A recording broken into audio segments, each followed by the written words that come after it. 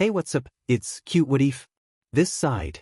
Today we will be seeing what if Deku becomes Masters of Chef. Now before we move ahead with the FIC, leave a like and subscribe to the channel for future what ifs like this. Come here. A pro hero yelled, using her powers to turn floor and walls elastic like RBB under her naked feet so to bounce forward at random angles and still gain terrain on her escaping targets. We need to split. The vigilante gentle said, already short of breath. No. His partner, La Brava, answered immediately with wide, scared eyes. I am holding you back. If we split, I will keep her occupied while you hide. The older man answered. We can do this together. My quirk dash, you have already overused it. Just run. Gentle answered. I will catch you both. You can't escape. Elastica, Aka Kasumi Shirogane, the freshly minted pro hero and former Ketsubatsu student, yelled in answer. Those two were her ticket to easy glory.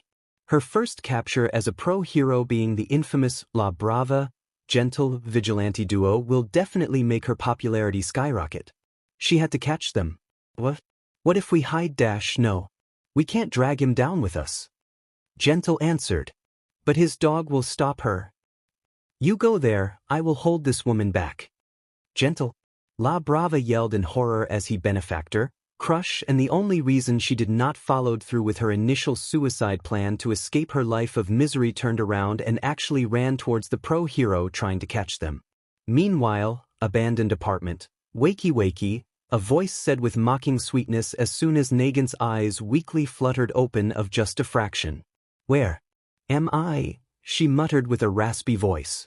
Apartment 31, the only one still barely livable of this entire complex, although not for long since they will soon demolish this place to build a new one. The same voice answered. When the woman managed to actually open her eyes fully, she saw the legendary hero killer, Stein, sitting in a corner surrounded by a ludicrous amount of knives while his eyes were glued to a very small and battered portable TV. Stein, Nagant said with a groan, but she soon discovered she could not move a muscle. Ahu, very observant. I found you half dead in an alleyway, and I had to remove a couple weirdos that were fumbling a bit with your ruined uniform. As soon as I saw them unzip their breeds, I took offense to that. Stein answered, uncaringly. Nagant indeed saw that a couple blades were still in the half-broken sink filled in red water, and decided that she did not feel guilty about whatever those perverts' fate was. Dead? There are fates worse than death. He answered with a savage smile. So you helped me. What? I have questions, Stein answered. What kind of questions? Nagant asked. She didn't like the fact that she could not move a muscle. Don't try it. I kept using my quirk on you during your entire stay here. You won't move a muscle for the next 20 minutes. It helped making sure you would not move too much and reopen your wounds. I guess I should thank you. Don't bother. Indeed. So, your questions. I am aware of your job for the Commission and the League of Villains. Morons tried recruit me as well. Stein answered, taking note of more possible targets to teach a lesson to from the news on TV. She asked, eyes narrowed. I know that when you and people like you move, it's because somebody important has a target they really want to eliminate. Your wounds suggest somebody managed to get a drop on you and beat you half to death. Who was it? If they were one of those pretenders, I can lend a hand. For free. Stein said. Yes. Yours is not a job, is a matter of ideals. Nagant said with a mocking tone. Laugh all you want, woman. I am not doing this while looking for recognition, I only seek results. I only want proper heroes out there, not idols or prima donnas. He answered, snarling. Well, have no fear, I was not about to kill one of your heroes this time. Nagant answered, sighing in annoyance. This time I was called to kill a simple quirkless chef. I know, it is not one of those high-profile targets I am famous for nowadays, but the Commission and the League were pretty insistent, so I tried to kill the boy before taking his pet dog and robot back to the Commission while putting the guy's head in a bag to appease the League and their psychotic leader. I just was not told that dog was that strong. She finished saying with a groan of shame. Stein. Nagant asked once the silence of the man grew far too long. Of all people, you want to kill the boy that owns Green Cloud. Stein finally asked. You know him? Do you go to his rest dash? He was now towering over her with in his hand a far too long knife with a jagged blade, probably more useful to painfully tear apart a victim than making clean cuts, as if the man had purposely made the blade that jagged just to inflict as much agony on his victims as possible before they died. And Nagant was unable to move, heavily wounded, weakened and unable to activate her powers. That boy is one of the good ones. You and those morons are not touching him. The hero killer said with a hollow voice. Oh, it instantly dawned on the woman that she had maybe only a few minutes to talk the psycho mass murderer looking down at her into not putting a very painful end to her life. Or at least talk him into making it quick and with as little gore and dismemberment as possible. Meanwhile, with Izuku and Ochako, other dimension, while all those messes happened, in the small flat above the restaurant Izuku and Ochako were temporarily working in until the young chef could complete his mission. The only thing going on was the two sleeping peacefully as it was still the dead of night. Pat pat pat pat. Soft steps then echoed in the empty apartment as a strange being resembling a malformed cat with a big round head and two tiny beady eyes adorning its expressionless face entered from the window by melting into a liquid form and then returning to normal once inside. Nobody seemed to notice, as Ochako and Izuku were deeply asleep while hugging each other tightly, too content to bask in each other's presence to care about anything else. The system knew what that creature was, and the entity was aware that they and the Thing's race did share the same kind of curiosity about mortal beings and their reaction to various situations and their emotions, reason why the system often left small incidents happen just to see how its various hosts would react. But contrary to that furry turd and its race, the system had an actual set of morals too, no matter how much slanted or loose-looking. That is why during Izuku's sortie with Rumi in the fantasy world it permitted to that guy to paralyze both instead of keeping the host's protection active rendering both immune. The system wanted to see what that guy wanted to do. But as soon as he made it clear he had bad intentions towards both Izuku and Rumi, the paralysis was removed and the pervert got his. Just punishment plus interest. That thing now walking silently on top of the bed came from a race with zero morals instead, and the entity was ready to make them all go extinct if one of them tried anything against the system's host. No XP. It is literally one of them. Sorry, this one is good. Should make a good sacrifice to avoid the end of the universe. The small animal said, with its head leaning to the side. Now I need to rip out her soul by pretending to be a cute mascot offering her to be a cute magical girl, then put it into an ugly gem that looks like we got it from a bag of chips, and then constantly put her through every possible grief and trauma known all at once with some bullshit excuse about her protecting innocence so to harvest the power of her emotions and use it as fuel to keep the universe spinning. Sure, she is a bit too old, since we usually do this with underage girls because torturing, maiming and traumatizing underage kids is tight. Just look at Made in Abyss, people love that. But I can't find proper candidates lately. They are already a mess of personal issues on the brink of depression by themselves without me helping breaking their spirit.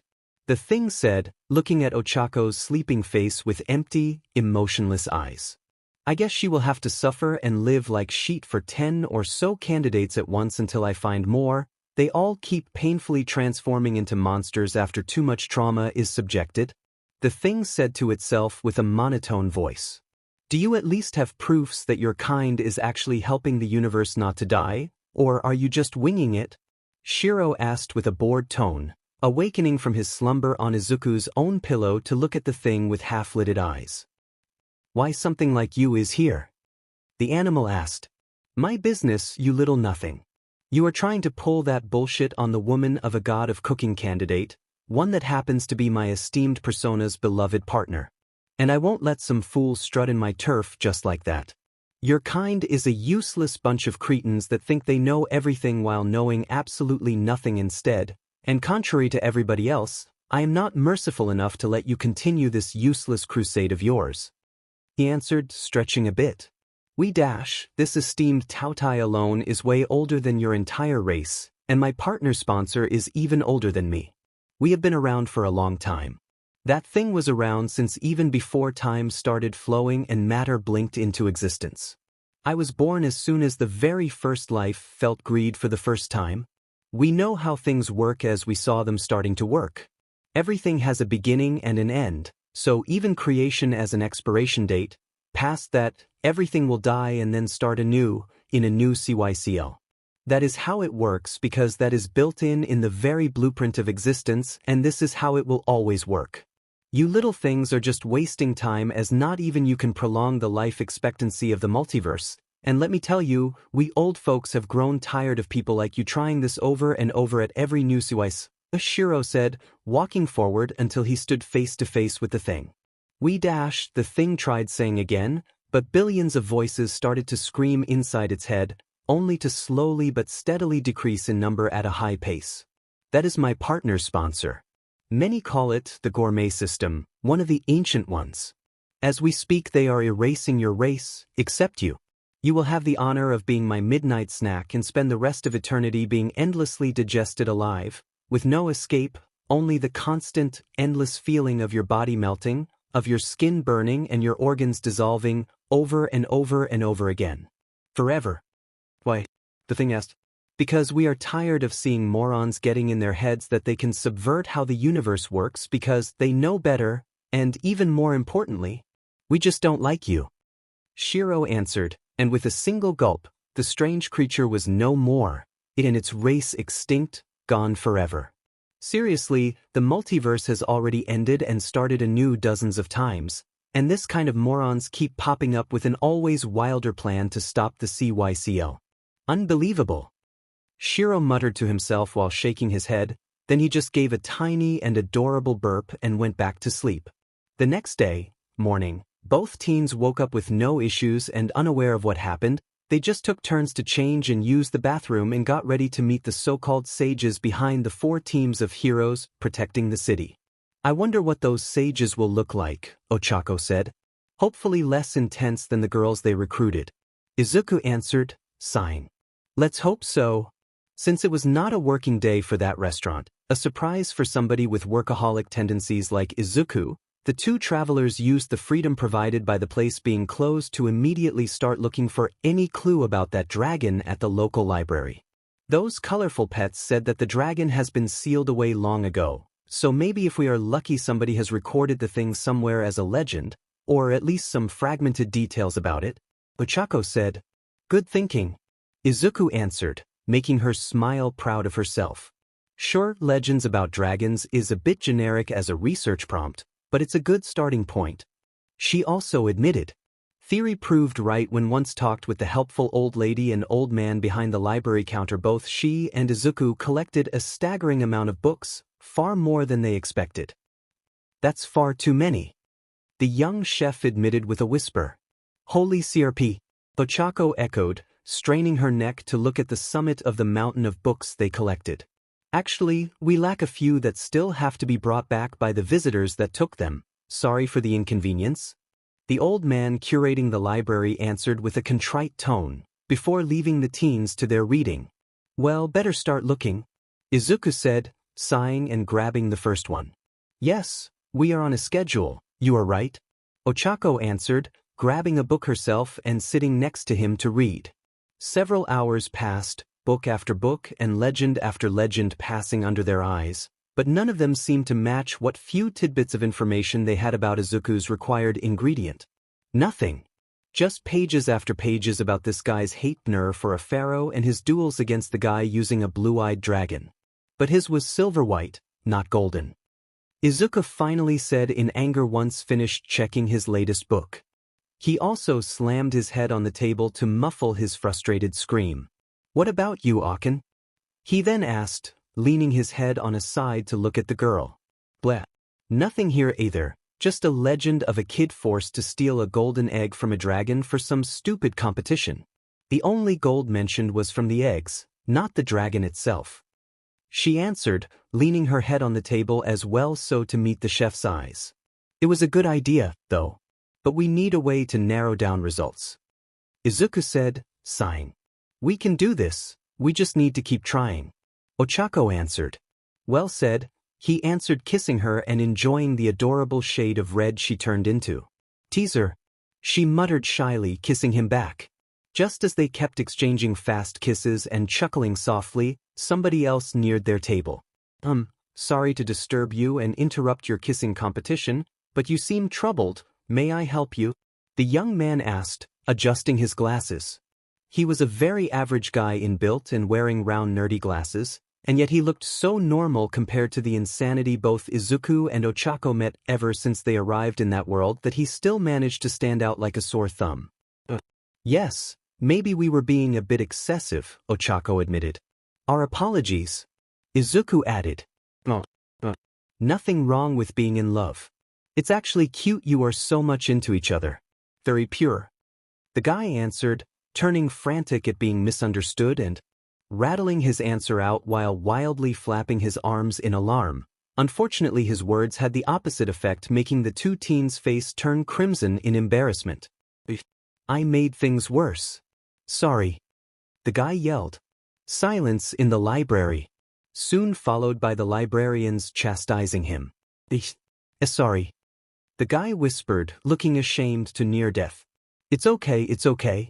I am Ochako, and this is my boyfriend Izuku. Nice to meet you. Ochako answered. I am Haruki, nice to meet you. The young man answered, shaking both teens' hands. So you say you want to help us? Izuku asked. Well, I noticed how you pretty much sequestered every book on legends here, so I guessed you had some difficult assignment to write, and I often help my classmates with our homework, so I guess it is a reflex for me to help people study now. Haruki answered, shy. You must be a very good guy. Ochako answered, smiling. I try to be, Ochako-san. He answered. A helping hand would help us immensely, truth be told. Izuku admitted. So it is an assignment. Both answered after exchanging a rapid glance. Our teacher wants us to collect data and talk about a legend we find interesting. I suggested one I faintly remember my grandmother told me about. But I can't remember a lot about it, so we hope to find it here in some book, but, Ochako said, surprising Izuku. But you can't find it, Haruki said, looking thoughtful at the mountain of books. Yes, Izuku, sending a discreet thumbs up to his girl, confirmed with a nod. What legend are we talking about? This city and the area around it is full of legends about dragons, some way outlandish and others fairly dumb and plain. I don't remember much, only that it talked about a dragon made of gold that was apparently very evil and big. And apparently it got sealed away somewhere. Ochako said, that's not much. Haruki commented. You tell me we have been going through books for at least 3 hours. Izuku answered, sighing. I will help you research. Another pair of eyes means more books checked in less time. Haruki said. You sure? Of course. One of these books will certainly hold your legend. Except that one, whoever wrote that was certainly either tripping under the effects of magical herbs or straight up trolling. Haruki answered, before actually taking a book and throwing it aside. Both travelers muttered, confused. Just the diary of a guy saying that if you collect the TCLS of 7 dragons then you will be granted the power to have a wish come true, no matter how impossible that wish is, even resurrect the dead. Haruki answered with a scrunched nose. Ochako grunted with a green face. Dryithin. Before the three could actually start their research, Haruki's phone buzzed, signaling that he had just received a message. It's Michiko-chan. He said once checked, and his eyes gained a very bright spark. Isn't she one of those strange girls? Izuku asked, making Ochako's mouth drop in a wide O of surprise. Hey, Haruki, I'm super tired. Do you mind bring me one of those super awesome smoothies they sell next to our houses? Please. It's on the way home. Pretty please. It's too hot and I don't want to get out. The girl's voice said. That your boyfriend, a male voice was heard very faintly in the background. Oh, my best friend forever. You put your head back down there, I am record a mess dash, the recording ended there. Both Izuku and Ochako were once again at loss of words. Please forgive my friend, Michiko is a bit of an airhead, but we are childhood friends, we grew up together ever since we were in the crib and have been friends since forever. But I must admit that lately I have been developing feelings that I am not sure are just friendship anymore and, Haruki explained while looking down, his hands were even closed into tight, shaking fists. And luckily, his mindless rambling as he poured out his sad romantic backstory and the fact his eyes were glued to the floor made him miss Izuku's and Ochako's shoulders shivering heavily, not because they were touched by the saccharine romantic story he was telling them, but out of overwhelming cringe. He is the childhood friend that falls in love with the girl. Ochako thought with face twisted into a mask of despair. She knew even Mina and Toru, her two friends obsessed with romance, would find all that far too cliché to be enjoyable. He is in love with her friend and can't admit his feelings. Izuku, suffering as well, thought while gagging a bit. He is so infatuated he didn't even notice, or openly choose to ignore, that the girl is with somebody else already.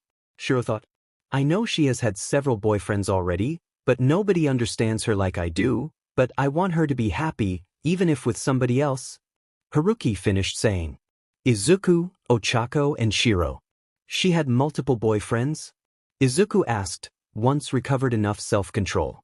She is just confused that one in the message was also a new one. She already searched for another guy.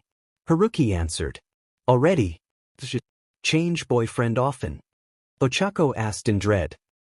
Now that you mention it, wise, she does change boyfriend often, like a different one every day. The young man answered, gaining a confused expression. Are you sure that your friend is not a bit promiscuous? No offense meant, but you have to admit she sounds very shallow, Izuku said. She is not shallow. Haruki bristled. Are you sure? Have you ever noticed how often and why she changes boyfriend? Ochako asked. She is just clearly looking for the right guy. And I am sure I can be that guy. If I could just stop getting tongue-tied whenever I try to tell her how I really feel. Haruki answered, face red. Are you sure that that's the problem with her? Ochako asked again. Of course. What else could be the reason she suches to other men so easily? Unless, to their surprise, the young man did the scrub's daydreaming head tilt thing and looked slightly upward and to the side while deep in thought. Hello, Ochako muttered, confused by his sudden silence. What is he doing? Izuku added, just as shocked. Haruki saw Michiko walk past him on the opposite side of the road, holding onto the arm of a tall guy, when a foreigner neared them both. Hey, I am a stereotypical foreign guy, and my PP happens to be bigger than your boyfriend's. Want to ditch him just because I am good at section? Sure. I don't know you at all and you are probably just a piece of shit trying to woo a girl already in a relationship just because you think you are an alpha male and deserve every girl you want or similar bullshit, but why not? I will of course drop somebody I am supposed to like for proper reasons and just go for another guy only because he gave me a good orgasm. Michiko answered, latching to the new guy's arm and walking away. I am definitely not fighting back because another guy wants to have SEC with my girl. How am I supposed to react to this even if we both are equally matched physically and I could just beat the shit out of him? The dropped ex-boyfriend yelled to the sky. The same thing happened the next day with a super fat guy ugly as sin and smelling like somebody that never washed once in their entire life. Hey, wanna ditch that guy? I'll treat you like an animal, disrespect you at every opportunity and just use you like an object until I breed you and ditch you. But at least SEC will be good. The guy said, releasing a loud belch so foul in smell the paint of the wall next to him peeled off by itself in long twirly strips while random birds fell down the ground dead all around him. I like throwing away my dignity and human rights just for section. Follow me. The man said, dragging her away from her new boyfriend. I was betrayed as well. And now I am the one that can't fight for her even if that guy looks so out of shape a gust of wind could give him a heart attack. The foreign guy yelled in despair. Then the same thing happened to her the day after with a different guy just swooping in and seducing her, then again the day after, and the day after that and I wonder how many different STDs a human body like hers can contain before collapsing on itself like a supernova, the guy said aloud once out of his thinking fit. Yeah. We will be going then, we have another appointment, have a nice day. Izuku muttered, and he and Ochako slowly walked away from the weirdo while making sure to never let him out of their sight, until they were far enough to start running. Far from the library, streets of the city. Okay, back to square one. The library was of no help, Ochako said, sighing. Let's hope that those sages will be more useful. Izuku added.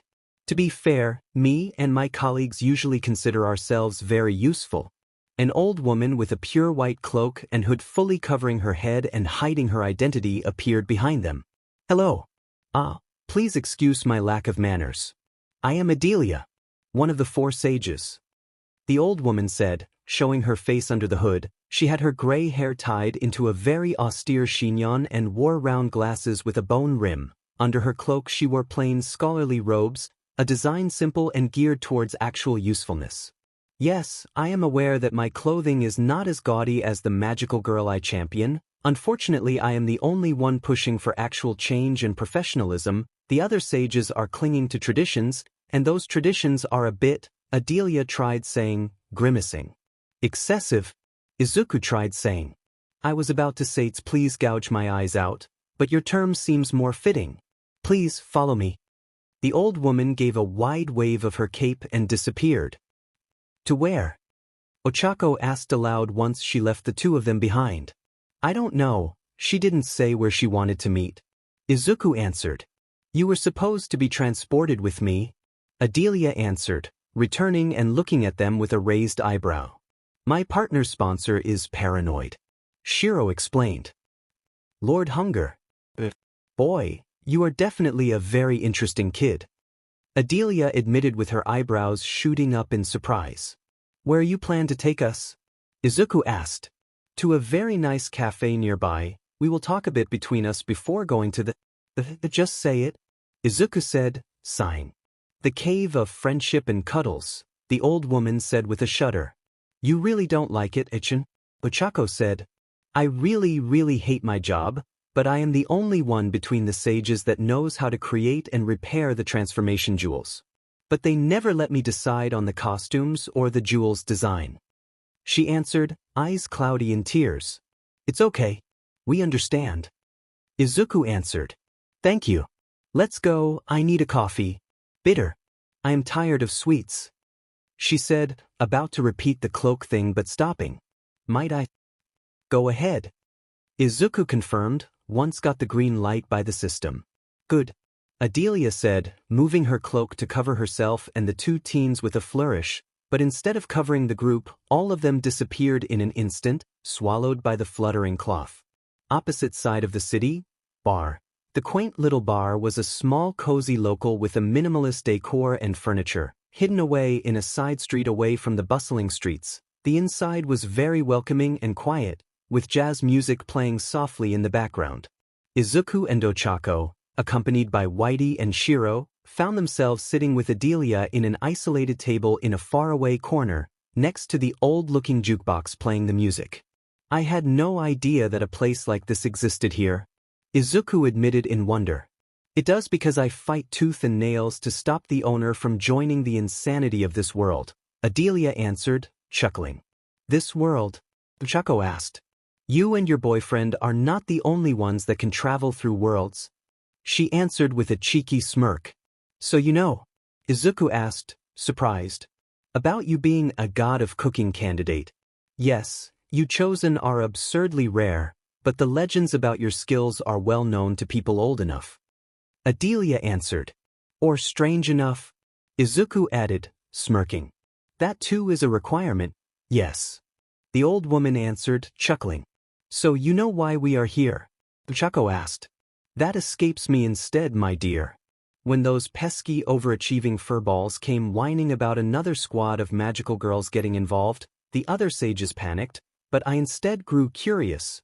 Contrary to them, I know every other squad around, and not a single one of them had members matching your description, so I made some divination and… My crystal ball exploded like a grenade. Adelia answered. The system is not apologizing. The entity answered inside Izuku's head, making him chuckle. When I saw that my divination failed that spectacularly, no matter what method I used, I smelled something fishy and came to see you two in person, and as you can imagine, discovering that you are a candidate was a big shock. But it still doesn't explain why I can't divine a thing about you. My sponsor values my privacy a bit too intensely, Izuku admitted, sheepish.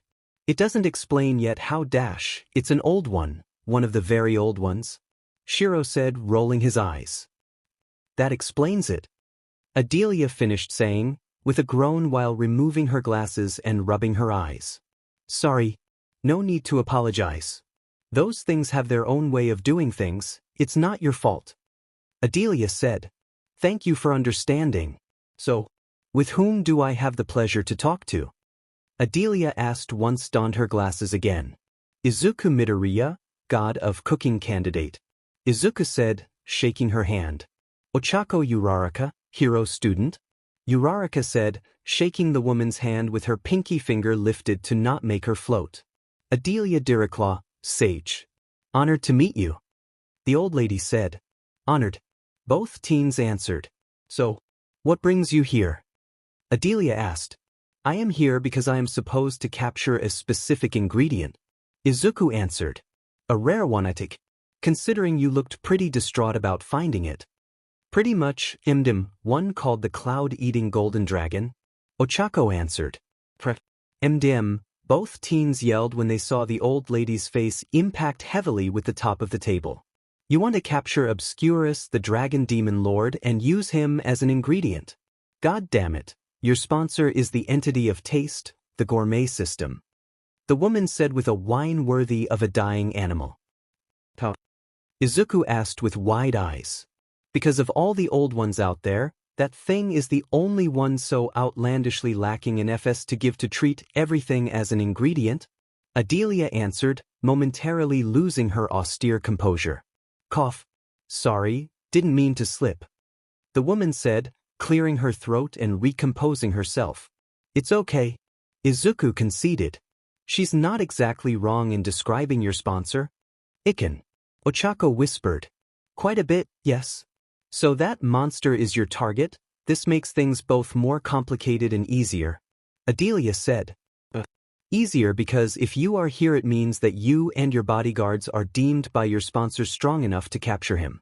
Harder because those morons of my colleagues won't understand and will keep insisting that only their precious magical girls can defeat that dragon. She answered, sighing. Any idea how we can do this? Izuku asked. I do have a plan. And your being here may be the final piece I need to finalize it. Adelia answered, unsure. Why I am smelling bullshit? Ochako asked with narrowed eyes. Well, there may be the need of us using a bit of underhand tactics. The old woman answered. That's it. No problem then. As long as nobody dies. Izuku answered.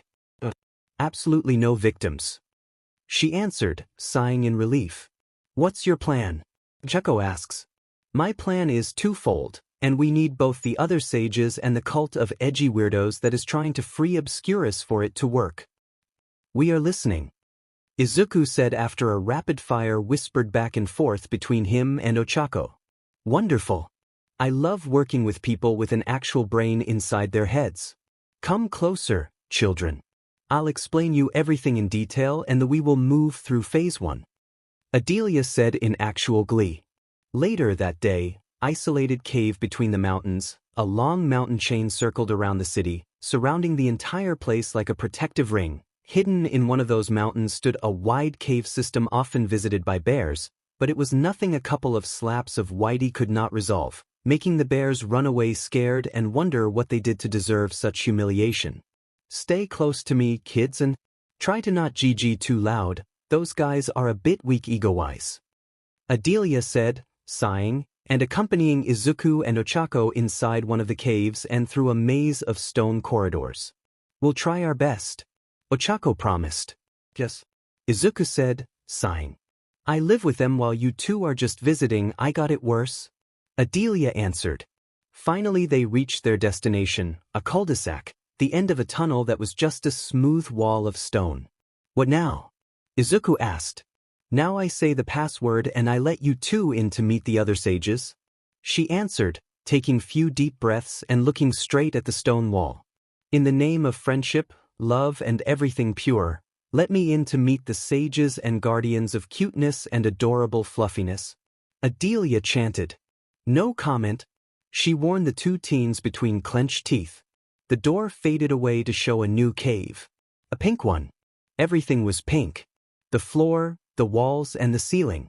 The stalactites and stalagmites naturally formed hearts while giant pillars of pure pink crystals adorned the entire place and projected rainbow light everywhere. The floor was covered in a thick carpet of pure pink moss with tiny purple flower patches and bright yellow mushrooms here and there. Wow, Ochako admitted, her horror going full circle and becoming awe. Very cute. Izuku tried saying, "Don't sugarcoat it, my boy. This is a nightmare out of a 5-year-old girl's head. Call it with its name." Adelia said, sighing. "Where are the sages?" Izuku asked. "They are hiding, they just love to make an entrance. Too bad they SCK at it." Adelia answered. "Ichin. Here they come."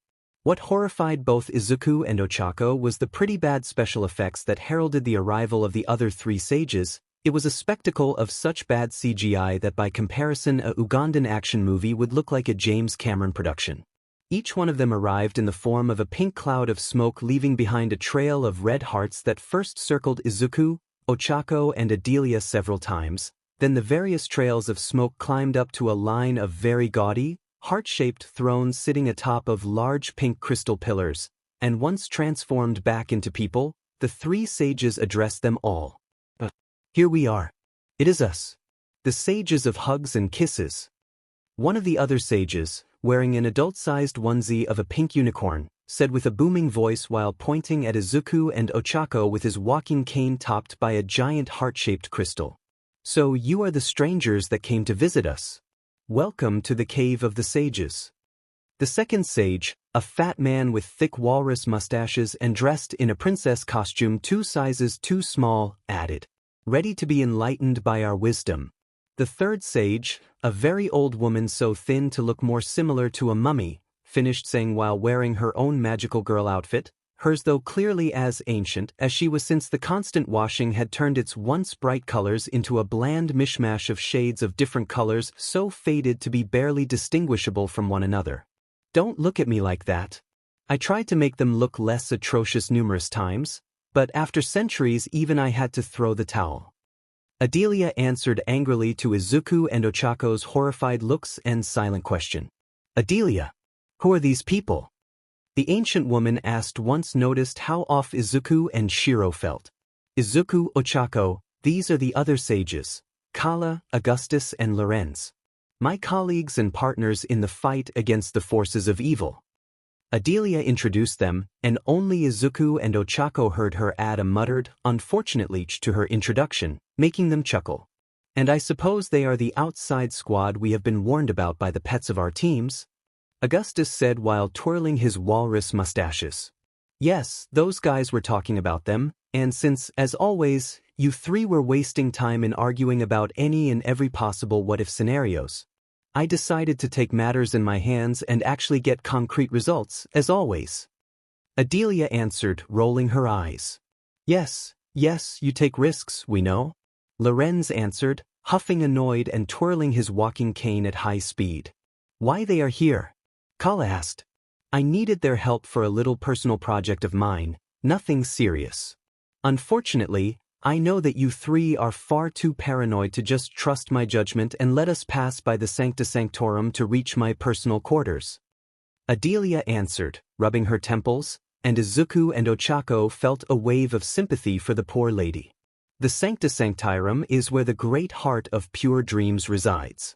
It's too much of a security risk, even if you personally are vouching for them." Augustus answered, outraged.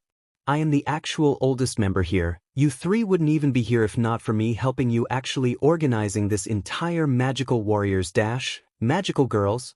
The other 3 interrupted her. "Magical Girls Project?" Adelia finished saying between clenched teeth. "We are aware of your help in this project, but still, we outvote you 3-1. We decided to always decide by voting, and we never ever broke this tradition in the 200 years we have been doing this." Kala said, dull eyes drilling a hole in the teen's eyes. Enough Ochako felt a shiver run up her spine at the creepy sight. "Unfortunately, yes, I am aware of that too.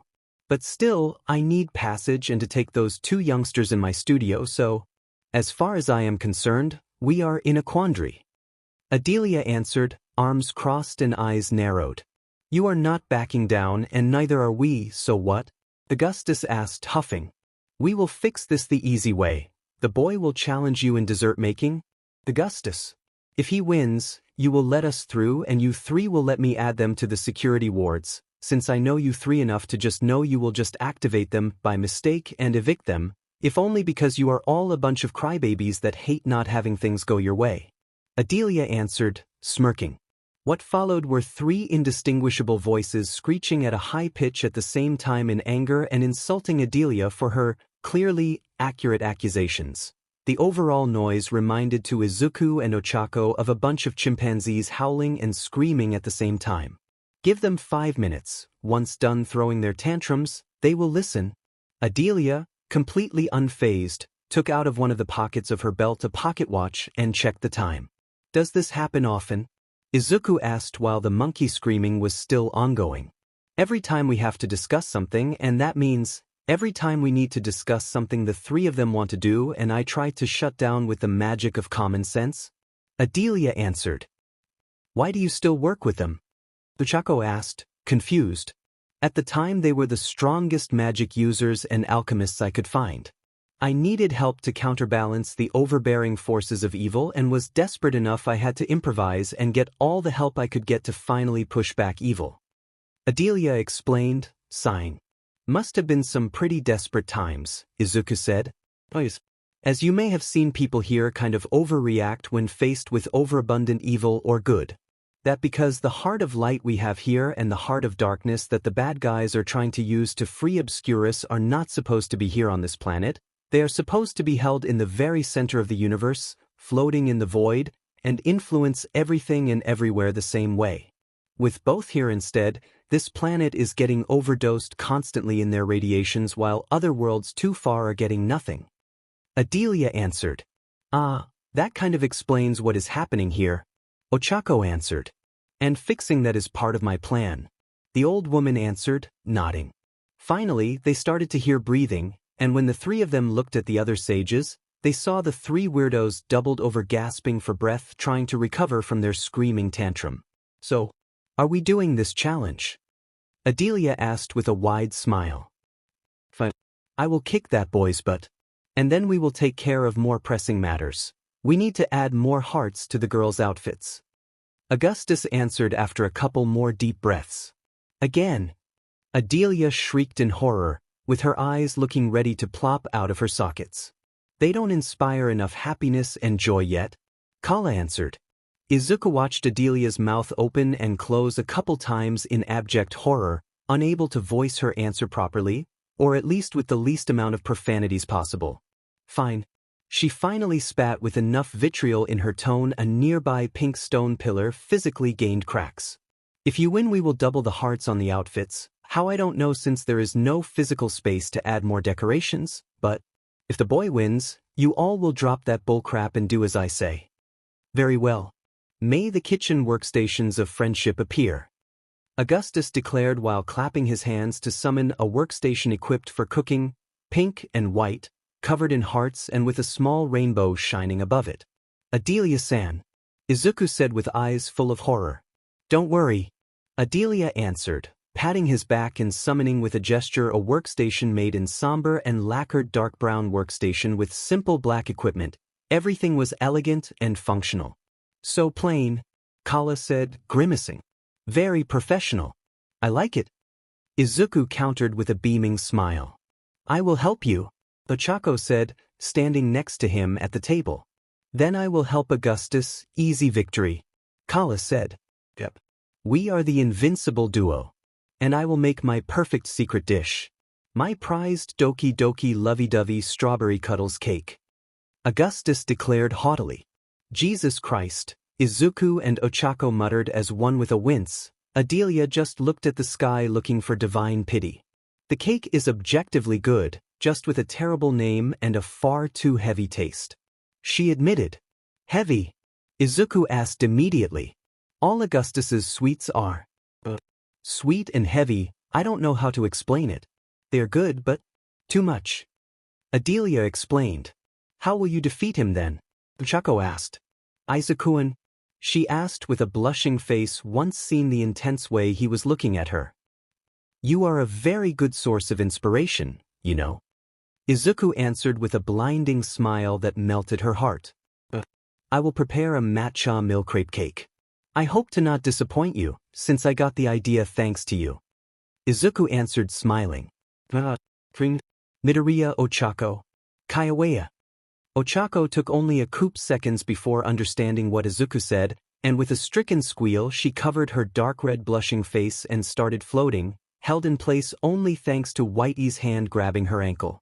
Ooh, told you. You are a great source of inspiration, that is why I am dedicating this cake to you.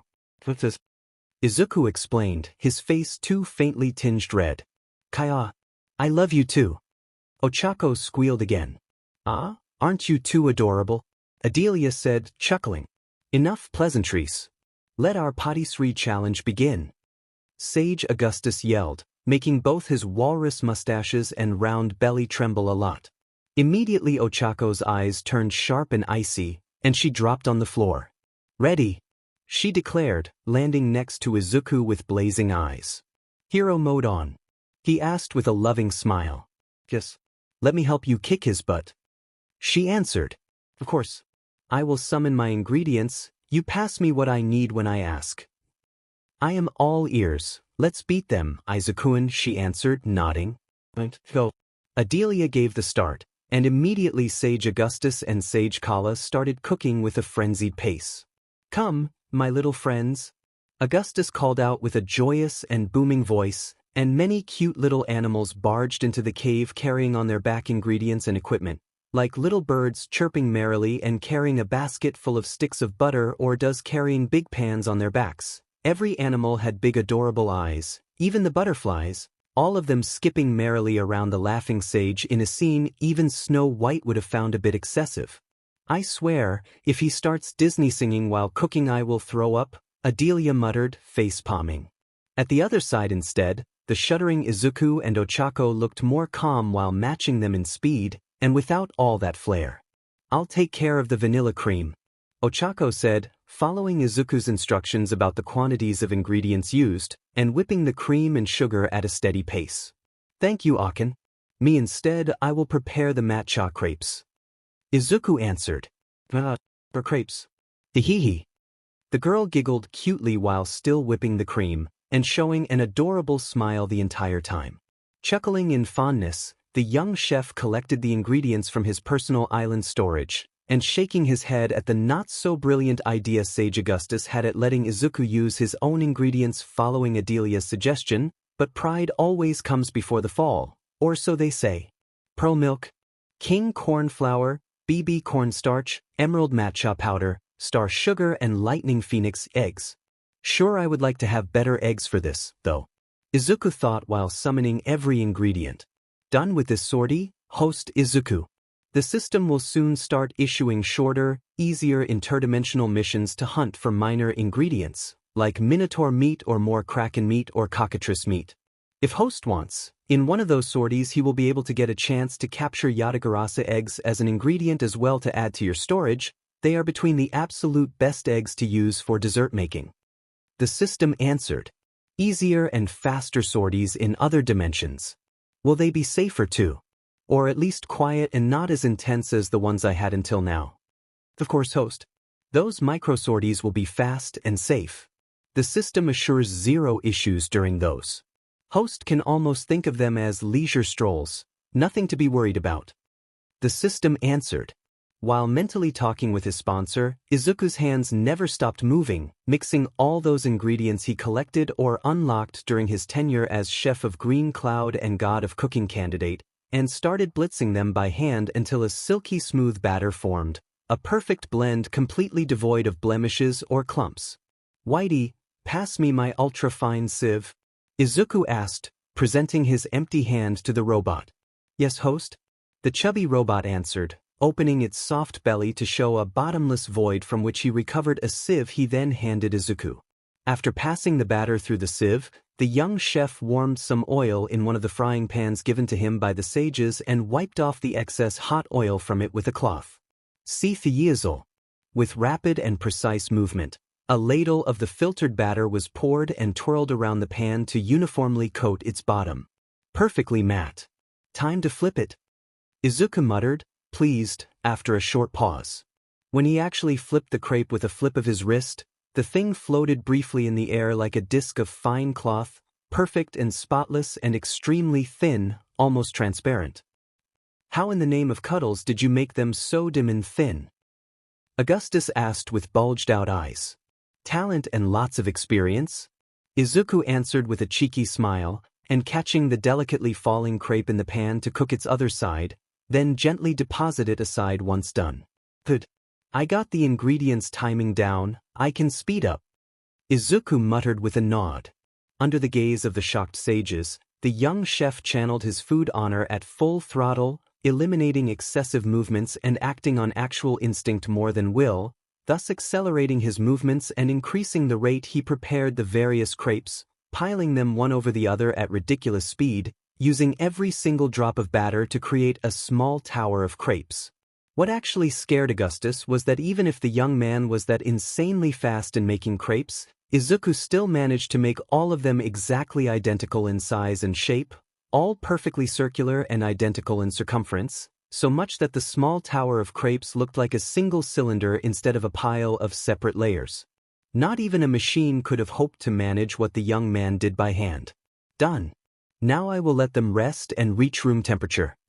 Izuku declared, happily. You are going to catch flies with your mouth hanging open like that, Augustus? Adelia said, laughing. Shut up. Augustus shrieked, and returning to focus on the insane quantities of butter and sugar he was adding to his cake. With Izuku and Ochako, crepes and vanilla cream are ready, what now?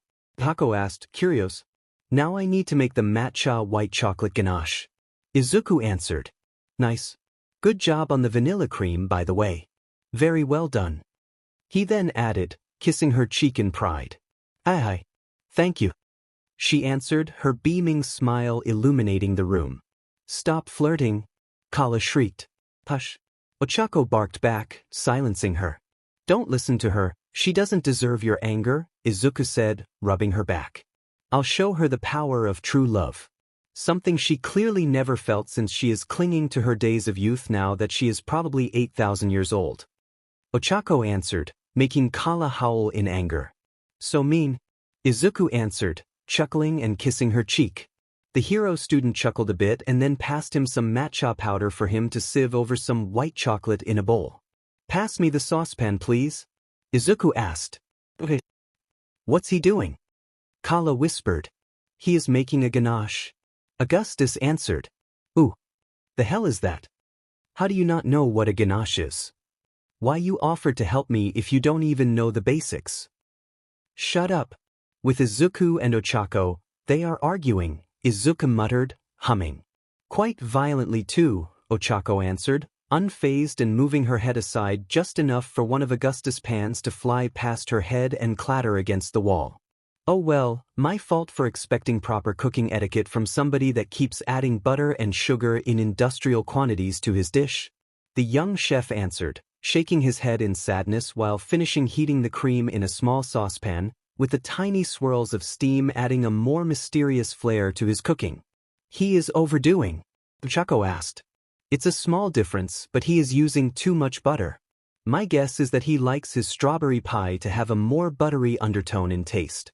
As for the sugar, I think the glacé will be far too sweet, but more than incompetence, all this is a matter of his own personal taste influencing his cooking. Izuku explained. I once ate one of those cheap chocolate bars from overseas. I swear that for a second I wondered if I had bitten on an actual stick of butter by mistake. Ochako answered, grimacing. Augustus has a very pronounced sweet tooth. Unfortunately, if he's not careful, he makes desserts following his tastes, not trying to make it following the taste of others. Adelia admitted, nearing their workstation to check how things were going. It's a common mistake, one even professionals do. I did that a couple times too. More spicy, more salt, less sugar, chocolate more bitter than what the dish suggests, using brandy instead of scotch and so on. Often we forget that when cooking, we are not just making food for ourselves, but for others too. Izuku said, sighing. Is that why you have me and Himiko ask if the customers have any preference when it comes to the dish they ask for? Ochako asked. Precisely. Curry rice might taste delicious when extra spicy to me, but a customer might prefer theirs more on the mild and aromatic side, and I believe it's a mark of the chefs caring about their customers to ask that. Or at least warn them about certain details if tailoring the dish to their specific taste is not possible. He answered. Good way to see things. How far did you go in preparation? Adelia answered. The chocolate is fully molten and I mixed it well with the cream until smooth. Now I need to set this aside for a bit and I will be able to build my cake. Izuku answered, adding milk to the molten chocolate and stirring it until it became a shiny and smooth cream. Augustus instead is panicking, since arguing with Kala made him waste precious time, but he should be done soon. Adelia muttered, humming. He has good techniques though, it's just that his attitude and short fuse don't really. Izuku answered. Ego and pride had always been his weakness. Take a breath and then assemble your cake. I will look for a couple unsuspecting taste testers in the city too, just in case.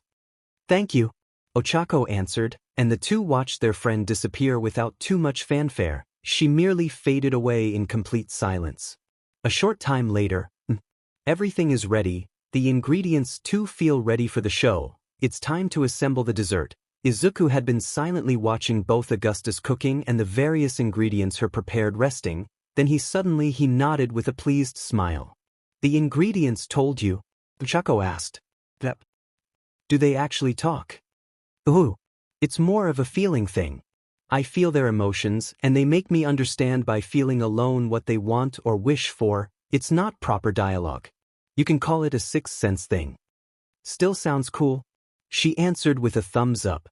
Thank you. About your dessert, how does the assembly work? Ochako asked. Pretty simple. I will lay one crepe on the plate and spread a thin layer of matcha cream over the crepe and top with another layer of crepe. Every 5 crepes I will spread a thin layer of cream over the top crepe, then other 5 crepes and then cream, over and over until I use every crepe. Izuku explained while his hands moved at ludicrous speed to assemble the various layers of crepes and cream. Every once in a while he would also add sliced strawberries on top of the cream, cover those slices in cream and restart using the crepes to build a new crepes layer. Once used every single crepes, he topped the cake with the cooled chocolate ganache, and used a bit of cheating by summoning the myriad manifestation mallet from the tattoo on his arm and use its ice powers to flash cool the pie, turning the act of cooling the cake into the freezer for an hour into an instantaneous cooling that didn't ruin the dish final result at all. God, I love magical equipment, Izuku muttered, chuckling, and dusting the entire cake with matcha powder until the entire cake was completely and perfectly covered. Done. My matcha milk crepe cake is ready. Izuku declared proudly. Like this, only more precise. Anime perfect, so to speak. Holy shit, Lorenz muttered in awe. I can still win. Augustus shrieked with a red face. Unlikely. Lorenz and Adelia muttered. I will win instead. Nothing can beat my perfect strawberry shortcake. The sage said, showing his own creation. You know, I am starting to get tired of the color pink, Ochako admitted with a grimace. It was made with great skills, Izuku said, unsure. But I am afraid about the taste, I hope I am wrong. Izuku admitted, frowning. Ochako muttered, confused. Very well. We will taste half of them between us while the other half will be split in 5 parts and given to 5 random people I picked from the street. The cake that takes more votes win. Adelia said, and showing to the others through a mirror portal how 5 random people were now sitting at a small table waiting to taste the finished cakes. And how can we dash? I swear I didn't tell them who to vote for, but to freely choose which one between the 2 cakes they will try which one is the best, and just to show I won't cheat, I also took an oath of truth, Augustus. Adelia said, shocking the other sages. What? Izuku asked. A magic oath. I swore to tell the truth and vote fairly, otherwise I will lose my magic and life. Adelia answered, unperturbed. No. Both teens said, horrified. I trust your skills, Izuku. As a candidate and as a good person, I may be unable to really see your heart thanks to your sponsor blocking my powers, but my instincts still work, and that has served me well even better than magic in learning how to recognize good people. The old lady answered with a kind smile. Adelia-san, Izuku muttered, touched. Fine. I will take the oath too. Augustus, already sweating by the buckets, answered while lifting a very gaudy wand in the air and surrounding himself in a blinding magical light. If we have to, Kala and Lorenz did the same, very reluctantly, and they too took the oath of truth. Wow. Ochako muttered, unsure. Yep, I say we start with Izuku's cake first, as the challenger. Adelia said. I don't think it is a good idea, Izuku said, grimacing, again filling Ochako's head in questions. It's okay. Challengers go first. Augustus said with a nod. The matcha cake was then split in half, making the onlookers marvel at the insanely precise straight lines created by the various layers. Half was then divided between the 4 sages and Izuku and Ochako, while the other half was sent to the 5 people Adelia chose with the excuse of them trying the products of a new bakery about to open. Let's see what he made. Lorenz said, looking at the cake in dread. It's the first time I am eating a cake not made by Augustus. He is usually the one taking care of baking here. Kala added. Because he doesn't want other sweets in here besides the one he makes, Adelia answered. Yes. What about it? The man said, frowning. Exactly, some novelty never kills. That's why I usually sneak out to eat sweets from other stores. Adelia answered, smirking. Betrayal? Oh. Just shut up and try this. She answered, taking a big bite from her slice and developing a blissful expression. So fluffy. I love the slight bitter undertone. Ochako admitted, eating her portion with a wide smile. It's the matcha tea powder. It is sweet, but keeps a small bitter undertone that counterbalances it. Sweets have to be sweet, Augustus said defiantly. Not like yours, though. Lorenz admitted. Yours are too sweet. Too much sugar. Too much butter. I can hardly taste anything else in yours. At least here I can taste the cream, the fruits and the powdered tea. It reminds me that there are more tastes other than sugar in a sweet. Lorenz spat in answer. Traitor. Oh dear. This goes so well with tea.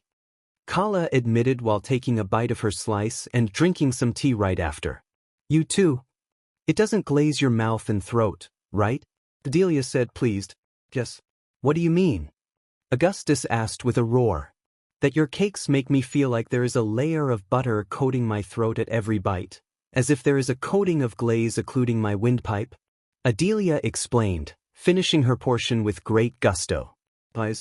Oath of truth. God damn it. So that's what it is. I thought I was the only one. Lorenz admitted in relief. Me too. Kala added, nodding along. You bastards. And that is why always telling the absolute truth is bad, Ochako said with a sigh. Yep, lots of hidden closet skeletons popping out to say hi. Izuku answered, shaking his head. So all of us are unanimous that this was good? Adelia asked. Yes.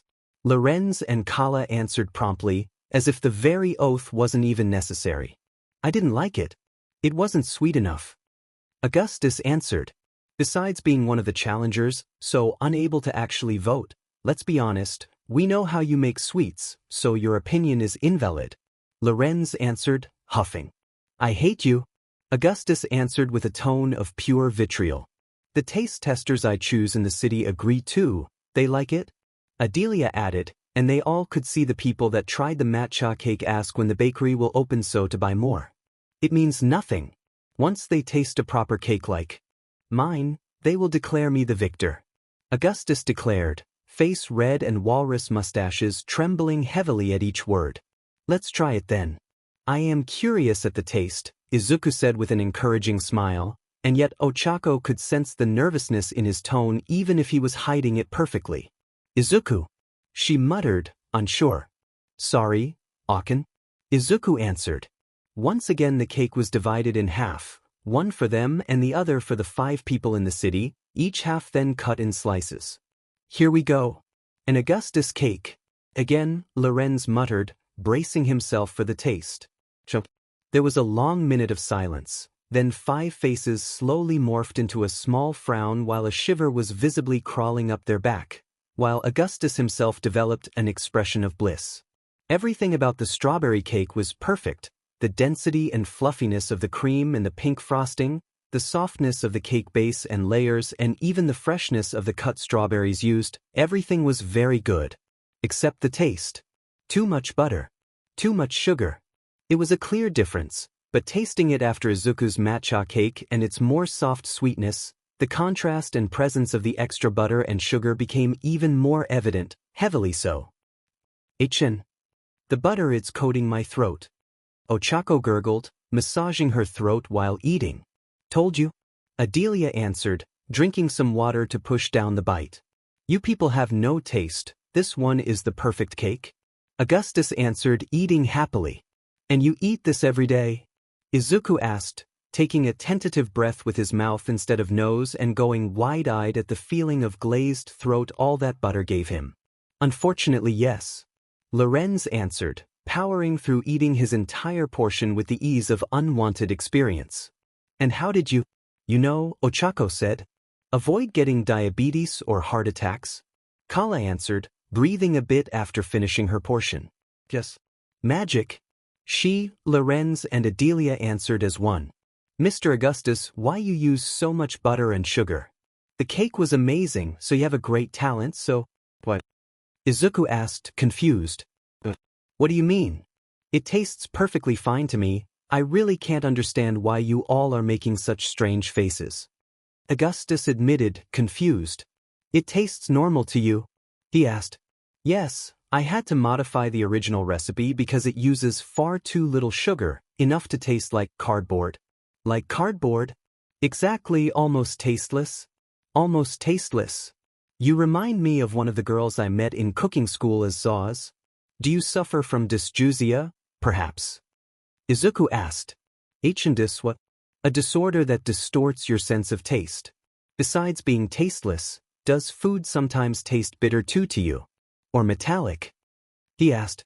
Not always. Everything the others make usually tastes too bland to me, that's why I pretend to be the one to make cakes. At least sweets I want to taste properly instead of faint plastic-like. He answered. Izuku face-palmed and shook his head. Found the issue? Ochako asked. Yes, he answered, sighing. What is that? Oh, Odimen. Augustus, why you never told us? Lorenz asked, slowly, once checked a bit what Izuku was talking about on his phone's internet app, because you always get whiny when I insult your cooking. So after a while I stopped bothering. He answered, shrugging. That explains far too much. Adelia said with a sigh after she too made a fast research online. What do you mean? You are scaring me, you know. Augustus asked with a pale face and a trembling voice. Come with me, you fool. I'll give a look at that and prepare a potion to finally fix it. It's obvious that wide-scale healing spells don't work on that problem of yours. It probably needs a specific cure. Lorenz said, shaking his head and taking the guy away. I'm not going to die, am I? I smoke a lot. Is that going to be a problem? Augustus asked with a small voice. It's just a minor condition of your sense of taste, nothing lethal. Let me give a look at it and I will fix it in a couple days at worst. The other answered. Thank you, Lorenz. The sage said with a low voice. The two then disappeared into swirling plumes of pink smoke that flew through a door nearby leading deeper inside the cave. Okay, maybe the oath of truth did more than just assure fairness. And judging by the grimace of those people in there, they too find the cake too sweet and buttery. I dare say this is a win for young Izuku. Kala said, sighing. I did not expect to win like this, to be honest. Izuku said, sighing. It's okay. A loss is a loss. You take these two to your study, Adelia. I will take care of adding them to the wards, just do not let them wander off. Kala answered. Thank you. Follow me, kids. This way. Adelia answered, signaling Izuku and Ochako to follow her. Adelia's quarters. A short walk later, Izuku and Ochako reached the small area Adelia used as her own living quarters. A small bedroom and a sizable laboratory full in bubbling cauldrons and every wall covered by giant bookcases. So, have you seen the Heart of Light? Adelia asked. You mean the giant translucent diamond cut like a heart spinning on itself and shining in pure white light? Yes, we saw that. Ochako answered, grimacing. That feeling of discomfort you felt was the heart trying to forcibly turn you into pure good, throwing the balance of your soul to shambles. Basically what is happening in this world. She explained. That feel too sweet on a spiritual level? Ochako admitted, shivering. Didn't feel a thing.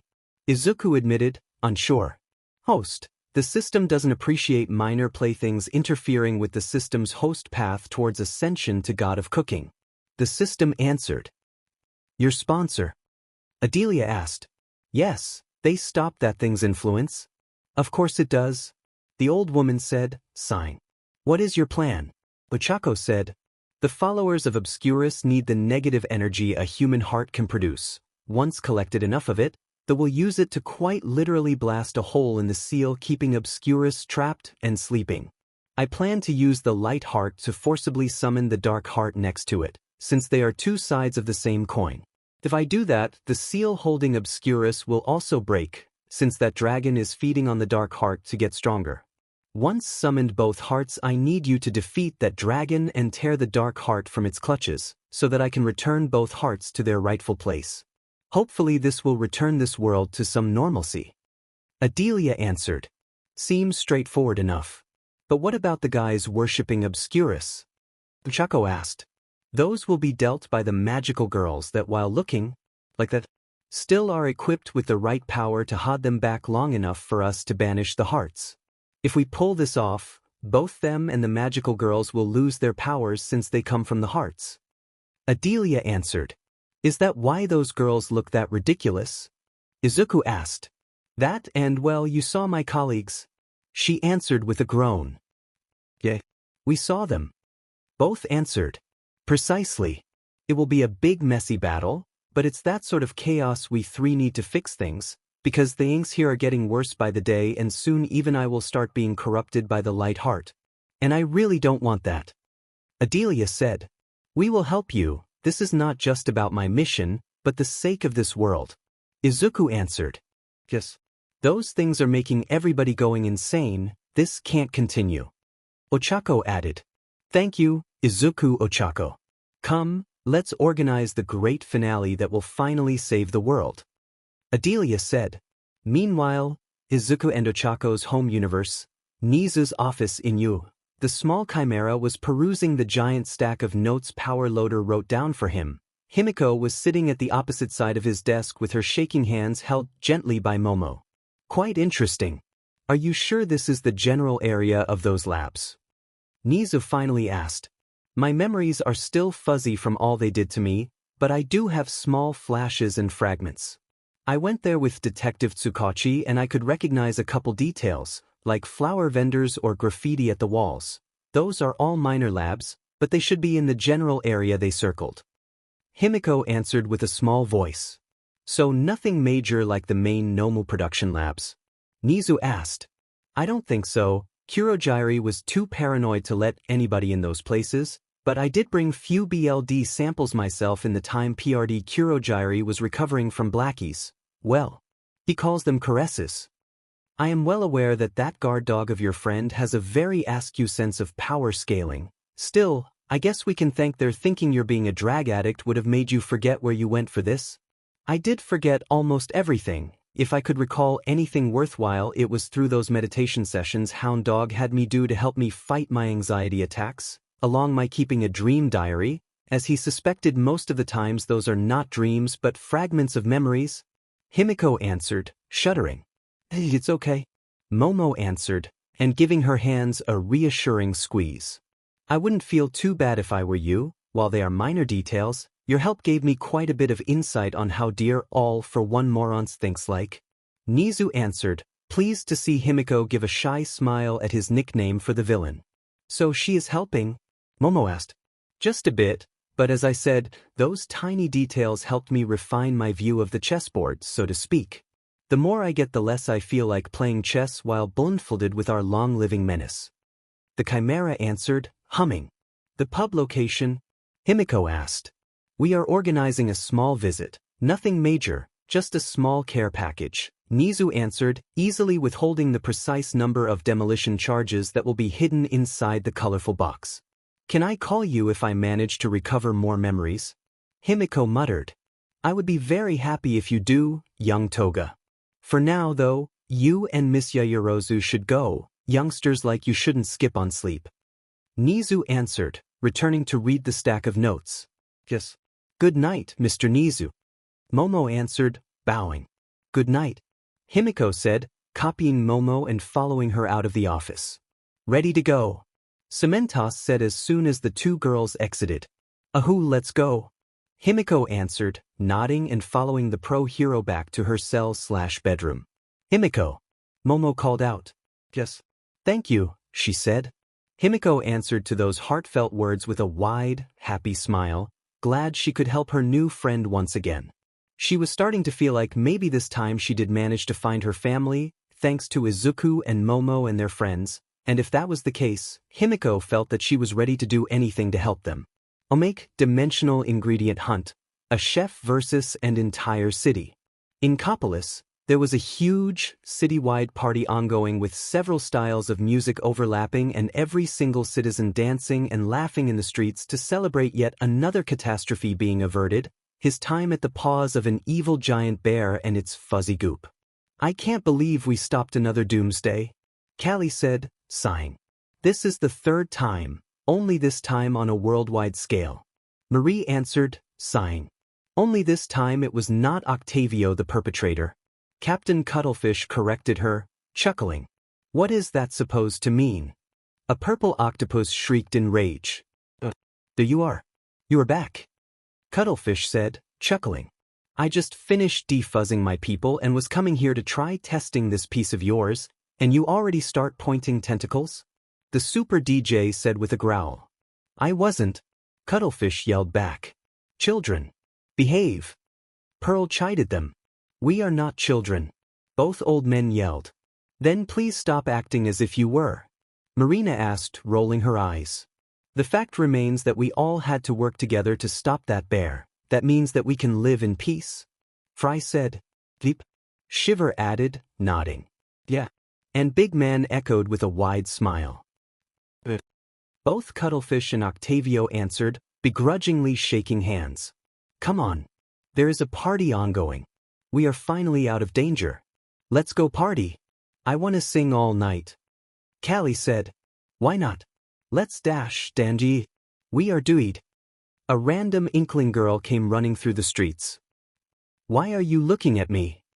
I did nothing, I swear. Octavio said with a shriek once everybody looked at him. What is happening? Marie asked once forcefully stopped the running girl. Humans. Two humans popped up and started attacking restaurants. What?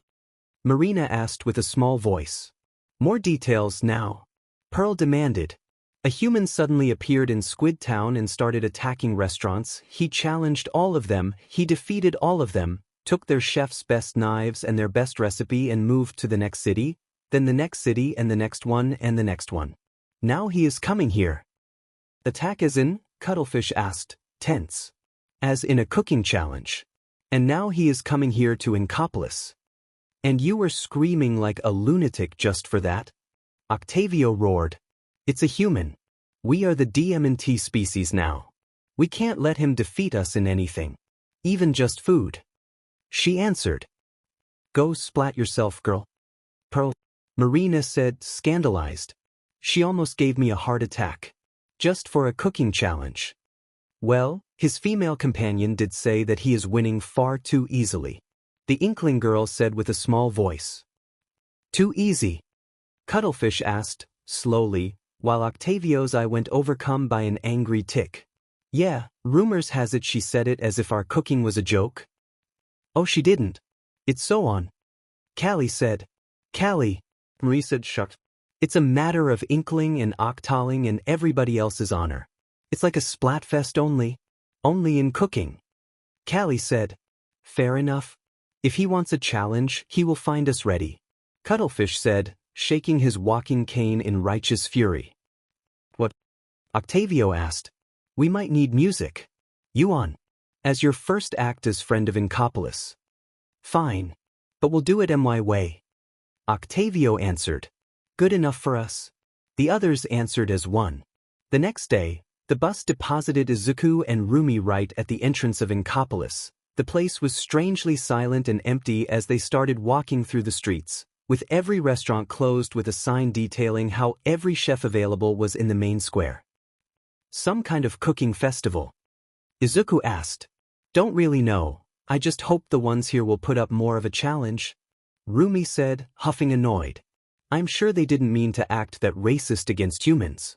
They did explain that technically here humans went extinct a long time ago, they are justified in being surprised at seeing too. He answered. Sounded racist to me. She answered, pouting. It's okay, Rumi, it's okay. He answered, rubbing her back.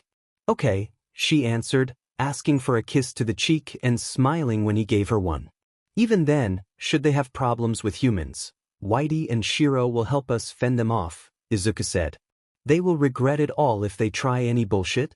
Rumi answered.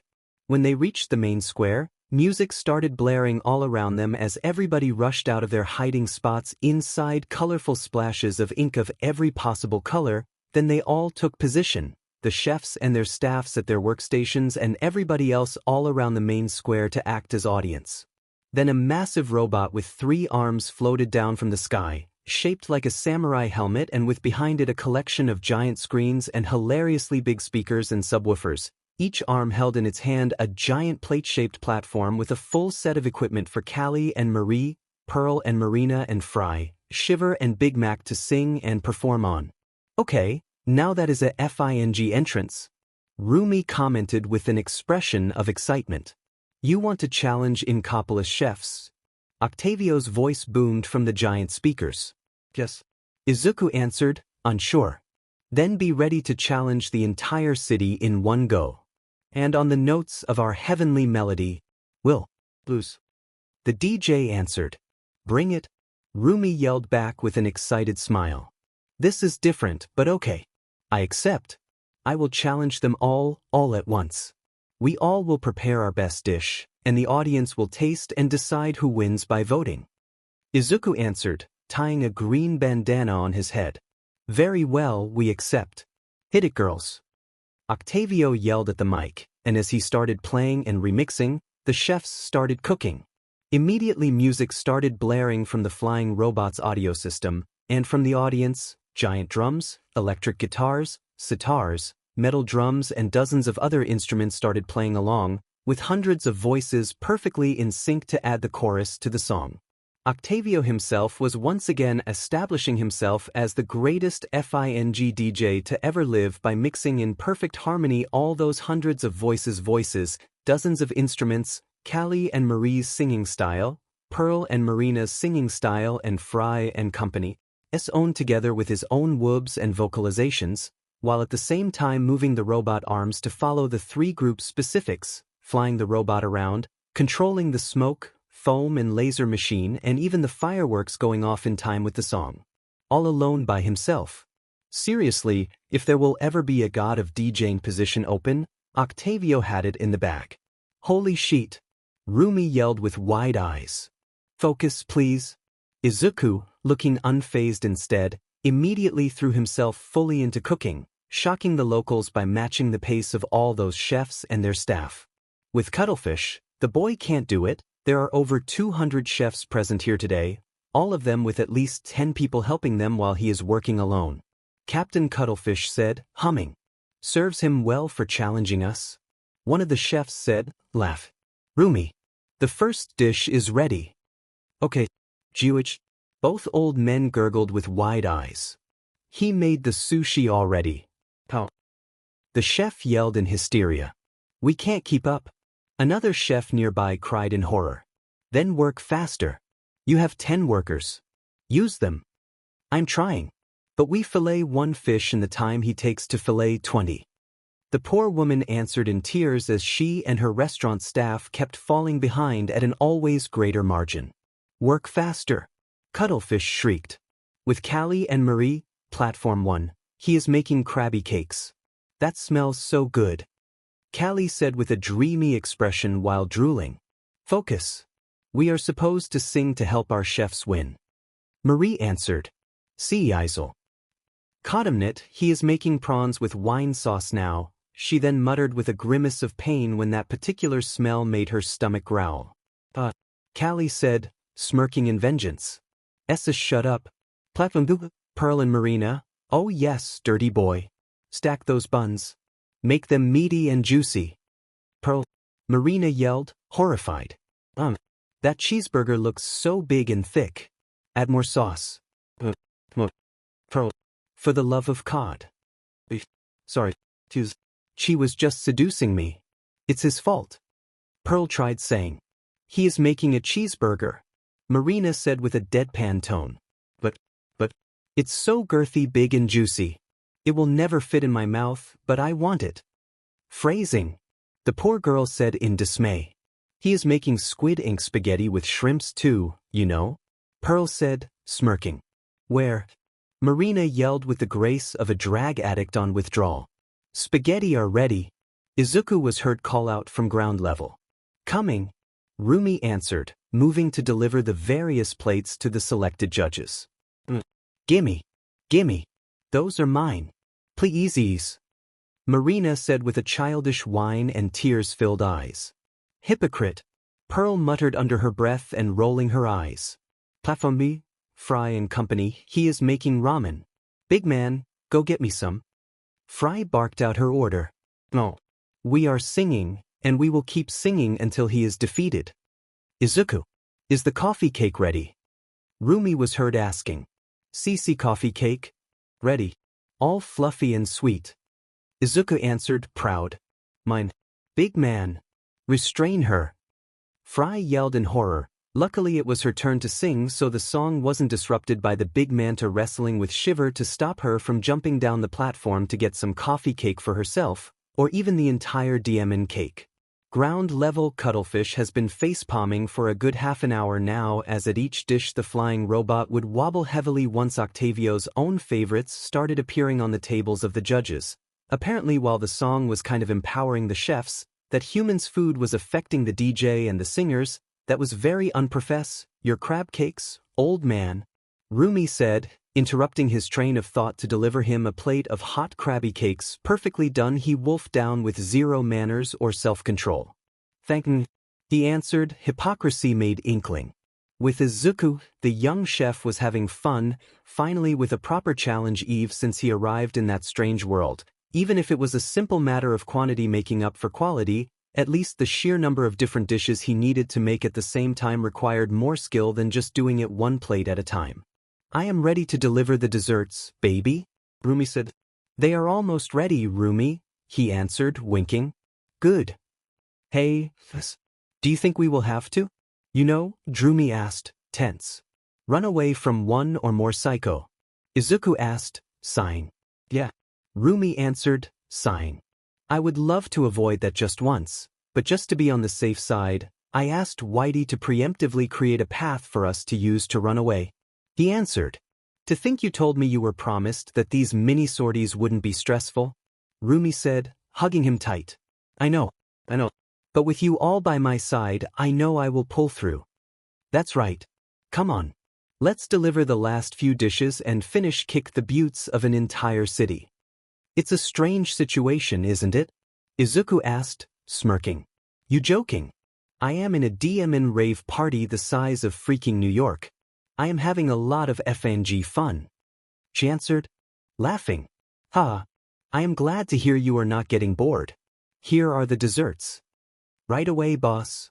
1 hour later, every dish had been delivered and evaluated by the judges. Now Cuttlefish, the assembled singers and Octavio were waiting with bated breath as the judges finished talking and arguing between each other to decide the winner. We have to win this one, Octavio said. You don't believe we will win, don't you? Cuttlefish said, sighing. Wumi. Quit it. Octavio yelled.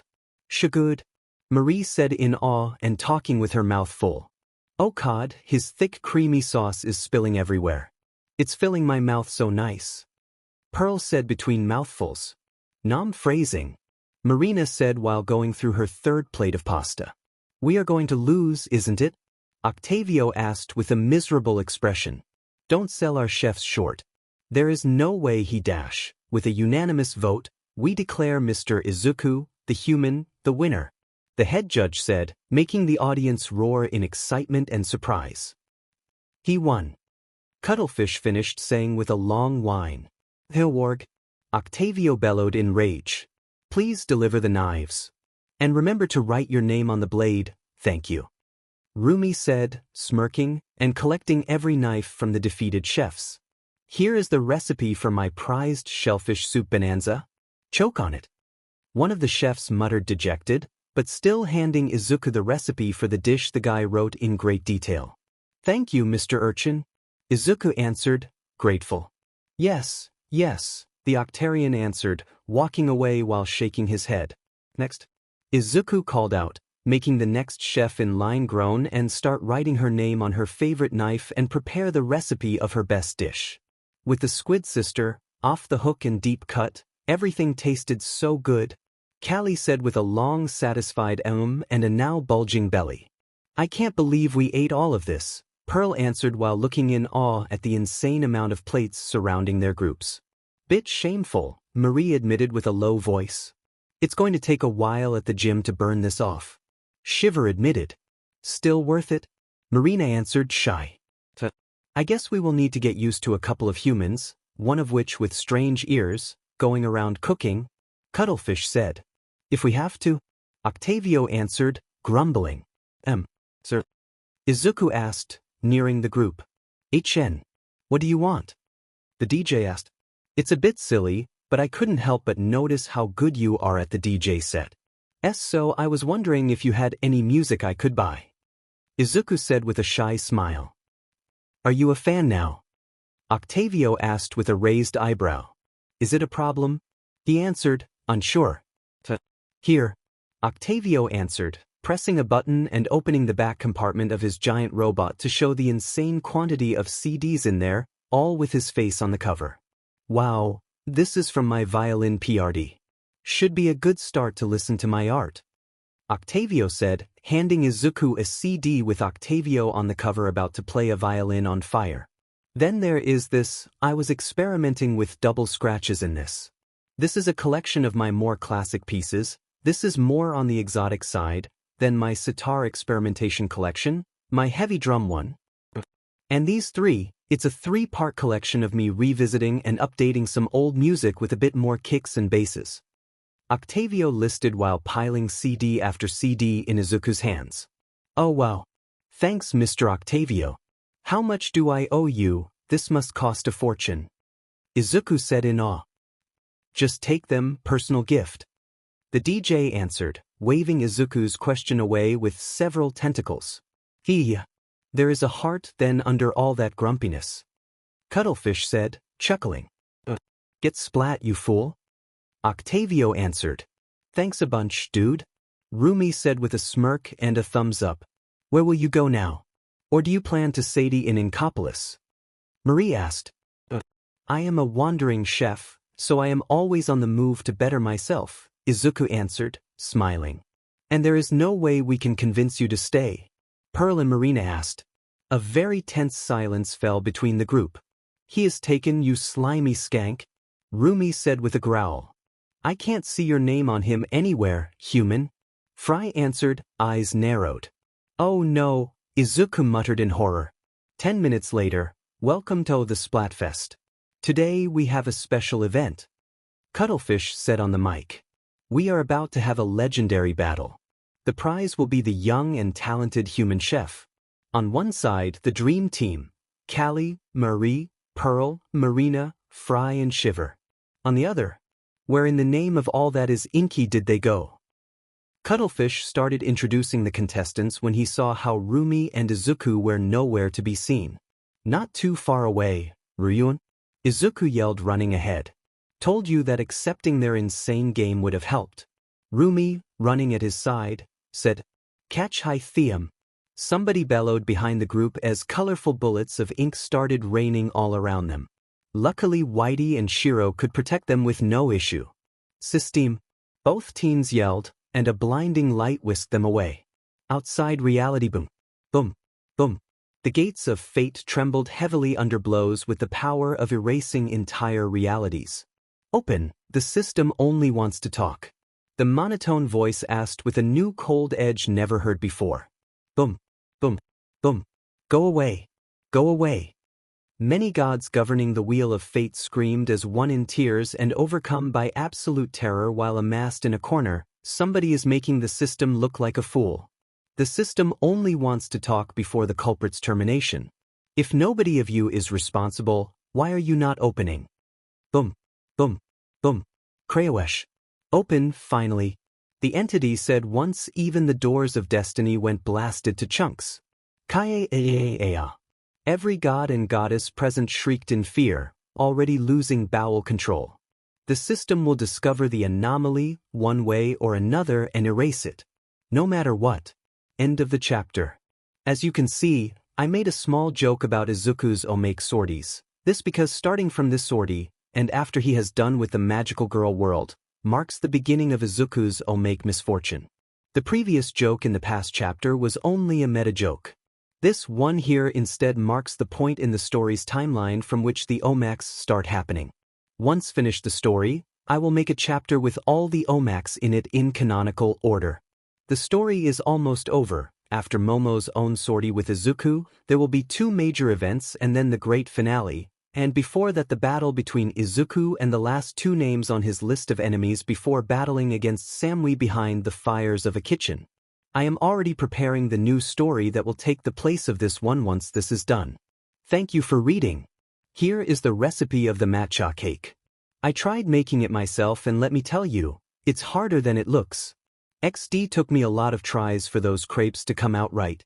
They have to be super fluffy and paper thin. But even if I am an amateur, the final result tastes foldy.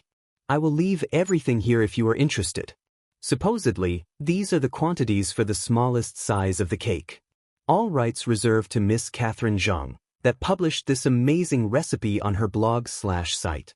Ingredients: crepes 480 milliliters, 2 cups milk 90 g, 3/4 cup plain flour 45 g.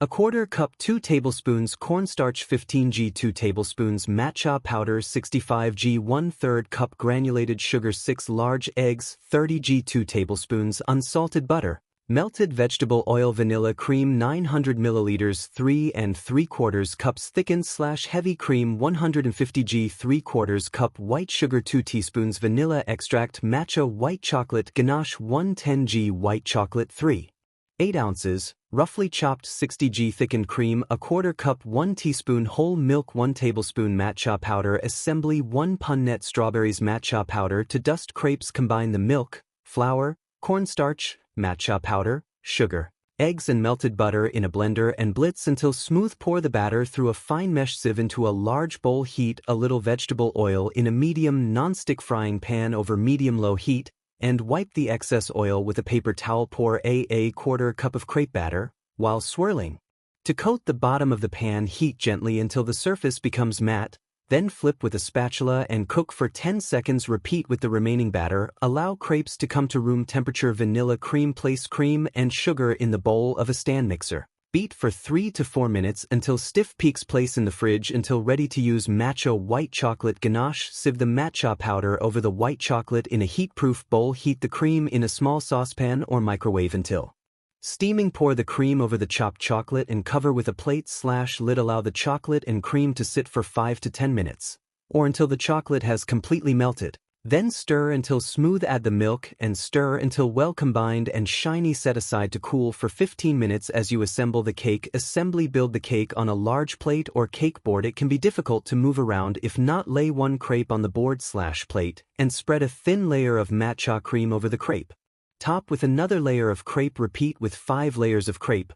Then spread a thin layer of cream over the top crepe. Arrange the sliced strawberries on top the cream. Top with another thin layer of cream and top with a crepe. Continue to layer another 5 to 6 crepes, alternating with layers of cream before arranging another layer of strawberries. Cream and crepe. Continue the process until all the crepes have been used. Top the cake with the cooled chocolate ganache and spread by turning your turntable. Place the cake in the fridge to set for a minimum of 1 hour before serving. Dust with matcha powder to serve. Detective Tsukachi was scratching his eyes with one hand and holding a cup of coffee in the other like it was the greatest treasure in the world. He was looking at the screen feed of a security camera and at the 2 cells holding 2 rather infamous vigilantes, La Brava and Gentle Criminal. Both had been arrested, But not before the two had enough time to beat the sheet out of the pro hero that tried capturing her, and both had gotten arrested just because a more proficient pro hero had joined the fight right after Gentle had finished kneeling the hero woman's teeth into oblivion. Do we really have to shove those two in Tartarus, sir? I still find the idea rather excessive. The detective said, taking a big mouthful of the scalding liquid with a grimace. God, when will that kid reopen his restaurant? I miss his coffee, he then muttered, sighing. He has simply closed for the night like any other restaurant, Tsukachi. He will reopen tomorrow morning at 7, like always, Naomesa's superior answered, rolling his eyes. Too bloody long, you have an addiction. As for your question, lately there has been a demand for us and pro-heroes to use harsher punishments for criminals and vigilantes. And since many politicians want to gain points with the populace, they are starting to listen to the vocal minority and started echoing their most absurd demands. So they want to turn a maximum security prison for the worst monsters quirked society has to offer into a dumping ground for every semi-serious criminal. Tsukachi asked back with an arched eyebrow. Don't I too think that it's all a bunch of bullshit? Treating any bigger offense than a parking ticket like they were all for one himself going around raping and pillaging. But we are in the era of social media, triggering and easy outrage and all that. At least is not as bad as it was back in the early 2000s. I heard society back then came very close at self-destroying for a good 30 years before by miracle they remembered they were humans, not lobotomized baboons. One could say we never left that mentality behind. Still, of all the vigilantes we got through the years, those guys are part of the lesser evil kind. A normal prison could be enough for them. Tsukachi answered, showing the other guys a thick folder. 4 instances of Gentle trying to enter many hero schools, from UA to the very bottom of the barrel, then a long PRD of void in which we don't know what happened and then his becoming a vigilante, while La Brava simply disappeared from the face of the earth for several years before reappearing as his sidekick, a shut-in. Very likely, and with a long history of depression and suicide tendencies, if the few and far in between visits they forced her to make to counselors are to be believed. Tsukachi answered. God, I hate my job. Sometimes I do too. Far too often. The detective admitted. Both men just kept watching the feed of Gentle and La Brava lie in their cells and looking at the ceiling in silence, wondering what to do with those two. Meanwhile, Otherworld, City, New Sun Square, the sky was bright and cloudless, the sun shining even too brightly in the sky. Everywhere people were smiling brightly, chatting amicably, or humming a little song while walking with a spring on their steps. The fact that there wasn't even just a single person with a frown as if the universe had took a PSS in their coffee right in front of them made it clear things were still utterly unnatural. Sitting on a bench under one of the many trees, Izuku, Ochako and Adelia kept watching people walk by with such annoying smiles you could think the dance number of some cheap musical would start at any moment. Those smiles are creepy, Izuku admitted with a scrunched nose. Yaeon. Who the heck smiles at 7 in the morning?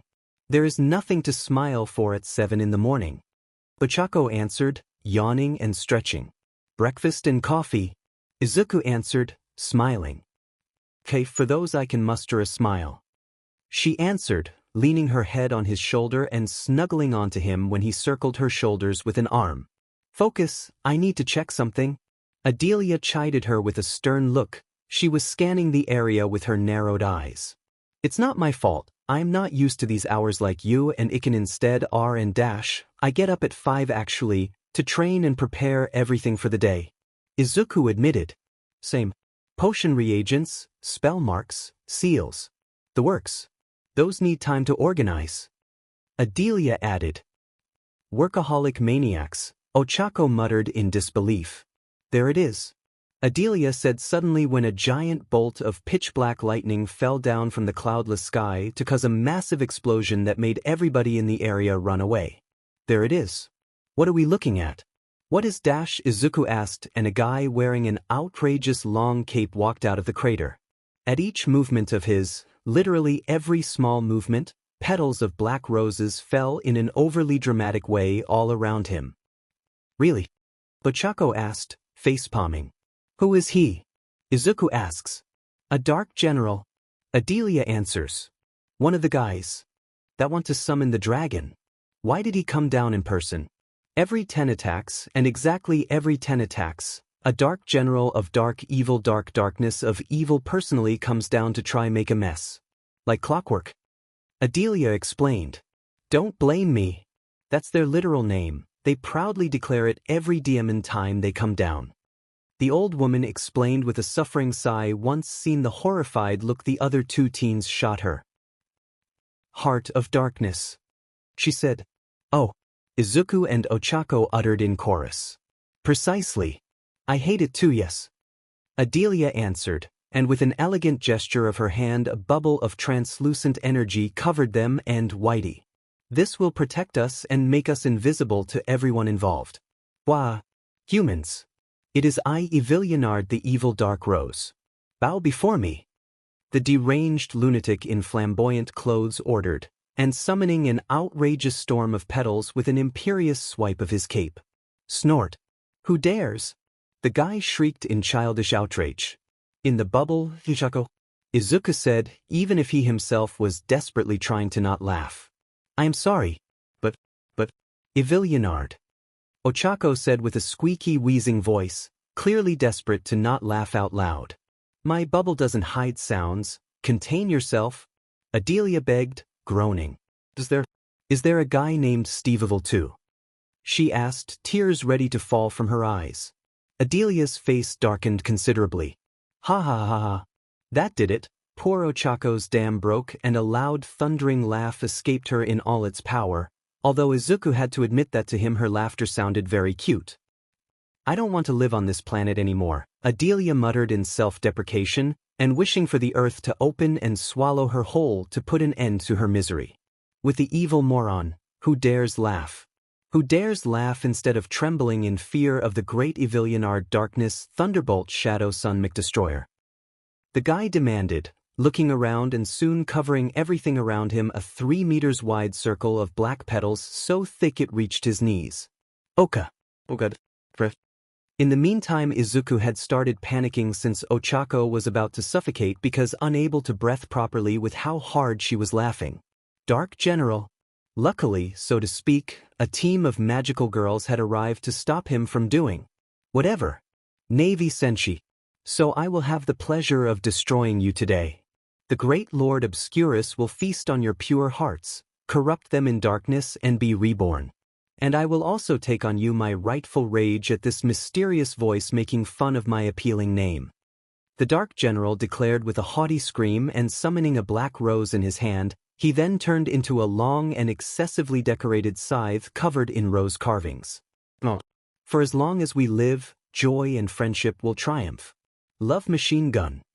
The leader of the group answered, pulling out of thin air a pink and white M4 rifle covered in hearts and with a tiny teddy bear dangling from it, a decoration so excessive even a COD player would refuse to use it. Yes. For love and cuteness. Love grenade launcher. Another said, pulling out a bright pink MGL covered in yellow smile emoji, and starting to shoot grenades that on impact exploded into giant pink heart-shaped clouds. With Adelia and the others, good. They are fighting. I can extract the essence of evil of that cretin and use it as an anchor to make sure the heart of darkness doesn't resist the summoning. The old woman said, taking out of her belt various tiny transparent crystals. I hope no weapon enthusiast will ever see how they painted those poor guns, Izuku muttered, grimacing. Those guns are shooting hearts. Ochako asked, confused. I modified them to shoot bullets of condensed purifying magic. They will only hurt dark generals and people corrupted by their powers. I may have been unable to stop the overall design being that atrocious, but at least I got all the girls to use methods that only hurt/purify our enemies while leaving bystanders unharmed. I won't trust a bunch of teenagers with highly destructive power, especially if they look like they need a video tutorial just to tie their shoes every morning. Adelia answered, and with a few last strings of muttered incantations, every crystal went filled in swirling shadows, moving restlessly inside the gems as if alive. You think they need help? Izuku asked, worried at seeing the Dark General dodge bullets and bombs from the girls quite easily. You want to help? Ochako asked. They may be annoying and make me hate every single second I am spending here, but they are still innocent girls. Annoying or not, they don't deserve to die, especially at the hands of that guy. Izuku answered. Fair enough. Just make it quick. Adelia answered, sighing. Thank you. Izuku answered, recalling the myriad manifestation mallet from one of his tattoos and into his hand. What are you? Boom. With a mighty swing of the mallet, covered in flames, the young chef assaulted the Dark General and literally nailed into the ground up to his neck, with the heat from the mallet frying his hair into a well-cooked afro hairstyle. Luckily the guy had lost consciousness at the hit proper, so he wasn't aware of how his luscious locks had been ruined or how he had been used as a human nail. The girls looked in confusion at the fearful and powerful Dark General being one-shot just like that. Sorry for derailing the plot and stuff. Izuku offered, sighing and sealing away the mallet. I don't give a CRP about it, let's go. Adelia said after she and Ochako joined him. Sage Adelia. We dash, the leader of the girls tried saying. Yes. Good job as always. Purify him in the name of love and friendship and yada yada yada. Adelia answered, waving her off uncaring. Of course. The girls answered as one with a wide smile. Let's fuse our weapons and hearts together. Yes. The girls answered with a cheerful laugh. The sappy song started again and their weapons fused together into a colorful and feminine giant cannon with a heart-shaped mouth. Love Super Cannon. With Adelia, while behind her a nuclear explosion of pink light happened, accompanied by a giant heart-shaped mushroom cloud, the woman walked forward without a care in the world. Let them play, we got what we came here for. The next attacks is scheduled in 10 minutes, and probably the idols will intervene this time since it's their turn, and I don't want to watch again how my old project for music-powered magic got turned into another. It hurts too much my researcher's pride. She said, sighing. Scheduled? Izuku asked. Their turn? Ochako added. There is a method to madness, as they said. I just learned to recognize the patterns. It's what helped me avoid being corrupted by the heart of light like everybody else, along my knowledge in magic. Have those hearts been doing this for long? Izuku asked. By my estimate, a good 10 years. Adelia answered, making Izuku and Ochako look at her with bulged-out eyes. Yes, that's a lot. That is why I am hurrying up. I am afraid that if I don't banish those two Dmed things soon, their influence will change this world and the others too close to this permanently. Then we must hurry. Ochako answered. Exactly. To my studio. Adelia answered, giving a wide swipe of her cloak and taking all of them back into her studio inside the sage's caves. Meanwhile, floating evil fortress?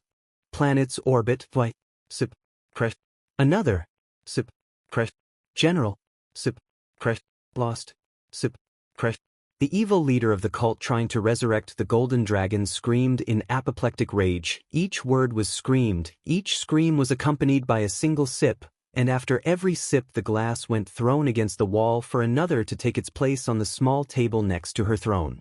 By now the pink demon serving her had given up. He just sat on a recliner while reading a gossip magazine, and just sucked the destroyed glass of red wine with another without even looking up from the page or getting up from the chair. He simply used the crash sound as a signal for him to reach for a new full glass from a long line next to him to switch the broken glass with it. I am disappointed. Click. The paper cup? She asked, confused. We ran out of glass flutes, my liege. The pink demon answered with an uncaring shrug. But next shipment will arrive next week. The thing answered while turning the page of the magazine, 0 FS given. Huff. Fine. She answered, crossing her arms with a petulant huff worthy of a spoiled brat. It's just a minor setback. One of the other generals tried saying. We lost 20 generals already. The evil woman screamed in answer. 20 minor setbacks. The midget in knight armor and with a super deep voice answered. Click. It's not the same thing. She yelled when another paper cup weakly bounced on the wall. Out of glass flutes, tumblers, cups and everything in between. Brad and Angelina broke up again. The pink demon answered with a monotone, uncaring. Wah. The woman started crying and throwing a tantrum. The small demon just gave a long exhale of annoyance and shoved 2 earplugs in his long pointy ears and then returned to read his magazine. At the same time, Pocket Dimension, seal imprisoning the golden dragon, GIH. Let me out. I demand freedom from this unjust torture. A voice roared in fury and defiance, its owner screaming into the void and thrashing wildly to try breaking free from his imprisonment of absolute darkness and silence. Ruer. And in that void, roars of fury and pure madness echoed non-stop inside the seal, unheard by everybody. The next day, with Izuku and Ochako restaurant.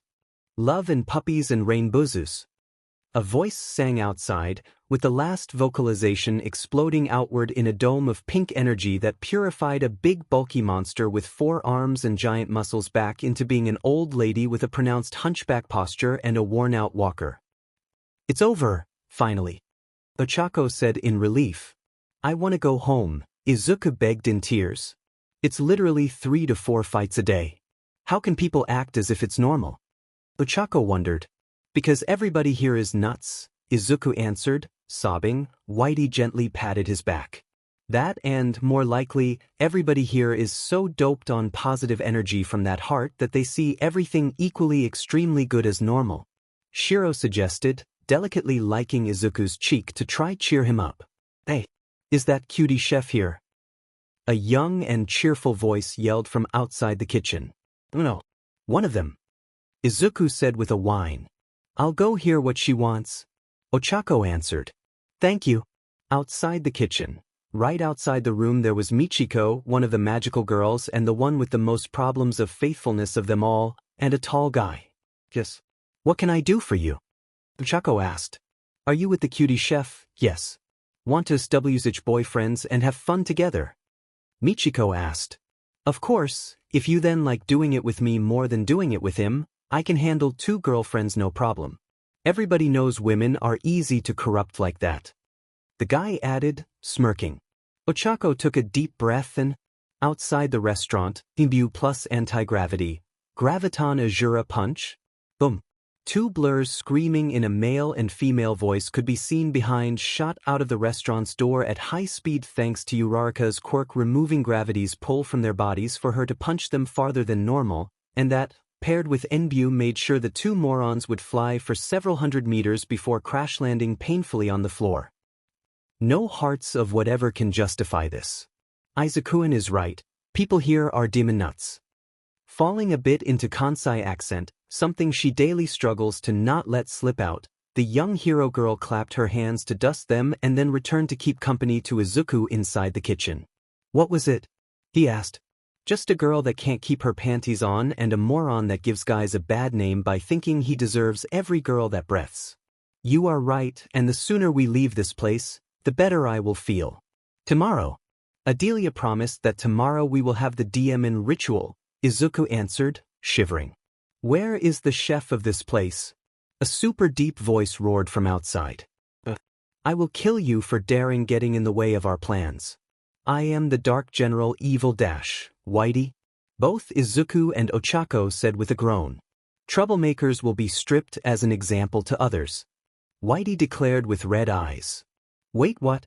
The robot was soon upon the very guy in ultra-spiked armor, tearing every piece off except the guy's Superman-printed boxers and then slap him into unconsciousness. The defeated general went then dunked into a garbage bin full of smelly fish remains. Tomorrow can't come fast enough. We can start immediately if you want. Adelia answered, appearing in the kitchen with her hair looking out of place, as if she had walked through a hurricane. Adelia-san, Ochako asked. Kala and the others want my help to form yet another team. The pretty lovely cuddly sirens. I can't do this anymore. Back in the days magical girls were serious business. Yes, there was some cuteness here and there, but not this. I helped create the Symphogear system. I formed the very first assault team of magical SWAT. It was all serious, proper, functional when we started. Then things started getting more and more cutesy. Then those blasted hearts crash-landed here and in 10 years everything got even worse. And you know what? If we manage to banish those hearts and put them back where they belong, Things won't magically fix themselves. People will need to naturally and gradually heal. For yet another 10 years. 10 years before things finally get back to normal. And I can't wait 10 years. Adelia said, sounding extremely tired, close to a nervous breakdown. So, Izuku asked. I can travel between worlds in this universe, but you can go further, yes. Yes. I can travel through the multiverse. He answered. Then I'll come with you, Adelia said, desperate. You have a restaurant, yes. Do you need a manager? A lawyer? An accountant? Whatever managerial job you need, I can do it. She said. At least you can stop borrowing Yamamo's family accountant, and since she knows about System-san, you don't need to hide anything from her. Ochako tried saying. Please. I have been dealing with magical girls for 1347 years. I want to retire. Adelia begged, actually crying and sobbing. But. I accept. I guess some help dealing with the paperwork won't hurt. And somebody to take care of accounting and other legal is an actual big help. But what about your documents, like IDs and stuff? The system can forge the woman a past and proper documentation for the host's world, no problem. The entity answered. So she is good enough. Okay, welcome on board, I guess. Izuku said, shrugging and sighing. Thank you. Adelia answered, now crying fat tears of relief, while hugging both Izuku and Ochako. Let's go. I actually rushed through the preparation of the entire ritual. I haven't slept a single second but worked the whole night, but everything it's ready. Adelia said, forcefully pushing the two teens outside. But the Restau dash, that woman can stay closed an extra day. Let's go. The old witch answered. But I paid her to close. She won't lose customers and the other restaurants will feed the customers. Nobody will starve to death. But. Izuku conceded. New Sun Square, the trio reached the same giant wide R of before, already rebuilt after the damages left behind by the magical girls. Both Izuku and Ochako could also see a rather huge bubble similar to the one Adelia used to hide then right in the middle of the place. Another privacy bubble. I have hidden there all we need to enact the ritual. Another spell made sure people will subconsciously walk around it. You ready? Adelia explained. We are. Ochako, wearing her hero costume, answered. Yes. Izuku answered as well. Good. Remember, as soon as I bring here the Heart of Light I will start the ritual, and when that happens we will have to fend off both sides of this madness. The other sages with the magical girls and then evil dark evil whatever morons. It will be a hectic 2 minutes, but we need to keep them all occupied for those 2 minutes, just the time for the ritual to charge up and forcefully pull here Heart of Darkness and the giant demon dragon leeching off of it. We can do this. Both teens said after a brief silence they spent looking in each other's eyes. Good. Take position so we can start. Candles went lit around the outer rim of a series of concentric circles of runes. Once sure every candles was burning properly, Adelia teleported away for a couple minutes and then returned with the giant, 2 meters tall, crystal heart floating behind her. Here it is. Get ready. Soon those 3 fools of my friends will notice I borrowed this. Adelia warned them, slamming the big crystal in the middle of the seal circles that immediately started spinning clockwise and anti-clockwise while shining in blinding white light. Chains then surfaced from the seals and wrapped themselves around the heart so to keep it in place. The candle's flames turned into an eerie blue color and a pillar of light shoot upward from the heart and blowing a hole in the sky where stars were visible clearly even if it was still daytime. Bit on the dramatic side. Izuku commented. Magic always is, for some reason. Adelia admitted, shrugging. What is this ominous Latin chanting coming from nowhere all around us? Ochako asked. Dunno. It's part of the spell. The old woman answered. Adelia, what have you done? Lorenz screamed in both horror and rage as sages and magical girls teams appeared in the now empty square. Who dares disturb the sleep of our dark lord of dark darkness, evil Evilnglak? I bit my tongue. At the same time, every dark general and their leader appeared at the opposite side. Here come the clowns, the show can start. Remember, kids. 2 minutes starting now. Adelia yelled, her magic exploding like a raging river and launching the other 3 sages up in the air. She will obviously take care of the sages. Me and you will fight the magical cretins and we leave the evil cretins to Whitey and Shiro. Izuku asked. Sounds good to me, Izuku-kun. Just, Ochako answered, kissing him. Be careful, okay? You too, Akin. He answered with a wide, happy smile. Leave those try-hard emo edgelords to me and the robot, partner. This esteemed Tautai will toss them around enough times even they will learn manners. Shiro, now sitting on top of Whitey's head, declared while he and the robot walked towards the Dark Generals. But let's go, Akin. Izuku said, grabbing Ochako's hand. Let's go, she answered, squeezing his hand and smiling. Adelia versus Sages, how can you betray us? Kala asked, using the very tacky and plastic-looking scepter in her hand to shoot heart-shaped bullets at Adelia. And you ask?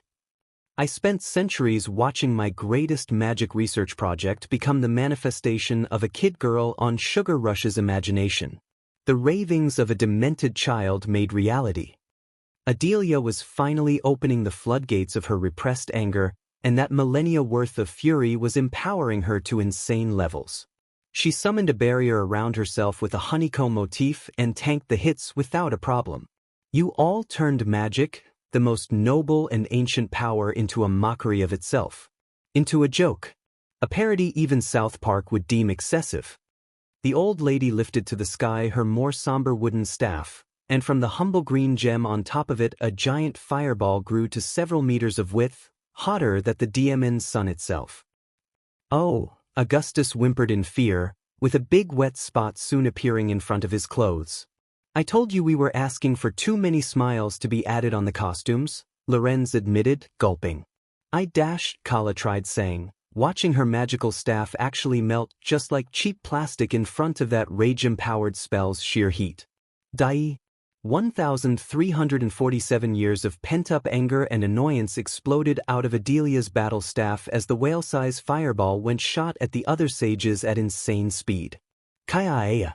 Shiro vs. the Dark Cult of Evil and etc. etc. Kneel for your emphasis. Dark Evil piercing attack of despair. The BDSM-dressed woman yelled, charging Whitey with an overly decorated rapier pointing forward ready to impale the robot. The weapon though shattered into thousands of tiny shards on impact with Whitey's soft belly, leaving the woman to watch with bulged-out eyes the stump left in her hand. Has the edgelord done? Whitey asked with red eyes. Mercy. The woman asked with a squeaky voice. Troublemakers don't get mercy. Troublemakers get stripped as an example to others. The robot answered, and his big hand closed around the villain's throat. No. I am clearly saying no. This is non-CNSNS. Banana. Banana. I am saying the safe word. Banana. Bana motherfucking. The insane woman begged. That's a you problem. Whitey answered, uncaring. Trip. Slop. Kaya. Now I will never get married. The naked villain shrieked while flying above the rest of the dark cult like a howling naked comet of shame thanks to Whitey's beach slap. Disclaimer. System Incorporated reserves the right to punish troublemakers equally no matter race, gender or religious belief. We believe in equal rights and equal lefts. Whitey answered, unfazed. Stop that thing.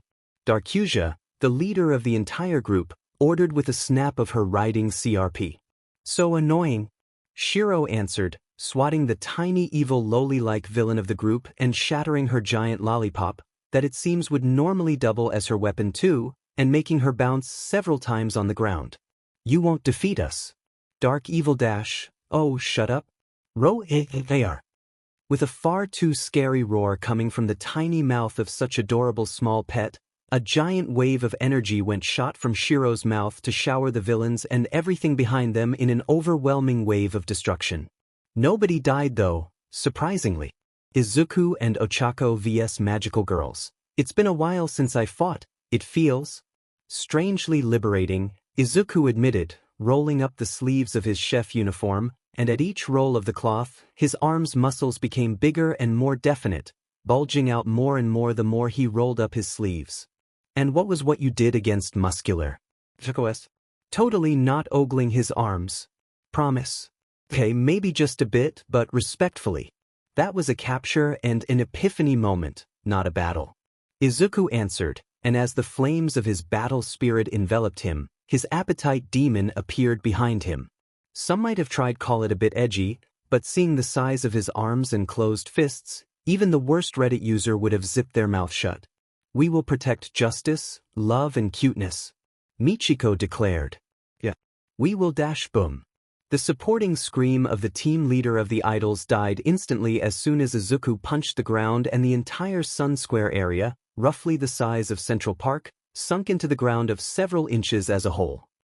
We will eat sheet and die, the same magical girl finished saying with a whimper of fear. Bring it? Izuku said with a challenging smile and showing them his closed fist. Ooh. Show off. Ochako said with a chuckle, and kissing his cheek.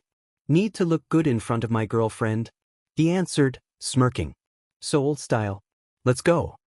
She answered, laughing and running forward, soon followed by Izuku. Love and rainbows. Giving in to panic, one of the girls started signing her strongest song immediately, summoning a dome of sound waves enlarging towards the two like a translucent wall. You first, Ochako said. Jura, Bodhi Pestle. Surprising Ochako, Izuku's left arm swelled in size to become 2 times bigger, and with a mighty roar he slammed his giant punch on the semi-solid wall of sound, shattering it. Love and dash, shut up about that, see?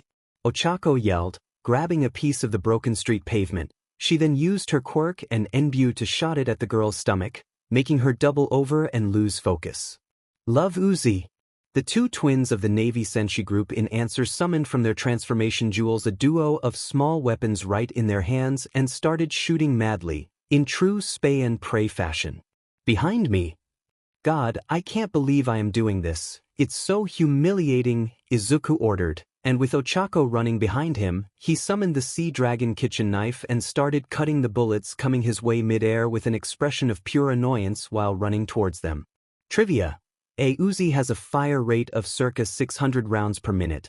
Izuku is cutting Julian-style the bullets shot from 4 Uzi shooting at the same time while they are still flying towards him and he is running towards them. Still doesn't make the scene any less cringe, unfortunately. Shoot him. Should hide him.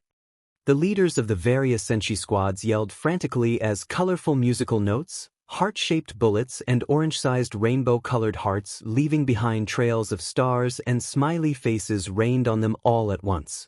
I hate this place. Ajura, samsara dicing.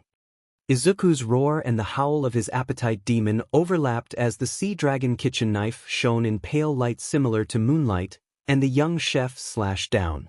The attacks, the weapons, the magical girls' costumes, the trees, the benches, the fountains, the water of the fountains, the weapons of the dark generals and their armor/clothes, the weapons of the sages and the projectiles they had shoot at Adelia, the street around the Sun Square, the empty cars parked around Sun Square and even the front of the buildings around Sun Square. All went cut in perfect cubes no bigger than an inch. And yet no animal or person went harmed. Wow. Ochako admitted in all once seen the range of collateral damages while ignoring the various magical girls screaming being left in only their underwear. Sorry, I usually am more calm and collected, but this place is driving me nuts, so I had to take this weight off my chest, Izuku admitted, sighing in relief at finally letting go of his repressed anger and annoyance. Monster! One of the girls yelled in tears. Yes. Nobody cares. Ochako answered, grabbing the girl's arm and using it as a leverage to throw her at her companions. We will never be defeated. Blessing of love and purity. Michiko said, pointing her transformation jewel towards Ochako and shooting a bright pink laser of pure raw magic. To the girl's horror, the young pro-hero used her powers to make herself float and jump over the attack. At the same time, Izuku summoned the turtle walk to protect himself from the attack that splashed against the golden walk without even scratching it. What the hell is that thing made of? Michiko screamed with bulged-out eyes. A star-eating giant space turtle. Ochako, now above her, answered with a smirk. Gravity reverse. Uravity's guillotine? She then surprised Izuku by actually increasing gravity on her body and slammed down on Michiko with her stretched leg acting like the blade of a guillotine and slamming the magical girl on the ground. Just as the system had advertised, host Izuku's constant infusion of gourmet energy when preparing his partner's food strengthened their quirks, enacting a partial evolution of their powers. The system alerted him, almost casually. "Ah, I didn't think you meant literally," Izuku admitted, chuckling. Am I good or not?" Ochako asked with a beaming smile. "You are the very best, Akin," he answered, sounding proud beyond belief of her. "Stop flirting in front of me, you slut." Another magical girl interrupted the moment by trying to jump Ochako with in her hand a sharp piece of her once cute magical girl scepter, with full intention of shivving her to death. "Don't ruin my romantic moment with my boyfriend, you skank," Ochako replied with a furious roar, dropping the cutesy smile in favor of a beast-like snarl. She also managed to pull off a perfect high kick with her leg going perfectly straight up and with her heel destroying the magical girl's jaw on impact, sending the idiot flying back already unconscious even before hitting the ground. "You must stop. Think of the children. The puppies. The rainbows." The dash another girl grabbed Izuku's legs and started begging him. "Don't." She stopped when Izuku chopped her on the head, knocking her unconscious. "Please check for STDs when we get home, just in case she managed to give you one just by touching you," Ochako said with a scrunched nose. "We are the ones your boyfriend stripped naked, and we are the perverts."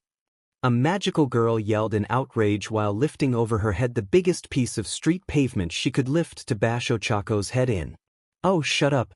I know you bimbos are used to get naked in front of strangers," Ochako answered, kicking the girl hard enough she dropped that big rock, and then grabbing the girl and jumping high in the air. "That's not TRU, dash." That's all the girl managed to say before she and Ochako started spinning so fast their bodies became a single blurry shape.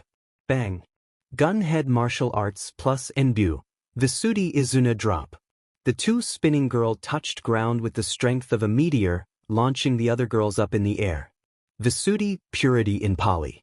Concept behind Buddhist Theravada, simply put, self-purification from things like anger and lust. Seemed accurate to the situation impact knocking, Brahmastra. While the girls were still up in the air, Izuku jumped to reach them, and using the bare-handed techniques of knocking to paralyze them all like he did with muscular, making the now limp girls fall paralyzed to the ground. Suddenly, a loud howl was heard as the sky broke apart and a giant shadowy figure started being forcefully dragged down towards the group through a portal of swirling energy. "It's working," Adelia yelled in relief. "Just in time," Izuku said, sighing pleased and watching the others as well closing their own fights. With Adelia, as the giant shadowy figure broke through the portal, Lorenz finally admitted defeat and crumpled to the ground unconscious and with various broken bones.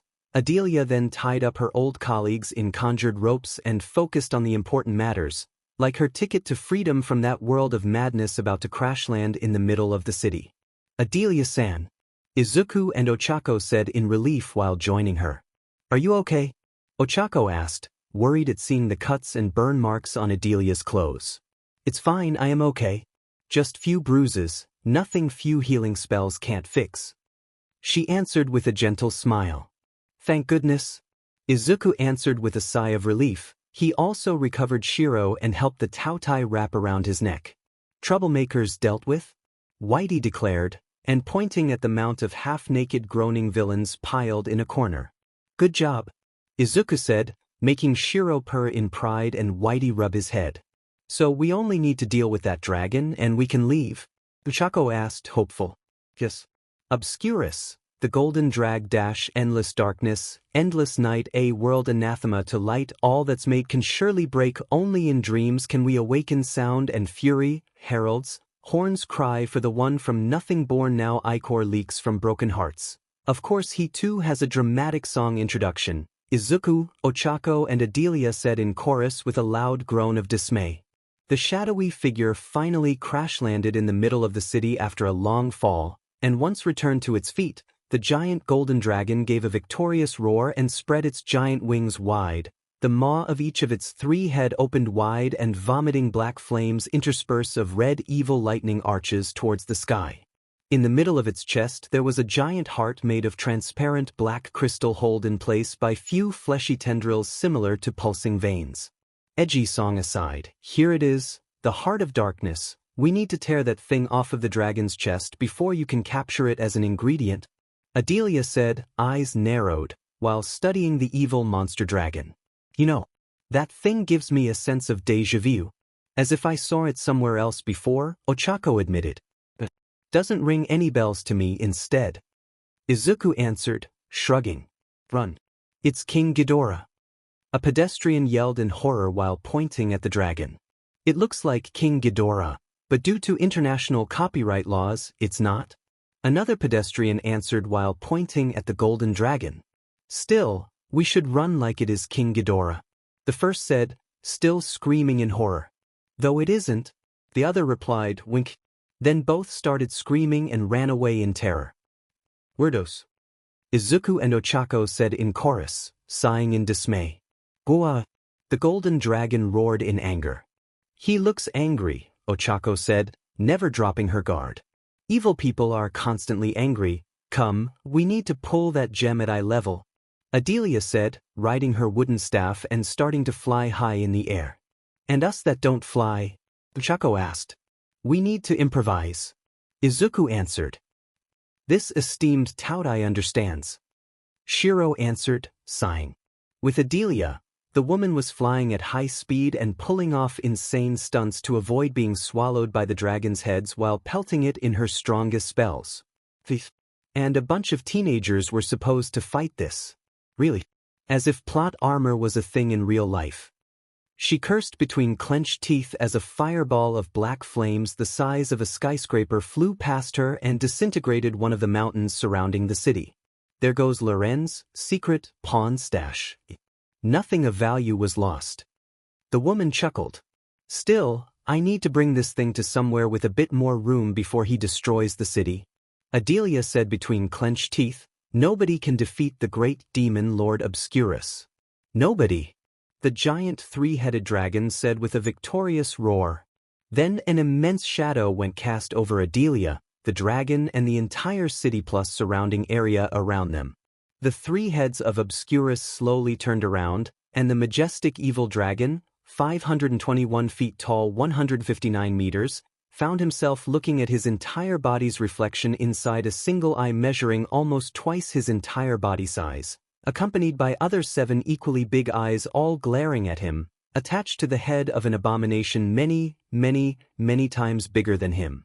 Far bigger than him. Oh, so that is the true form of the source of all greed. Adelia muttered while paling to chalk-white levels. Shiro in the meantime gave a terrifying smirk with his too many teeth and gave birth to the scariest sound ever heard on that planet, a moment of sheer primordial fear for whoever heard it so intense that it will be spoken about in hushed tones in hundreds of legends for millennia to come. Sup? The whimpering dragon tried saying. So you are a lordy? Taudai asked, all 8 eyes narrowed. I-Wang. A mighty headbutt caught the dragon fully, momentarily flattening it on Shiro's forehead like a mosquito on a car's windshield before shooting the mighty monster far out of the city and through a mountain, this time destroying Kala's own secret yaoi pawn stash and making the monster tumble on the ground heavily for many more meters. Thank you, Shiro-kun, Izuku said with a wide smile. I almost forgot that for the thing that sent you here Obscurus is just an item on a shopping list instead of a demon lord class monster. Sure it ruins the mood a bit. Adelia admitted while landing next to him and Ochako on top of Shiro's head. Do you really care about that? Tako asked, curious. Nah. The old lady thought about it for a solid minute, before shrugging and answering. Gwa. Finally, Obscurus recovered from the humiliating fly and returned to his feet, each head sporting a black eye already swelling and split lips. Unforgivably, the dragon roared as pure evil started converging inside his 3 mouths. Oh no, here comes. Adelia yelled in alarm. I shall erase your very existence. Nobody will even remember you.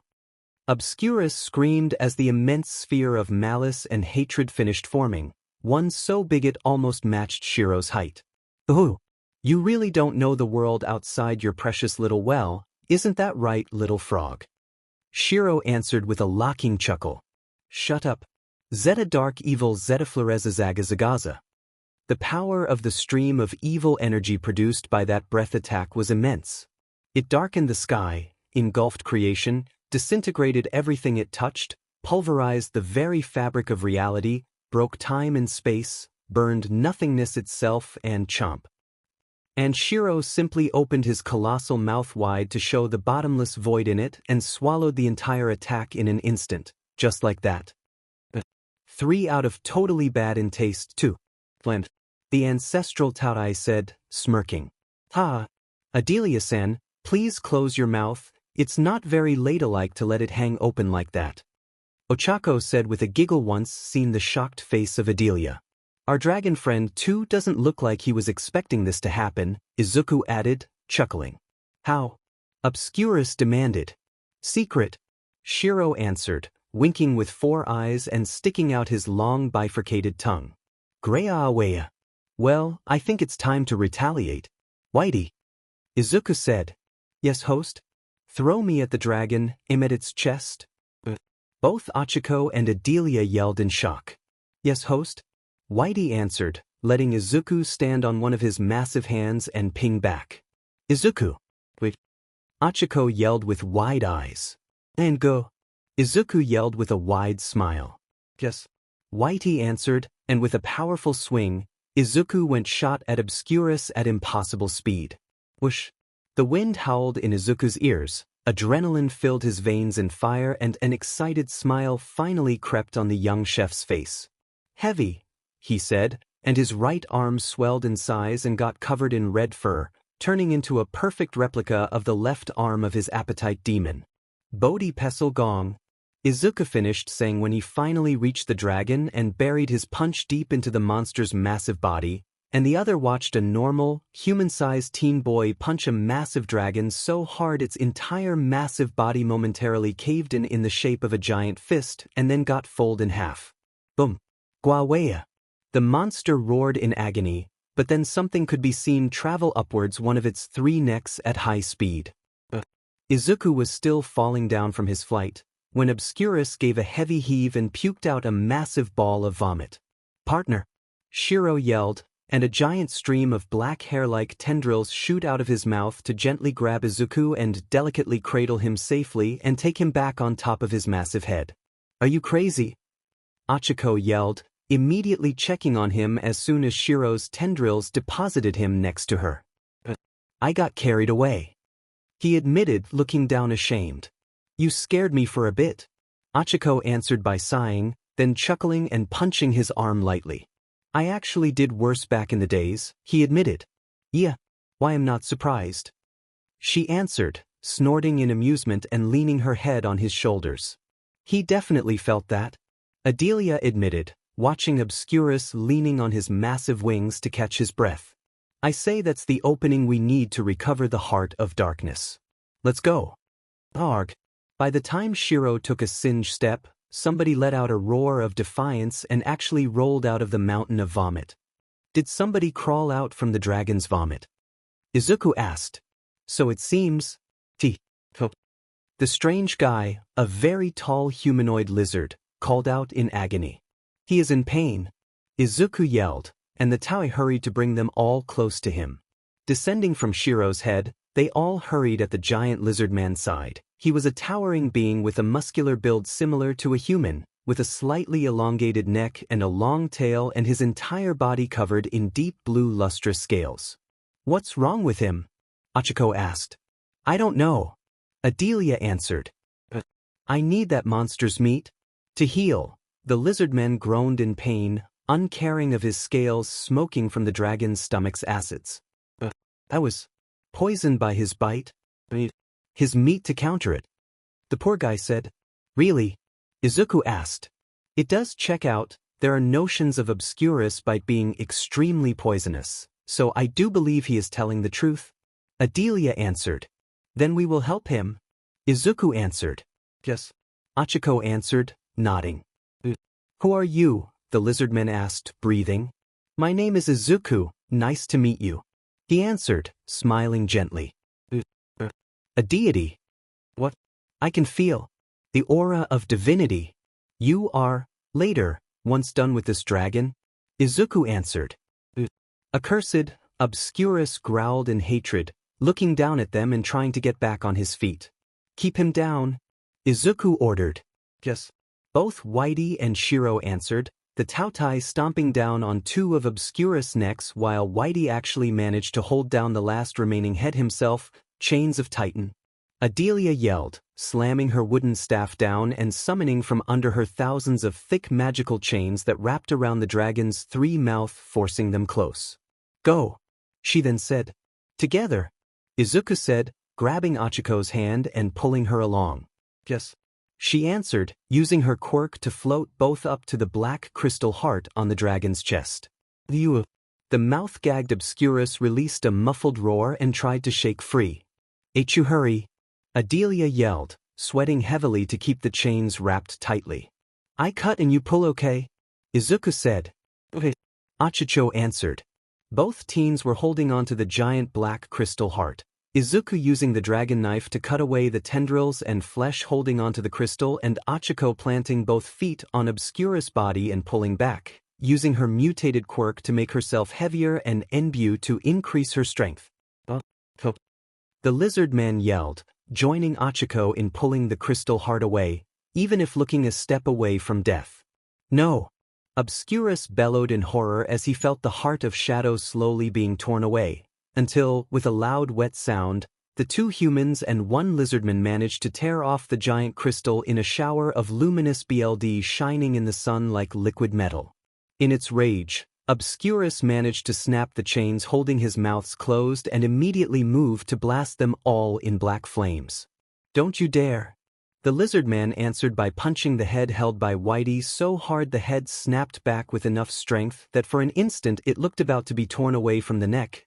Then the beast's middle head collapsed unconscious on the ground with a loud bang. You other two go to sleep as well now. Shiro stomped on the other two heads at the same time as well, finally knocking out Obscurus for good. Still alive? Izuku asked. Unconscious, the lizard man answered, collapsing on his knees. No. I'll use part of the dragon for my healing cuisine. You send away the two crystal hearts in the meantime.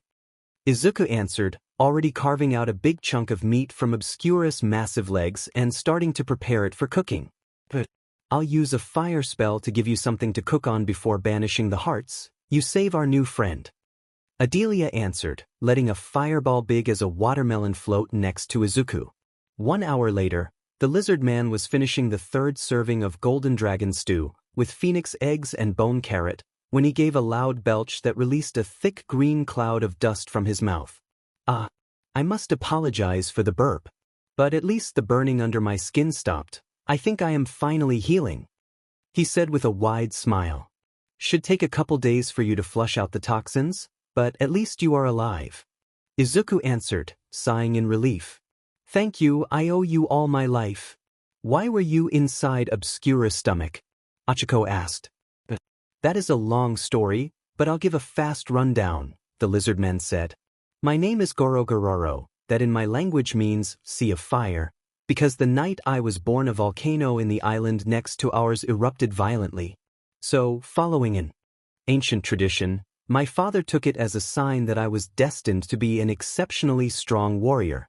It turns out that it was actually true, as by the time I was a teenager, I was already the strongest warrior in our tribe by far. Soon after I reached maturity, SLV traders happened, and I got captured and sold as a SLV for a Ponzi aristocrat. He answered. Okay, the guy was a rich idiot, so whenever I was not fighting for him in underground arenas in illegal fights to death, I would sneak out to learn more about the universe thanks to the man's massive collection of books. Since I wanted to learn enough to escape and survive by myself, I discovered I had a knack as a scholar, and in the 10 years I spent with him, I went from being a tribesman to be what many would call an educated gentleman. After that I escaped and joined some wandering monks that gave me a formal education, with an actual method. And one of them actually told me about you. Me? Izuku asked, confused. Great Elder Shunu gave me a prophecy that a god of green was tightly tied to my destiny, and that I was destined to walk beside them towards a great future. My race is very spiritually aware, and while I can't use magic like a proper warlock, I can still use it as a raw source of power to strengthen myself, so I can tell your aura is one of a budding god on the path of ascension. You have green eyes, green hair and green clothes. So, Goro answered, smirking. And the dragon? Izuku asked. That thing one day attacked the city I was in while looking for you, or anybody matching the vague description I was given.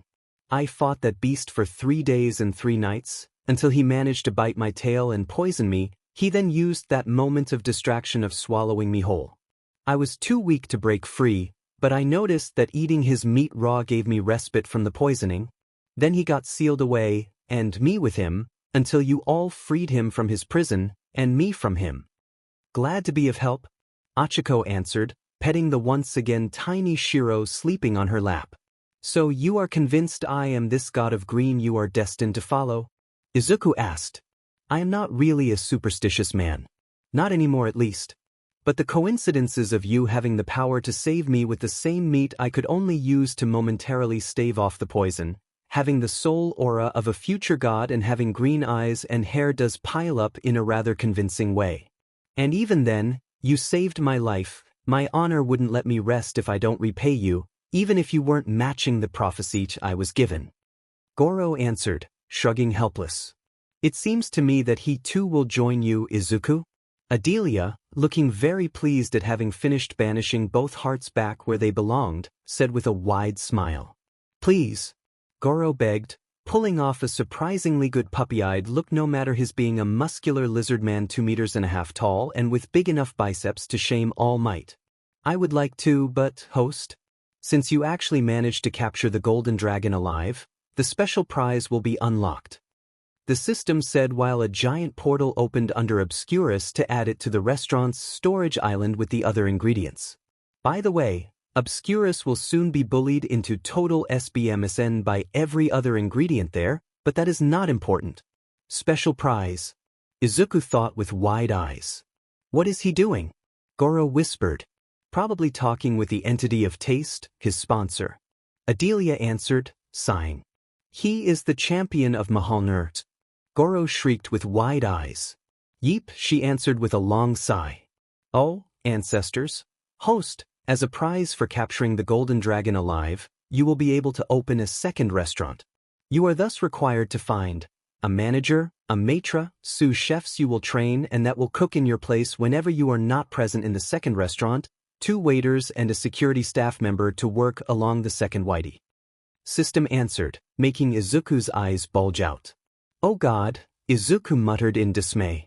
What is happening? Achiko asked. I can open a second restaurant with the same workings of my own. But I need the staff, Izuku answered, groaning. I can take care of the managerial work for both no problem. What else do you need? Adelia said. Somebody to take care of security and manage the main room of the second restaurant as a maitre dash. I can do that. Me and Sway can do both. Goro said immediately. Sway.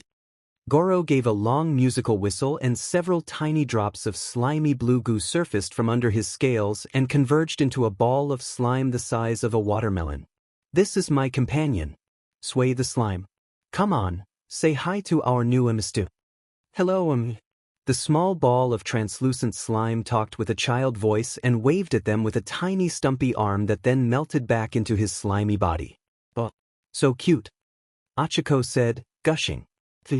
Shiro instead was not amused. You can be the maitre too? Izuku asked, unsure. I learned fast. Very fast. I will learn what I need to do. And me and Sway will also double as security staff. Sway is very strong. Don't be fooled by his cutesy appearances. Goro explained, smirking prideful. I will help him study. Adelia reassured them. And what about? Achiko asked. I am naked just because that beast digested my armor. I will wear whatever uniform you will ask me to. Goro answered, chuckling. Both Goro and Sway are acceptable security staff. Goro is also an acceptable candidate as the maitre. Adelia is a perfect candidate for the managerial position. Good job, host. You only lack sous chefs and waiters now. Congratulations. The system said with a victory jingle. Well, thanks to you I am halfway there. I have an idea for the sous chefs, but the waiters. If host wants, the system is willing to offer a suggestion as an incentive for the host's good behavior. The entity answered. I am all ears. The young chef answered, almost begging. The next day, Izuku and Ochako's home world, Police Force HQ. Tsukachi was nursing a new cup of coffee, this one from Izuku's restaurant, for his joy, when he saw his new headache walk through the doors of the PF headquarters with a scowl already in place on his face. Why Motoyasu the ogre is here? An agent nearby muttered in dread. Motoyasu, the ogre Akino, was, for many, the most feared lawyer in all of Japan, a monster usually laying waste in court even in front of the most desperate lawsuits. Many were secretly convinced that Motoyasu could save your butt from prison even if 1,000,000 people saw you murder somebody in cold blood in broad daylight. Good morning. Are you Detective Tsukachi? The lawyer said, presenting his business card with impeccable manners. That's me. Good morning. The detective answered, accepting the small card while looking all the way up to meet the face of the 4 meters tall lawyer. The man looked like the stereotypical Japanese middle-aged businessman, balding head and squared glasses comprised, but his quirk gave him absurd height and a faintly red skin, helping the man gain his fearsome nickname during his long career. I am here on behalf of the Yayorozu family. Can we talk? Tsukachi answered, feeling a cold shiver travel up his spine.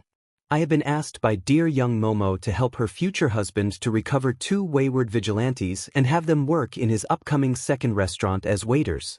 I believe we can change their rather excessive sentence to Tartarus for vigilantism into community service and rehabilitation programs. The lawyer said with a smirk, as if his was not a theoretical outcome, but a full-blown description of how things will go.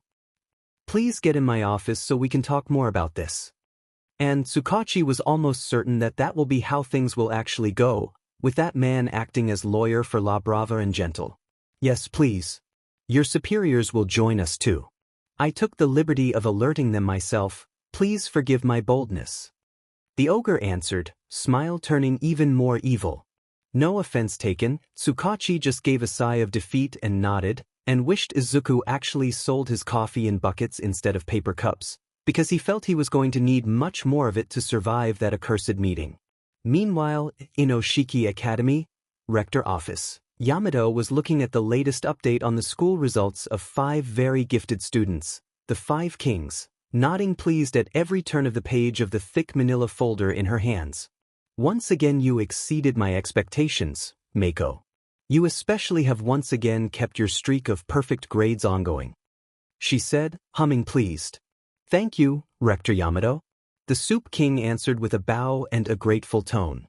And you other kings too have held high the level of proficiency I expect you all to keep as the current formation of the 5 kings. Yamato then said. Thank you, Rector Yamato. Toshio, Sadao, Michiko and Sana, the girl taking the place of the previous vegetable king, answered as one with a voice full of gratitude for the praise. Now, the reason I called you all here is because soon all of you will be asked to find a restaurant to work in as an intern. Meiko, as your senpai, will explain to you the finer details since this will be her second year doing this. But the thing is fairly simple. You will work as an intern inside a restaurant to learn how the job actually works in real life, and at the end of the year-long internship, you will be required to write an essay talking about it and the experience you gained during that time. We of Inoshiki and the chosen restaurant, together with you, will decide if you will work there during the mornings or the evenings, and your timetables for the normal school lessons will be adjusted accordingly. I expect you all to give 110% and act proper. Work diligently and do not bring shame to us or the restaurant that will generously let you join their staff. Yamato explained. Of course, Rector Yamato. The kings answered in chorus. Good. Do a good job and the restaurant you worked in may even decide to offer you a job there once you graduate, like many of our former students can attest, many of which are still working for world-renowned restaurant all over the globe. Yamato added, looking at the 5 of them in pride. We won't disappoint you, Andam Yamato. Mako promised. Good.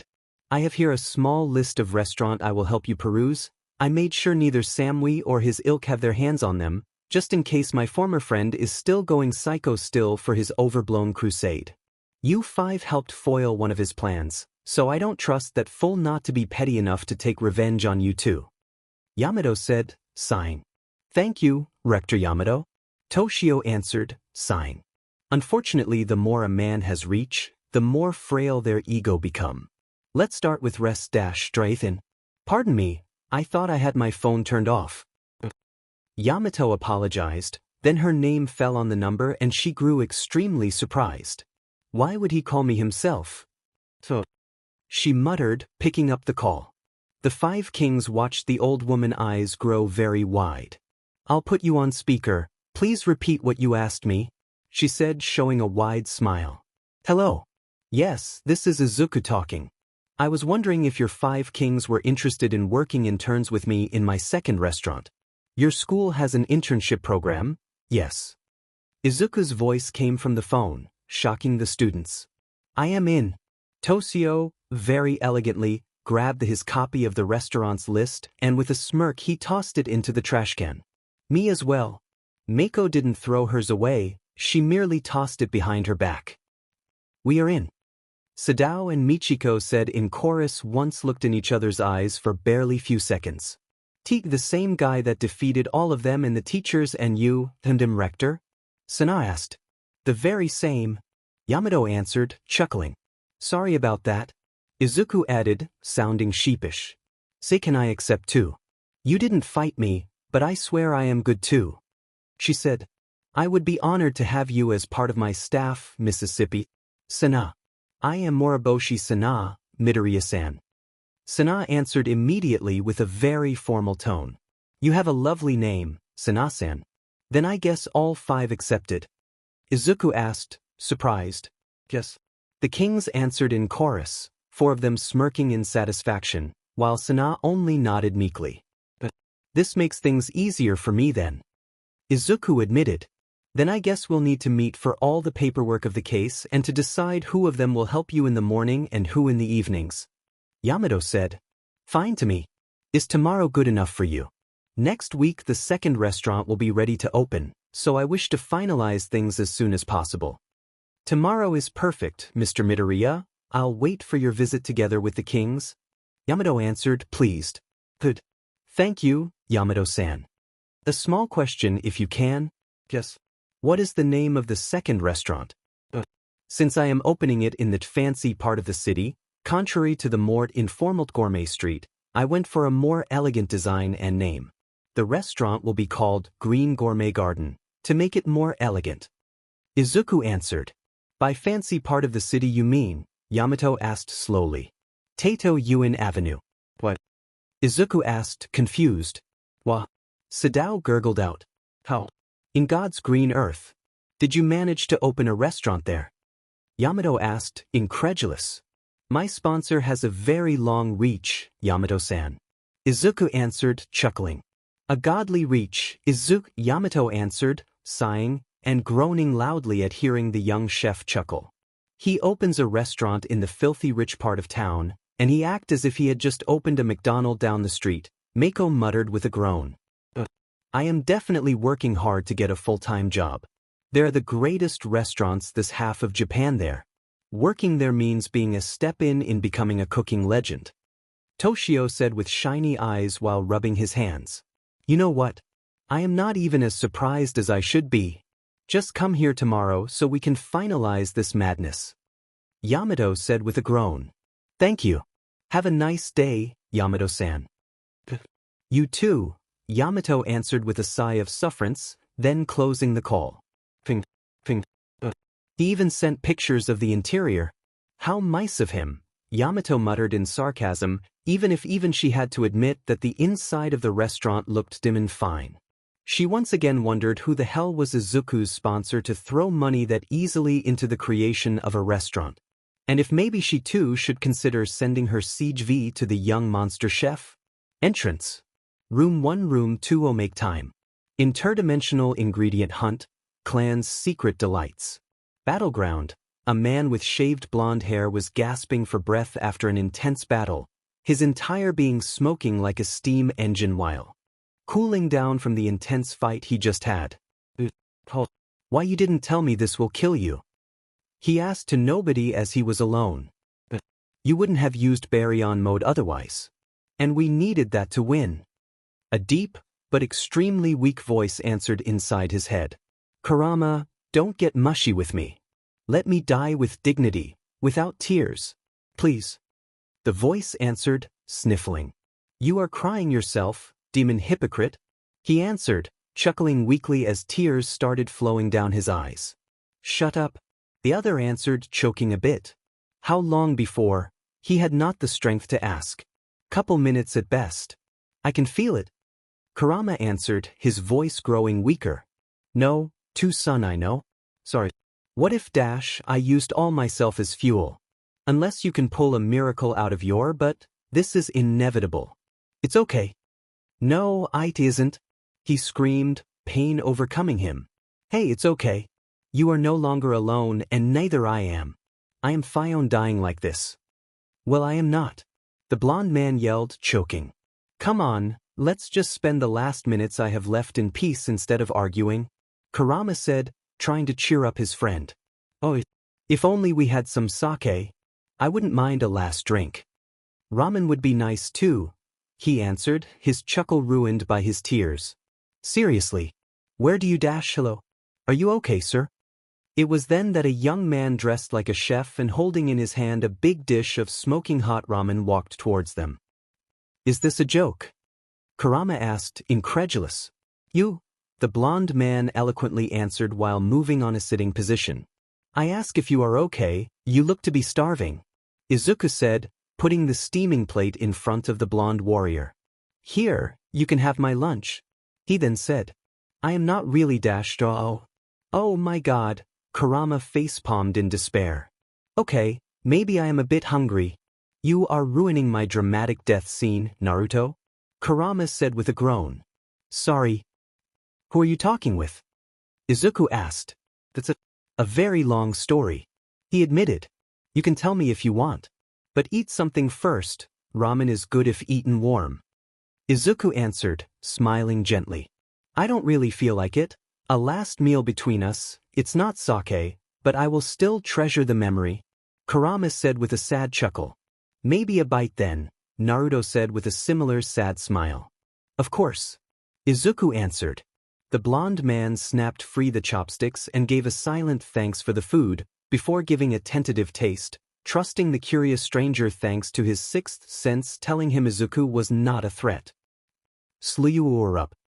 That just a bite became a single continuous suction that emptied the dish in barely few seconds, broth included. Holy CRP. This is amazing. The eggs are dim and tasty, the broth feels like heaven and the meat and mushrooms are so tender and flavorful.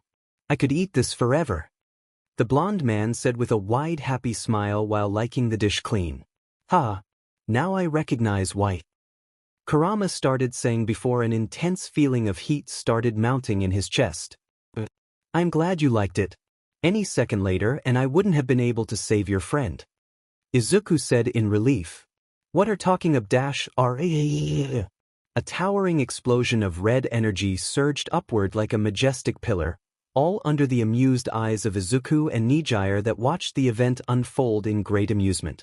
Later that day, Konoha Village, the ramen restaurant, I can't believe it. Saved by some goddamn ramen. This is almost humiliating, Kurama muttered in shock, all the while swarmed by his brothers and sisters in the common area inside his host. All his sibling were similar giant monsters like him. I don't give a CRP. What's important is that you are alive, you diamin BSRD. The giant bull with octopus tentacles answered while trapping Kurama's head under his buff arm to give the giant fox a nookie. Stup. My dignity. No. The trapped fox yelled, for the amusement of his siblings. Meanwhile, outside, in the real world, Izuku and Nijire were helping the owners of the ramen restaurant while they explained the reason for their visit. So you are traveling the world to become a great chef. That's a very curious goal. Naruto said. Yeah. Nothing can't be gained without hard work, he answered. Well said, one of the blond man's friend answered with a thumbs up. Not so loudly. Sorry, Tenten. And what brings you here in Konoha? One of them asked with a very slow, lazy tone. Make it simple, otherwise Shiko will fall asleep. Stuff Ikiba? Guys be nice. Two girls said. Sorry, Hinata/Hanabi-san. The two answered in chorus. Please forgive them. A guy with a big hood said, shaking his head. It's okay, Shino-san. Actually, you all being here could technically help me. Izuku answered. Help you? How? Iken needs to learn a couple secret dishes to complete his current assignment. Nijire answered, chuckling. Secret dishes. Such a thing exist. Another girl asked. Apparently. And what are those dishes? A kid asked. Be gentle, Himawari. Naruo said, chuckling. Sorry, Dit. It's okay, don't worry. I need to learn how to make shadow-speared venison kebab. Izuku listed, counting on his fingers. Snap. The chopsticks held by the lazy guy snapped in two as he clenched his hand hard. Shika? The guy's chubby fire-end asked, shocked. Inazuka feral steak stew. Izuku kept saying. Jia. The feral-looking guy of the group and his giant dog companion growled loudly as one. Guys? Naruto asked, confused. Honey-glazed pork buns? Unaware, or straight-up uncaring, Izuku kept listing dishes while counting on his fingers. You are not supposed to know about our honey, Shino muttered with a thick halo of buzzing furious bugs enveloped him. You? What is happening, Sakura? The blond man asked. Like hell I know. She answered, she too finding the entire situation absurd. Clay-cooked pork and flambé duck? The chubby guy snarled like a beast while the dark-looking guy with a cloak's eyes turned red and spinny. Chogi. Sasuke. You others are far too angry. Hinata said. And brothy clams with sake broth, Hyuga style. I almost forgot that one. Izuku said with a wide smile. You shall die. Hinata and Hanabi yelled with the veins of their eyes bulging out. Honey/him. Naruto and his two kids yelled in chorus, shocked. It seems like these guys and their clans have secret dishes all right, Nijire said, chuckling, and looking at all of them with a knowing smirk. So it seems. Izuku answered, unfazed. Guys, calm down, Naruto and Sakura begged. You don't understand. Those are clan secrets. He shouldn't even know they exist. Kiba answered, still glaring at Izuku. But they are just dishes. Just food. Sakura said with a groan. Dishes made with secret techniques related to our clan's bloodlines. Ergo, legally a secret too. Shino answered coldly. Sometimes I wonder why clans have this insatiable need to have a de-measuring contest between themselves about everything. Naruto admitted. For the same reason we had to stop having poker night. They don't like to lose to any member of another clan. Lee answered, sighing. As if you. All the others yelled as one in answer. So I can't learn those recipes. Izuku asked. No. What? Afraid I will find flaws in them and make them better. He asked, smirking. He will prey on their ego. Very smart. Iken. Nijire thought in amusement. Improve my clan's dish. Preposterous. Sasuke answered, sneering. Let's put it to the test then, shall we? I will challenge your clan's best chefs. If I win, you will share your dishes' recipes. No. Really? Are you really that afraid? Nijire asked mockingly. Tell you what, let's make it interesting. I will be blindfolded and taste those dishes. If I can tell exactly every single ingredient used without a single mistake, you will share the recipe. Izuku said. Oh. The way both Sarada and Himawari looked at him made Izuku's brain start warming up the psycho girl chase alarm bell. So you want to lose? Our recipe only is not that simple, you will be able to tell. Choji said, smirking. Same for ours. Shino added. Or ours? Hanabi answered with an almost fanatical fervor. If you are so sure of winning, you won't be afraid of doing this, yes? Izuku asked, smirking. It's buddy. Kiba roared in answer. The next day, main square, The various clan heads, heirs and chefs were all meeting in the wide park where a still confused Naruto had prepared a table for the blindfolded Izuku to sit at. Even Nijire was blindfolded. Honestly, our dish alone uses over 50 different skis. He won't be able to tell all of them apart. Kiba's mother said, shaking her head. What did he bet in case he loses? Kiba's sister asked. He will stop cooking forever. I am told that for a chef that is a very heavy price to pay. Kiba answered. I am ready. Izuku said. Me first, boy. Let's see how good you are. The chef of the Akimichi clan said with a booming laugh while slamming an entire cooked pig in front of Izuku. Coriander. That a very nice first smell to feel. Izuku said with a wide smile before starting to write down ingredients on a notebook, even before actually tasting it. The poor chef gurgled out in horror. He hasn't even tasted it yet. Choji shrieked while watching the blindfolded young chef list all the ingredients correctly, half of which by nose alone. As expected, uncouth recipes are of course inferior and easier to decipher compared to more refined tastes like ours. Hinata's father boasted with a wide smirk. Shut up. Very tasty. Nijire admitted while eating.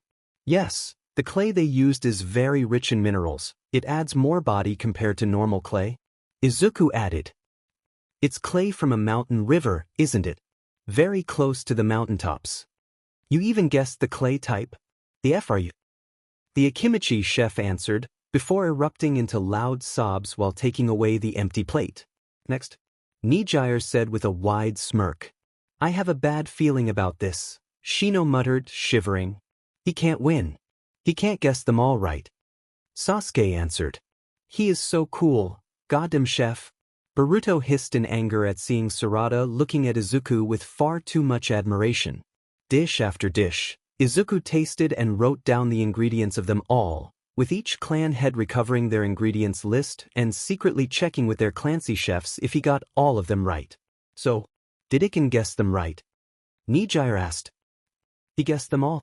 100% right, the Nara clan chef admitted with a bitter tone. Behind him the Akimichi clan chef was still crying and howling in despair. Then I guess you will share the recipes then? She asked. Oh, really? Ninja really play dirty. Nijire said, looking at all of them in disappointment. Listen, it's nothing personal. Try to understand it from our point of view, Choji tired saying, at least sounding ashamed. Please, sore losers. Nijire answered, making the others flinch. Don't worry, Nijire-chan. It's okay, Izuku said with a reassuring smile. But your mission, she said. I don't need them to give me the recipes, I figure them out myself. He answered, tying again the BLNDFLD around his head. The others shrieked.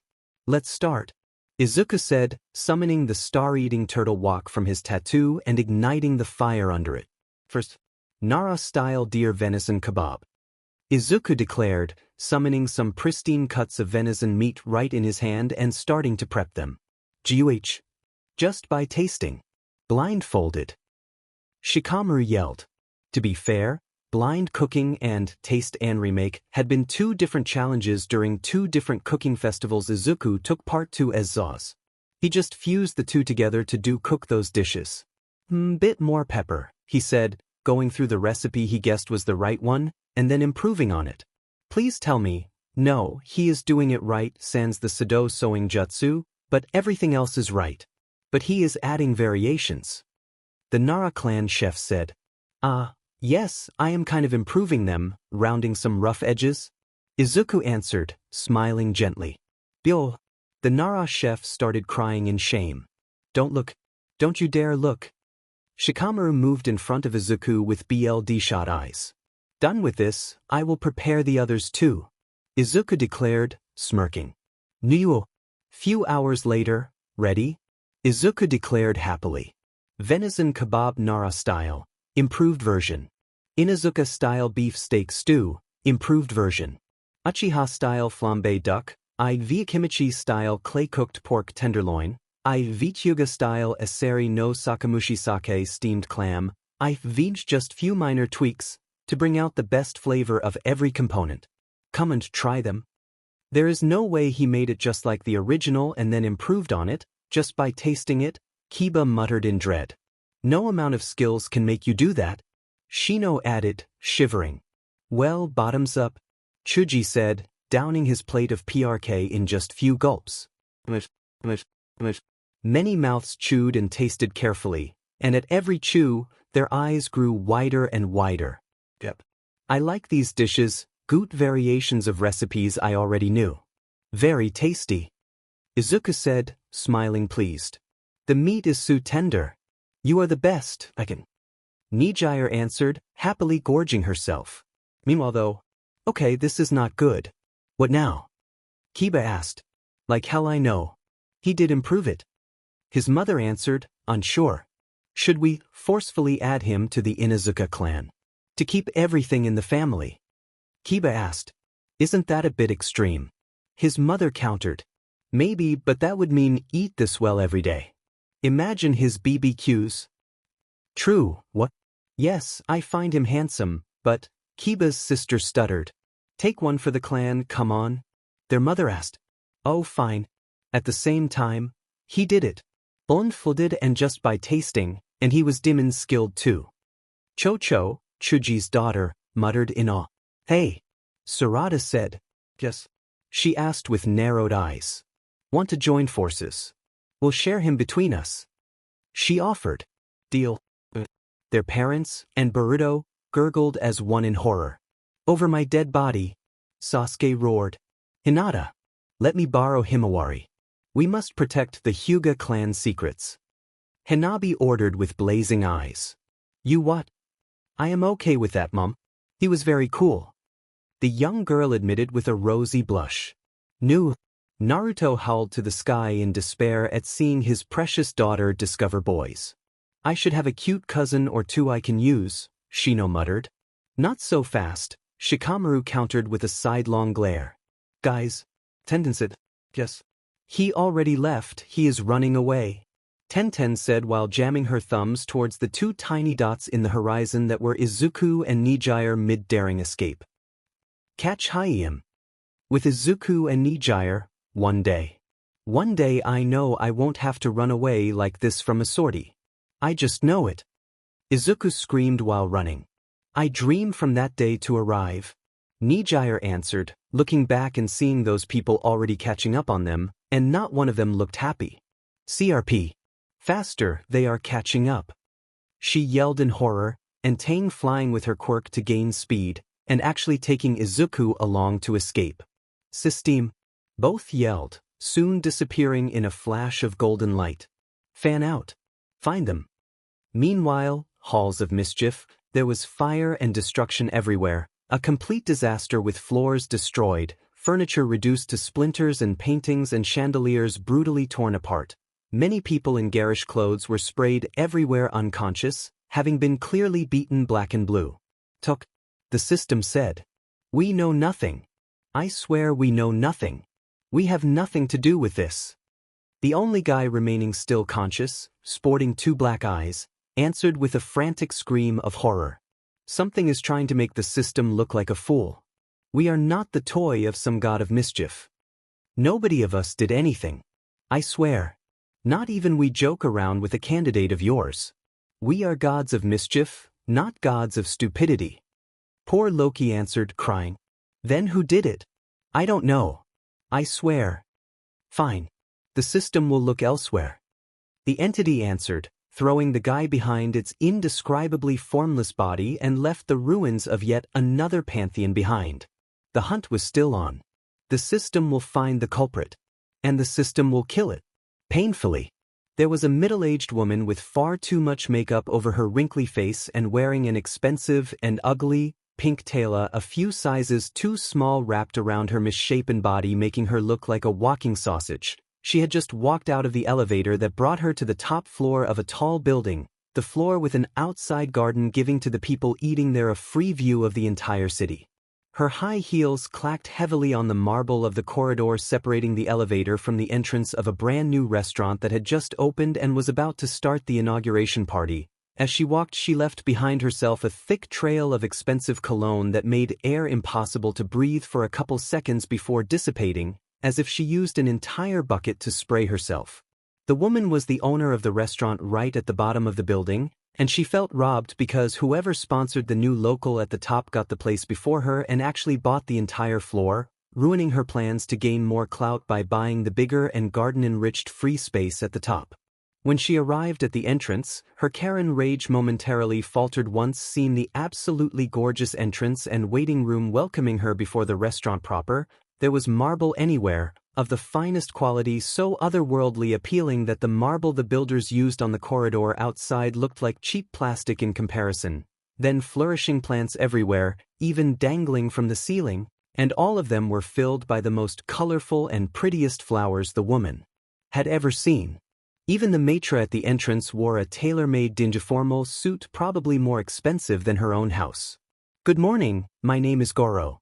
How can I help you, Mdem?" The tall lizard man standing by the entrance asked with a formal and professional tone while adjusting his designed square glasses. Even Sway resting on the chair next to him wore a tiny and adorable tie. "Is that marble?" She blurted out. "Yes, MDM, we used Carrara marble for the floor, white statuario for the summer garden room and golden calicut for the autumn memories room. For the furniture we used Kalimantan agarwood and 100-years-old Japanese kainam wood." Goro answered, curious about the strange question. "Aren't those two plants extinct?" "They are not extinct, just rare and expensive, Goro answered, chuckling amicably. "Well, it matters not. I demand to know why I had been rebutted when trying to buy a restaurant lot on this floor. An upstart can't possibly use this perfect restaurant location properly," she said with an annoying high-pitched voice.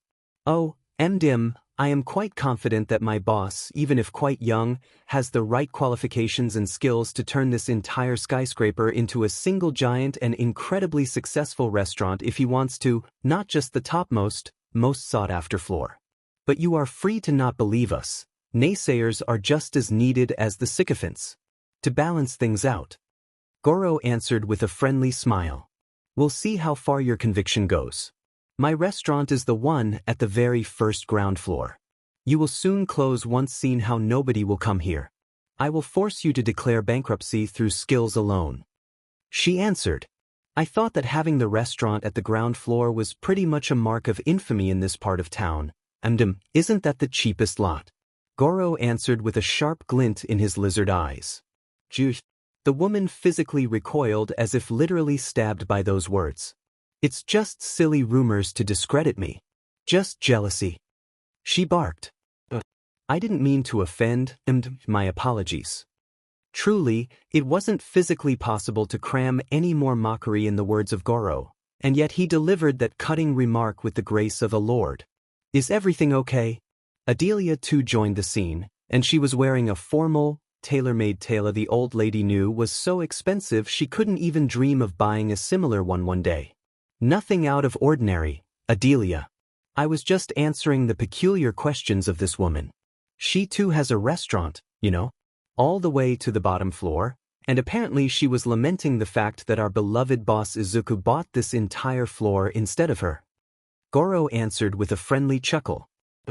"Nice to meet you then, MDM. It's good to meet a colleague. We promise you we will show our worth as owners of this floor." Adelia said, smirking. "Show your worth. You'll see. Who may ever want to come eat here in the restaurant of a nobody? The chef is an unknown brat." The woman spat. Ding. The elegant and melodious bell of the elevator rang, and from the golden doors the Yaoyorozu and Midoriya made their appearances, with the former making the woman's eyes almost plop out of her sockets. "Miss Ray. Mr. Saito. Good morning." She immediately ran up to them, not even sparing a glance to Inko and Hisashi. "Good morning," Saito answered unsure. He was already smelling the simpering aura wafting around the woman thicker than even her perfume. "Did you come here to look for me?" "I told my staff I was coming here to greet the new arrival. I am sorry I was not there to properly welcome you and forced you to come all the way here from the ground floor to look for me," she said, shooting to Goro a clear smirk of superiority. "There was a restaurant at the ground floor, Dad?" Momo asked, confused. Didn't notice it. Ray admitted, immediately murdering the woman's smile. Didn't. The woman muttered in horror. We did see some very garish, overly decorated store right after the building's entrance with a bejeweled Buddha statue right by the door and so many knickknacks of different, clashing styles cluttering the very first room that though it was just an antique store.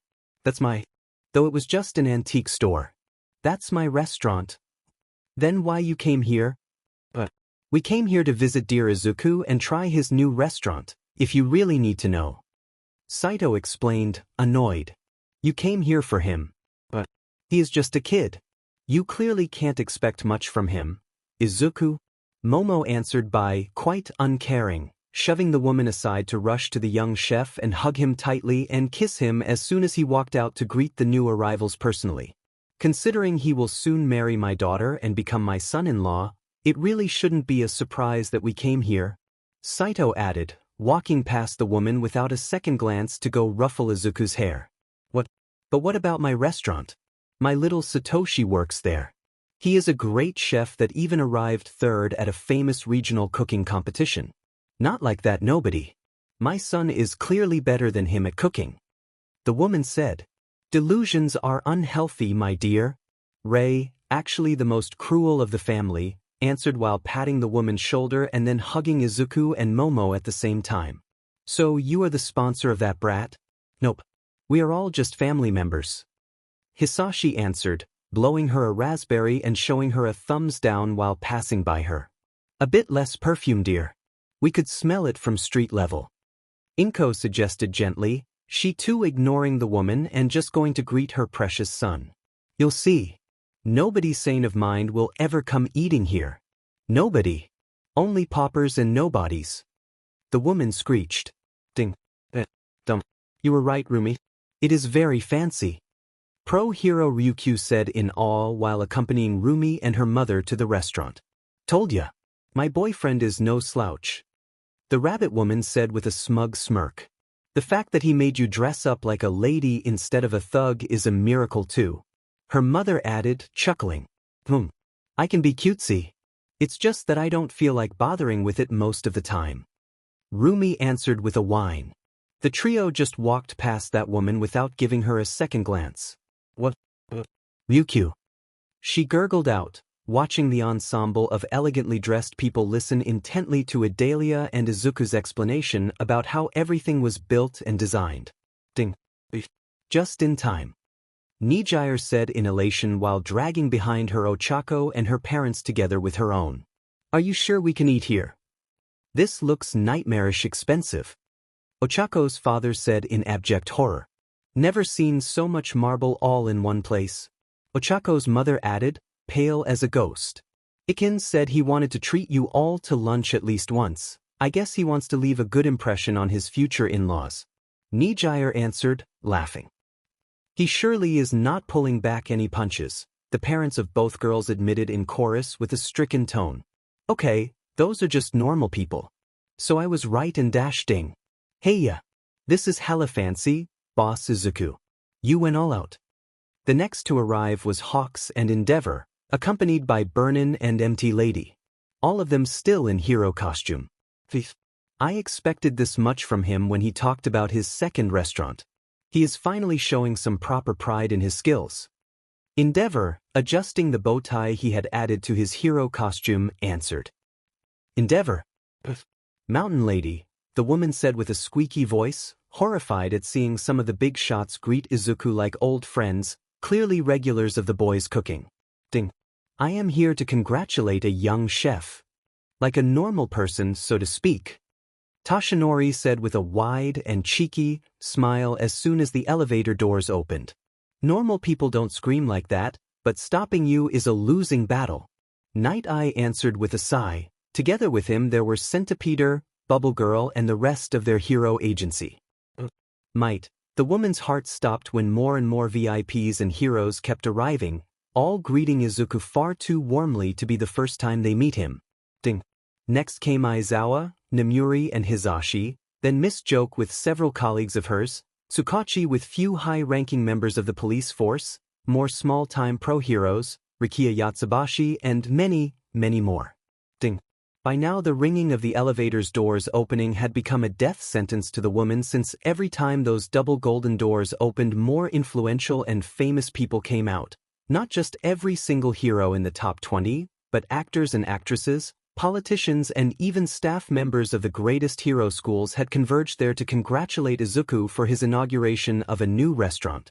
"Oh God, what is happening?" she muttered, incredulous. "Just us coming to congratulate a dear friend of ours for the inauguration of his new restaurant," an elegant voice said from behind her, and when she turned around, she shrieked in absolute fear. "Anton Ego!" she screamed as if faced with the devil himself. "I see that my 4 out of 10 has left a mark on you. Too bad that by coming here I could immediately see that you don't seem to have taken my merciless criticisms to heart to get better at managing your restaurant." The critic answered with a cruel smile. Behind him his driver/bodyguard Bernard gave a subtle snort of derision. "You know that, boing?" she shrieked.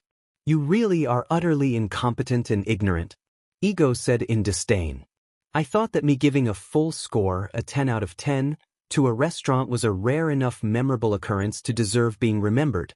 But I guess that I once again expected too much from you. Once done having lunch here, I will pass by your restaurant to check if your son's cooking deserves a new score, but I wouldn't hope it will be an increase if I were you." Ego answered with a frown, and the mocking tone he used to say restaurant when referencing to her own made the woman's heart bleed. "Gee," she gurgled out, feeling a thick copper taste fill her mouth at those words. "Anan-san," Izuku said with a wide smile and warmly shaking the man's hand. "When I heard you were inaugurating a new restaurant, I dropped everything to come here. You were supposed to personally notify me immediately, young man," Anton said with a warmer, and still sharp, smile. "I didn't want to bother you. Is this an official visit or just a guest returning to visit me?" Izuku asked, chuckling. "Oh, and where would the fun be if I told you? You will have to guess if I am here to evaluate and review you or if I am just here as a friend. I hope there won't be a problem if I took my assistant along with me this time. Bernard as well was curious to try your creations." Ego answered, smirking cruelly. "No problem at all. And about your visit, I always give my best when cooking, so I can only hope that, review or not, I will make your visit worth your time." Izuku answered, smiling. "I expect nothing less than divine perfection from you, my boy. Amaze me again and we'll see." He answered, "Of course. Please come in, Goro-kun will guide you to your tables. We will hold the private party in the outside garden. Please select the table you prefer." Izuku answered, motioning towards the entrance of his restaurant with an elegant bow. The woman watched in silent horror as that crowd consisting of pretty much living legends quietly entered the place while ignoring her completely. "This is a nightmare. It can't get worse than this," she said, looking ready to cry. "Ding. Oh, Japan. Stars and Stripe is here," Kathleen said, with a triumphant scream and a wide smile as soon as the doors opened. Izuku said with a wide smile, and leaping into the tall woman's arms to be hugged and spun around. The ugly woman's knees gave up under her as she watched the #1 hero of America carry the young chef on her shoulders back inside the restaurant, both Kathleen and her assistant talking and laughing with him like old best friends that finally got together again. "You are here too," Izuku said, amazed. "Wouldn't have missed this for anything in the world, lil bro. The others too wanted to come, but we managed to talk them into not coming." Kathleen answered, "It's not like we could remove the entire top 20 of American heroes from the streets. So even if with a bleeding heart and lots of howling from poor Antonio, they accepted to stay back home and keep people safe, but expect them to come visit you in the next couple weeks, in turns of course." Her assistant answered, unaware that her answer almost gave to the ugly woman kneeling on the floor a heart attack. "They are welcomed in both my restaurants anytime, just like you two are," Izuku answered, smiling blindingly. "I know that, lil bro. That's why I will livestream to them my lunch in 4K. I want them to not miss a single detail of me gorging myself." Kathleen said with a smirk. "Isn't that cruel? Watching her eat all that while they are stuck at the opposite side of the planet." Her assistant added, laughing. "Very evil." Izuku answered, laughing as well. Once alone, with everybody finally seated inside, the woman stumbled her way inside the elevator and pressed the button for the ground floor, an action that felt especially mocking and painful after assisting to that nightmarish procession of VIPs going inside Izuku's restaurant. I wonder how expensive those kinds of marble and wood are. Maybe if I upgrade my restaurant, she muttered while opening the internet app of her phone to check the price of the materials, furniture, paintings and plants. She heard Izuku and Adelia list to the curious guests. Then she saw the prices of said things. When the elevator's doors opened again, the other guests waiting for it to arrive to bring them to Izuku's restaurant found the woman lying on the floor in a dead faint and with a horrified expression frozen on her face. Meanwhile, kitchen. The place was just as massive and super furnished in divine equipment like the kitchen of Izuku's main restaurant in Gourmet Street, only with the addition of 5 personalized workstations where the 5 kings of Inoshiki Academy worked and trained following Izuku's own lessons. And speaking of which, ow! How on earth does he do this? Sadao shrieked in horror as the overly delicate tiny cherry tomato she was supposed to peel using the giant and super heavy butcher knife in her hands got squished into a pulp the very instant her hold on the knife faltered. The current training was about learning to have a delicate and still fast handling of both knife and ingredients, and all of the 5 kings had to ashamedly admit they underestimated the exercise when they saw Izuku peel a cherry tomato as small as a pinky finger with a knife just as massive and in just a couple seconds. They also forcefully ignored the scary addendum that the butcher knife Izuku uses for his own training weighted far, far more than theirs. Honestly, by keeping his cool, for starters. Mako, actually going through her 3rd cherry tomato, answered without ever lifting her narrowed eyes from the very tiny vegetable she was working on. He jokingly called them frail tomatoes. I should have known it was a didn't understand it. Toshio started saying, before the 2nd tomato he was working on became pure sludge as soon as his knife slipped of a mere millimeter and pierced the fruit's body.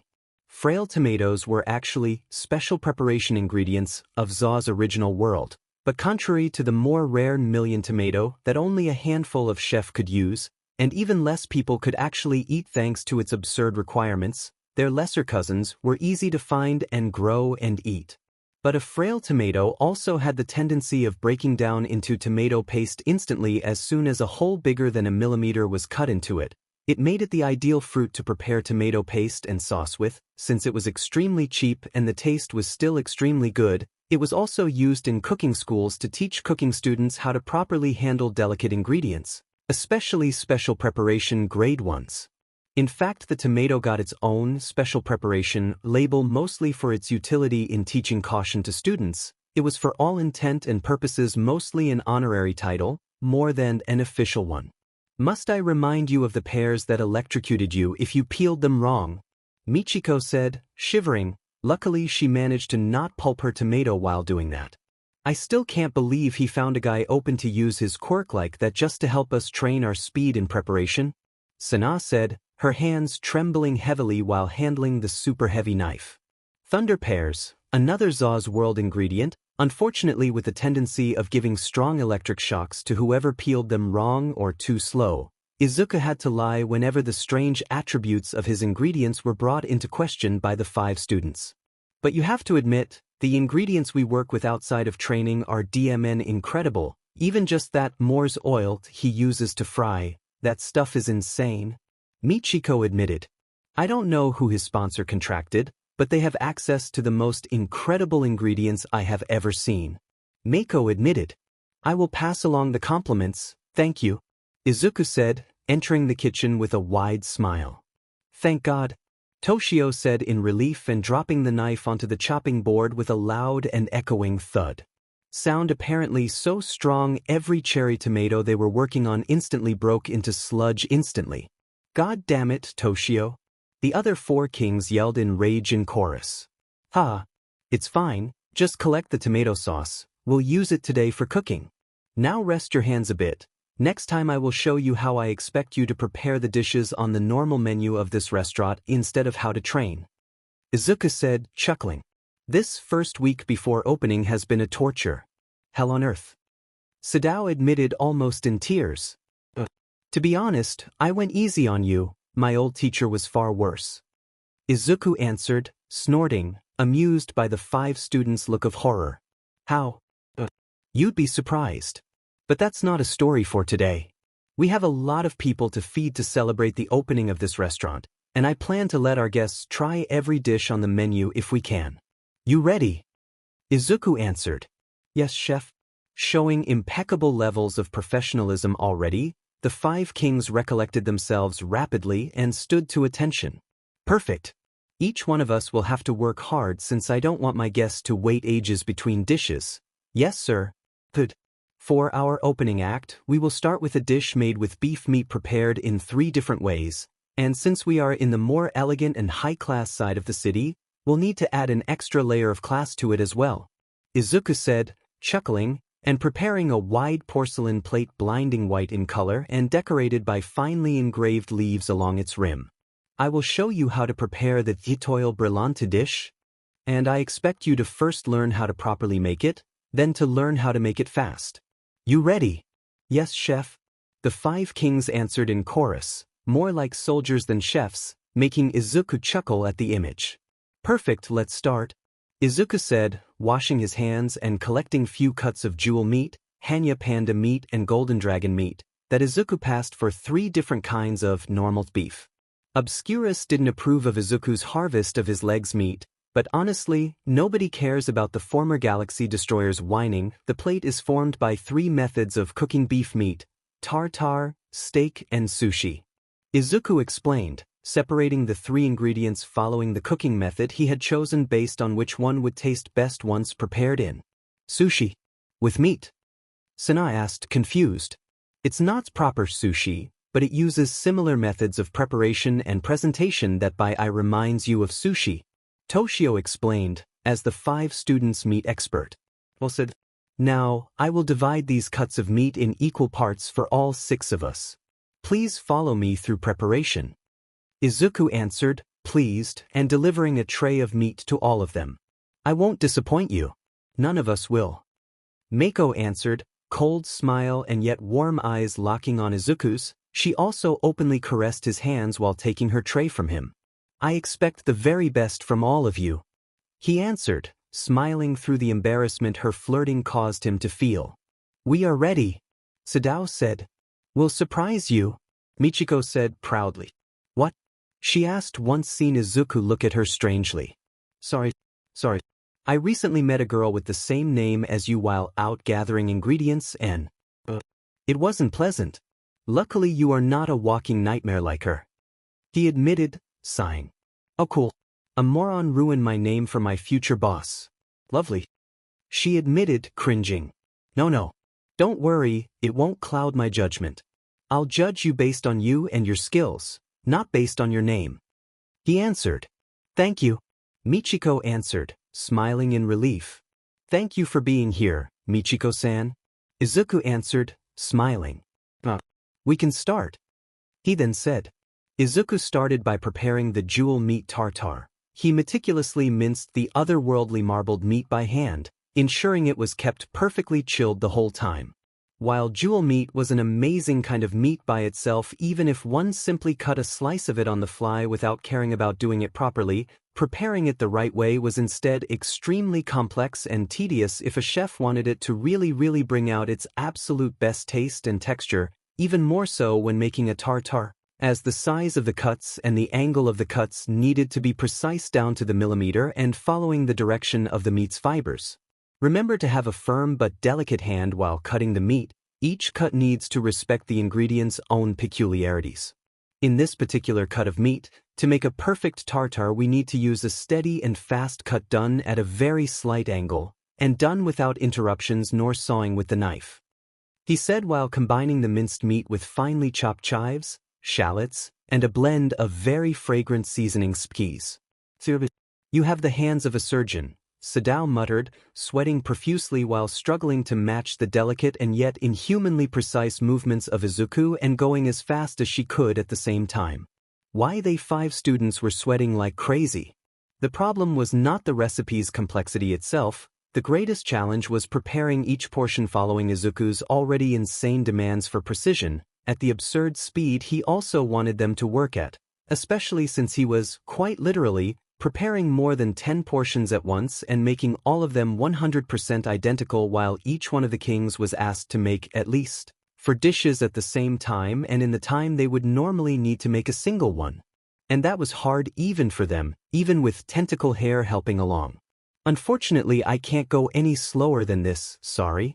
Izuku apologized wholeheartedly, shocking the 5 at the idea he could prepare even more dishes at the same time than he already was. Ignoring their horrified looks, Izuku delicately folded in a raw quail egg yolk part of the same skis he used with the meat. The mixture was then elegantly spooned onto the chilled plate, forming a perfect circle with a single, uninterrupted slide. The egg circle acts as delimitation other than sauce. It's the area where the 3 different meats have to be placed in. Izuku explained. He checked their own plates and nodded pleased. That's a very good start for the circle. Even if a bit wobbly, it will suffice for now. He then said. For now, Toshio said, shaking his head. He draws a perfect circle by hand like Giotto and he acts as if it's something normal, he muttered, grimacing. Next is the beef steak. It needs to be made properly even if it is just a steak. Simplicity doesn't mean a dish is cheap. Izuku instructed. Of course. It's one of the first things we were taught at Inoshiki. Simplicity is an art by itself. Mako confirmed. Good to know. I hate when people dismiss simple dishes. They too deserve love and respect. For the next step, Izuku moved to a long line of sizzling pans waiting for him on the fire. On each one of them he expertly seared a thick, prime cut of golden dragon's meat on the open flame. This scent is killing me, Mako muttered in shame as the amazing scent coming from her own pans was making her salivate so much she kept swallowing over and over non-stop in hunger. Grew. The stomachs of the 5 kings kept growling softly at random intervals, making them blush crimson in shame and making Izuku chuckle in amusement. Let me tell you that the ingredient is very happy of hearing your stomachs praise its scent, he said, the actual truth since he could feel the voice of the ingredients, although his words were instead taken as a friendly jab that made the kings blush harder. Each steak, with its outer crust perfectly charred to a glistening and pristine brown color, was then plated with a dollop of truffle-infused butter on top of it and garnished with a single, fresh and fragrant small herb leaf. While the tartare meat goes on the left side, the steak goes in the middle. Izuku instructed.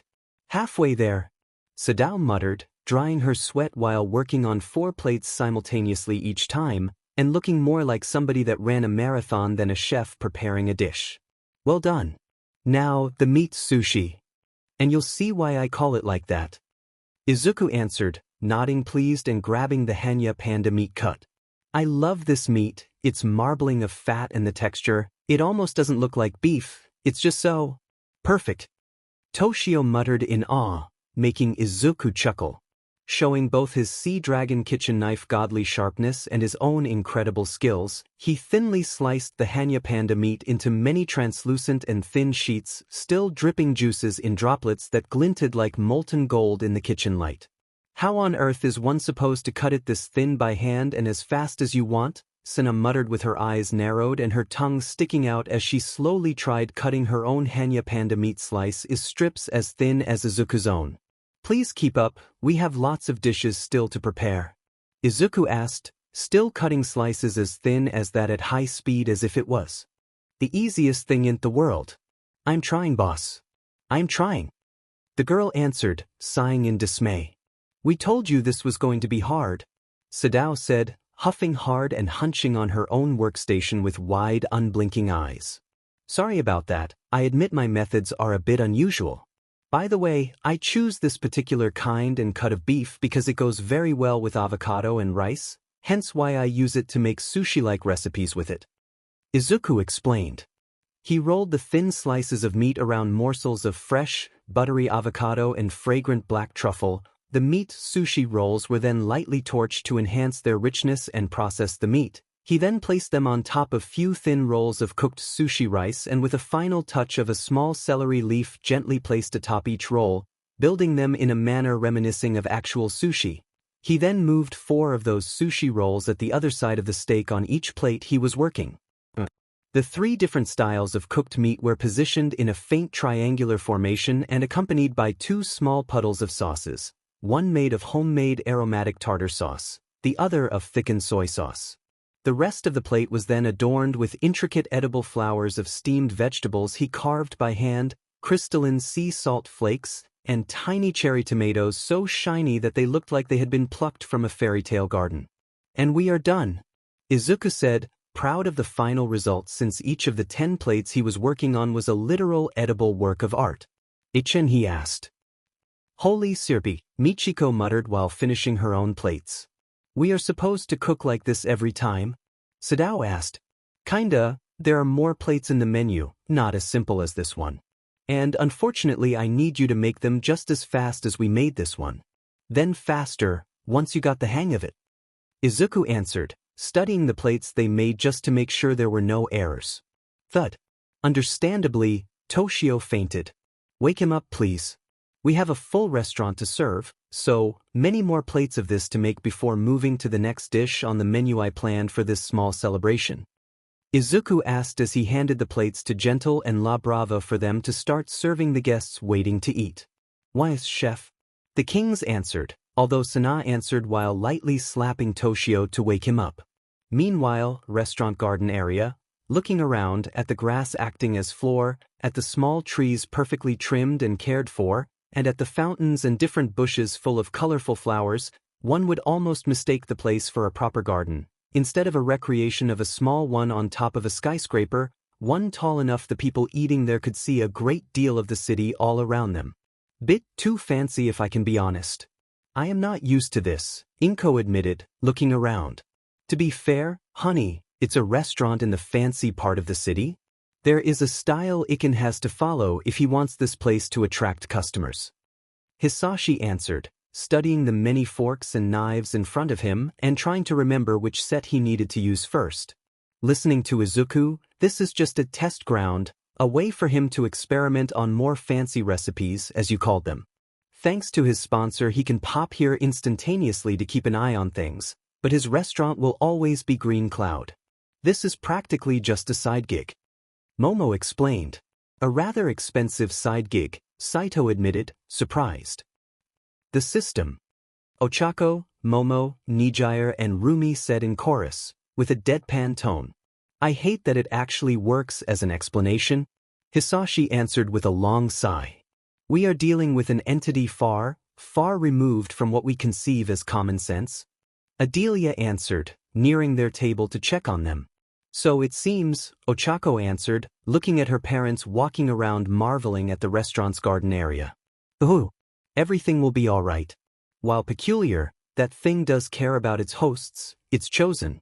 If they give a challenge, it is always something hard to do, never impossible," Adelia explained. "So it means that they analyzed everything and decided that Iken can manage 2 restaurants like these?" Inko asked. "He did far worse already as Zaus," Momo said, chuckling. "The Biartich of a cooking empire, then?" Rumi asked, laughing. "Very likely. Iken wants to import the insanity of the gourmet world here," Nijire answered, laughing. "This I want to see." Ray answered. "Please call your parents back to the table, Miss Ochako. It seems like we are ready to start." Adelia said once seen La Brava and Gentle start to deliver the first dishes to few tables. "Of course," Ochako answered. The bullet shot from the sniper rifle was now at an inch from the left side of her forehead and about to kill her. "Seriously? So uncouth we are having a party here," Goro said with a sigh, appearing behind Ochako and grabbing the bullet midair with just 2 fingers and with incredible ease a hairbreadth away before the thing could even touch the girl's skin. "Please deal with that party pooper. At your discretion." Adelia sighed and asked him. "Of course. It's part of my duties here after all," Goro answered, chuckling. The tall lizard man took off his glasses, eased up his tie a bit and dashed away so fast he seemingly blinked off from existence. Everything their talk comprised happened in a fraction of an instant. Not a single person there noticed, not even Ochako or Momo or anybody else. "You okay, Adelia-san?" Ochako asked, confused. "HN. Don't worry. Just me remembering that I need to deal with some minor annoyances, mere managerial stuff. The witch answered with a friendly smile, sparing the girl from knowing a minor nobody actually tried to kill her. Of course. Please don't let us hold you.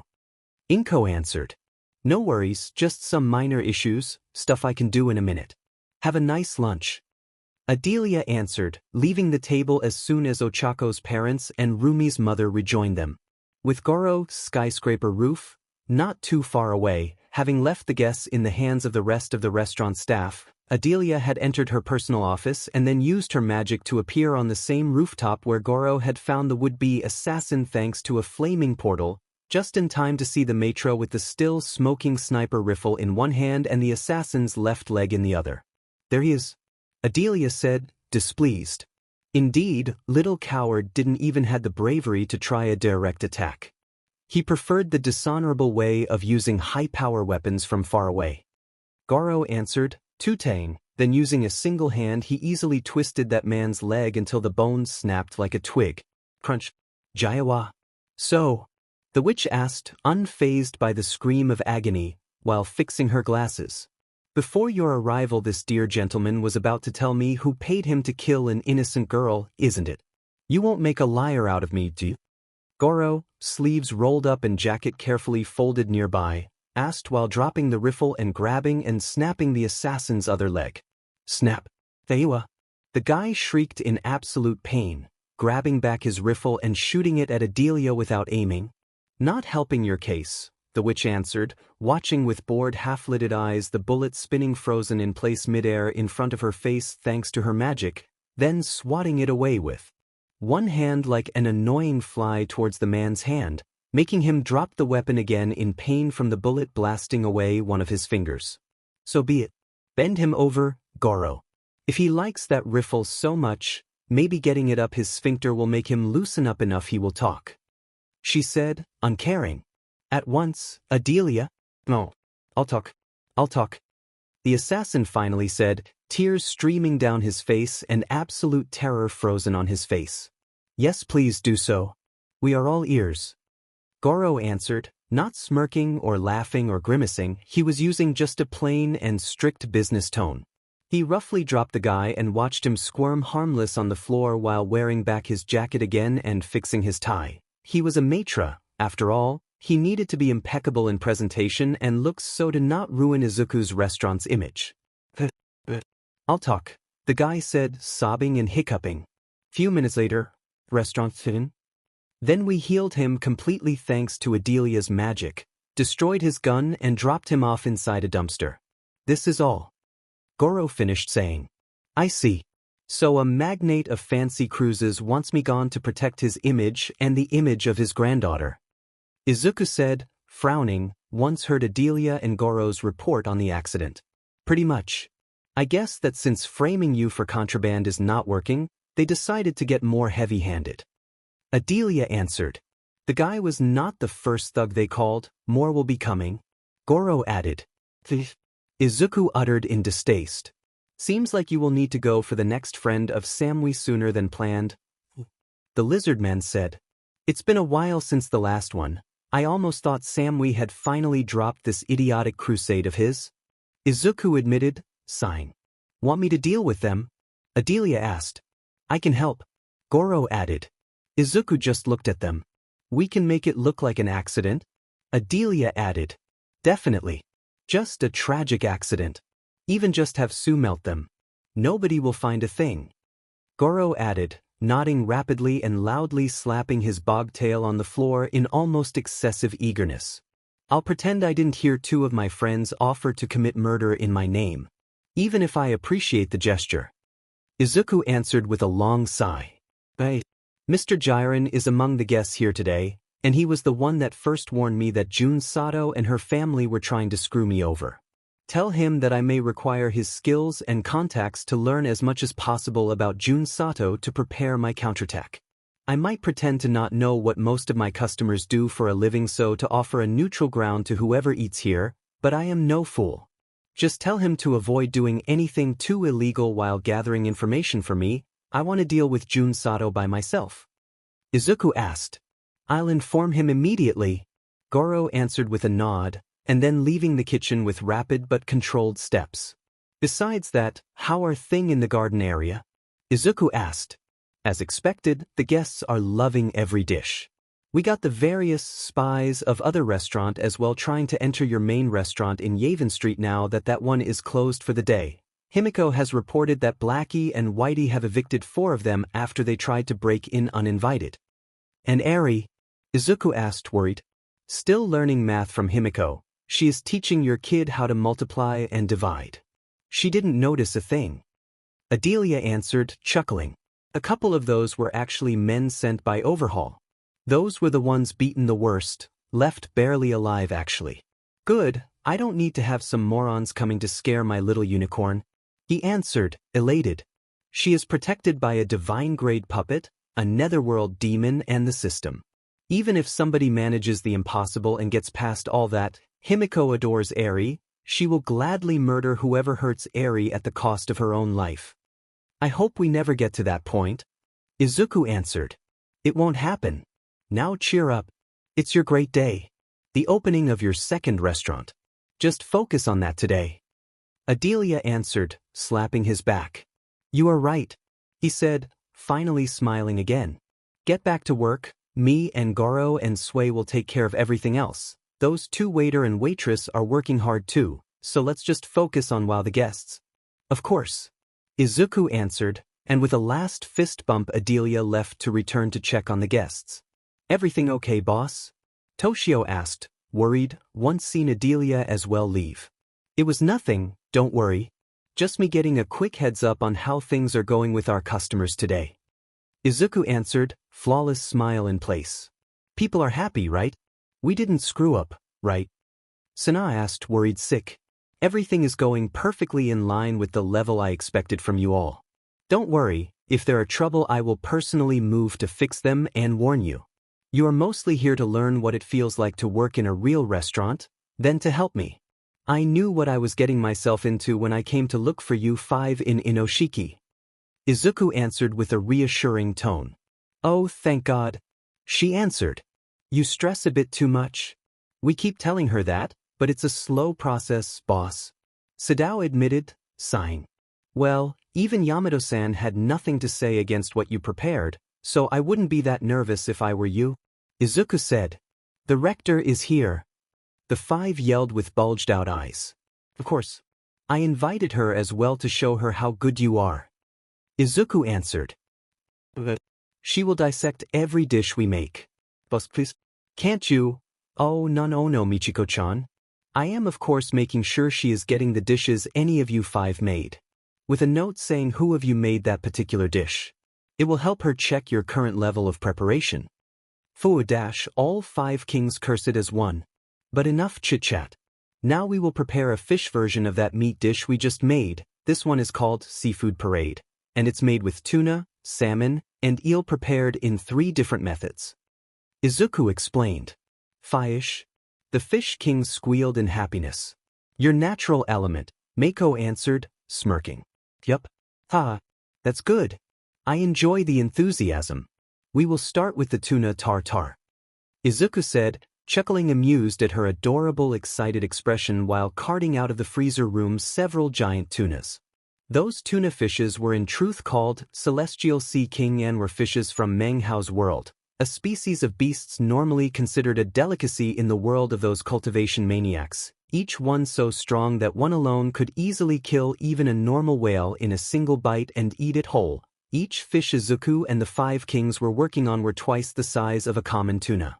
Izuku started showing to the kings the correct preparation procedure by cutting away the fins, cutting the fishes open by cutting along their back following the fish, spine and then delicately opening each fish in half to remove bones and guts.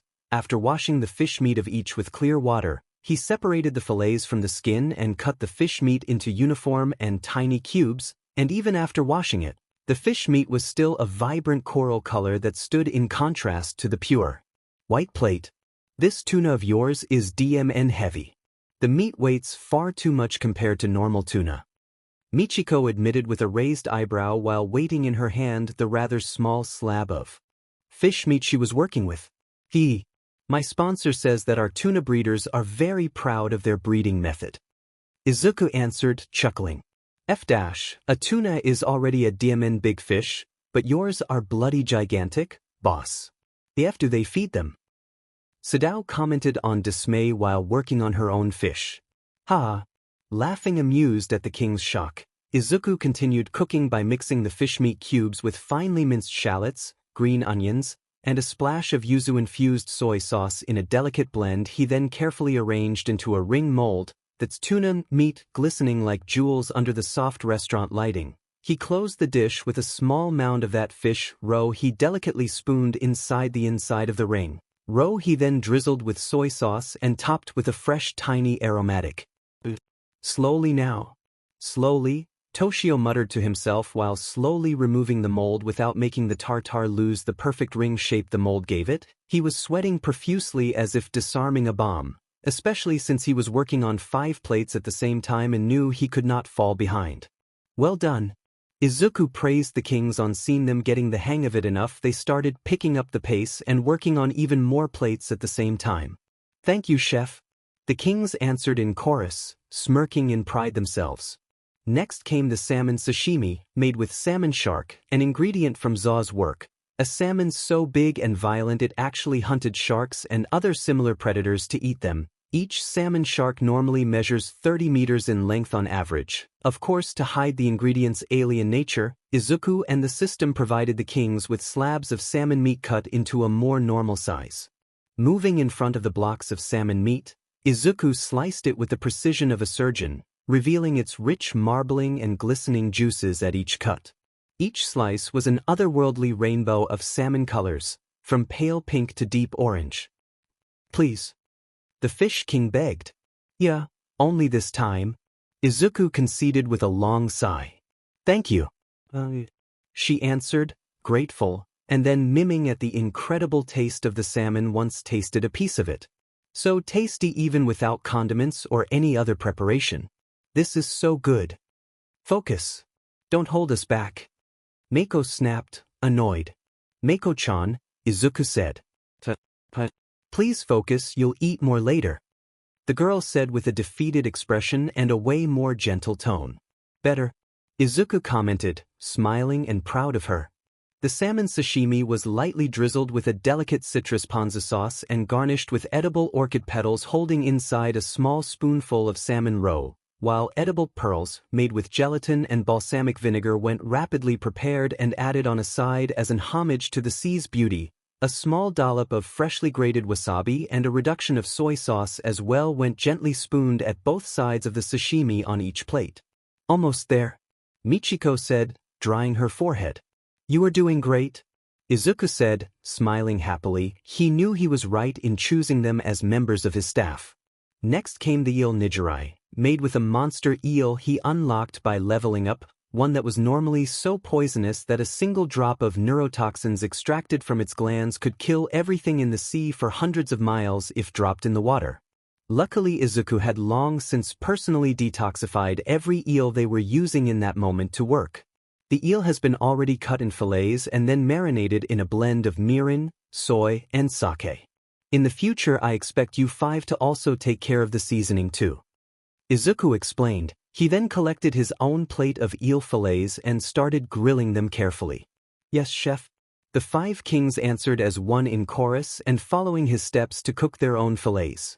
Once done grilling them, each succulent eel fillet was then laid atop a perfectly molded bed of sushi rice and tied to it with a thin strip of nori. And then my homemade eel sauce, Izuku said with a cheerful tone, and using a brush to add the sauce to every nijiri and then topping that with a sprinkle of black sesame seeds and a tiny cube of white truffle from the forest world. The 3 dishes had been positioned on the platter in a similar way of the dish meat version, this time though accompanied by seaweed salad and pickled ginger. The entire dish exuded the subtle scent of ocean breeze. It's so appealing, the Fish King said with a choked gasp, almost ready to shed tears at the sheer beauty of the dishes she made. Her friends just rolled their eyes at her antics. We are ready here. Izuku, chuckling at the scene, rang the bell and immediately Gentle and La Brava hurried to collect the plates. This is the first round, Bossican? Gentle asked. Yes, more will come soon. Izuku answered. Leave it to us? Iba answered. Thank you guys. No, Boss Iken. Thank you. Both vigilantes answered with a very grateful tone.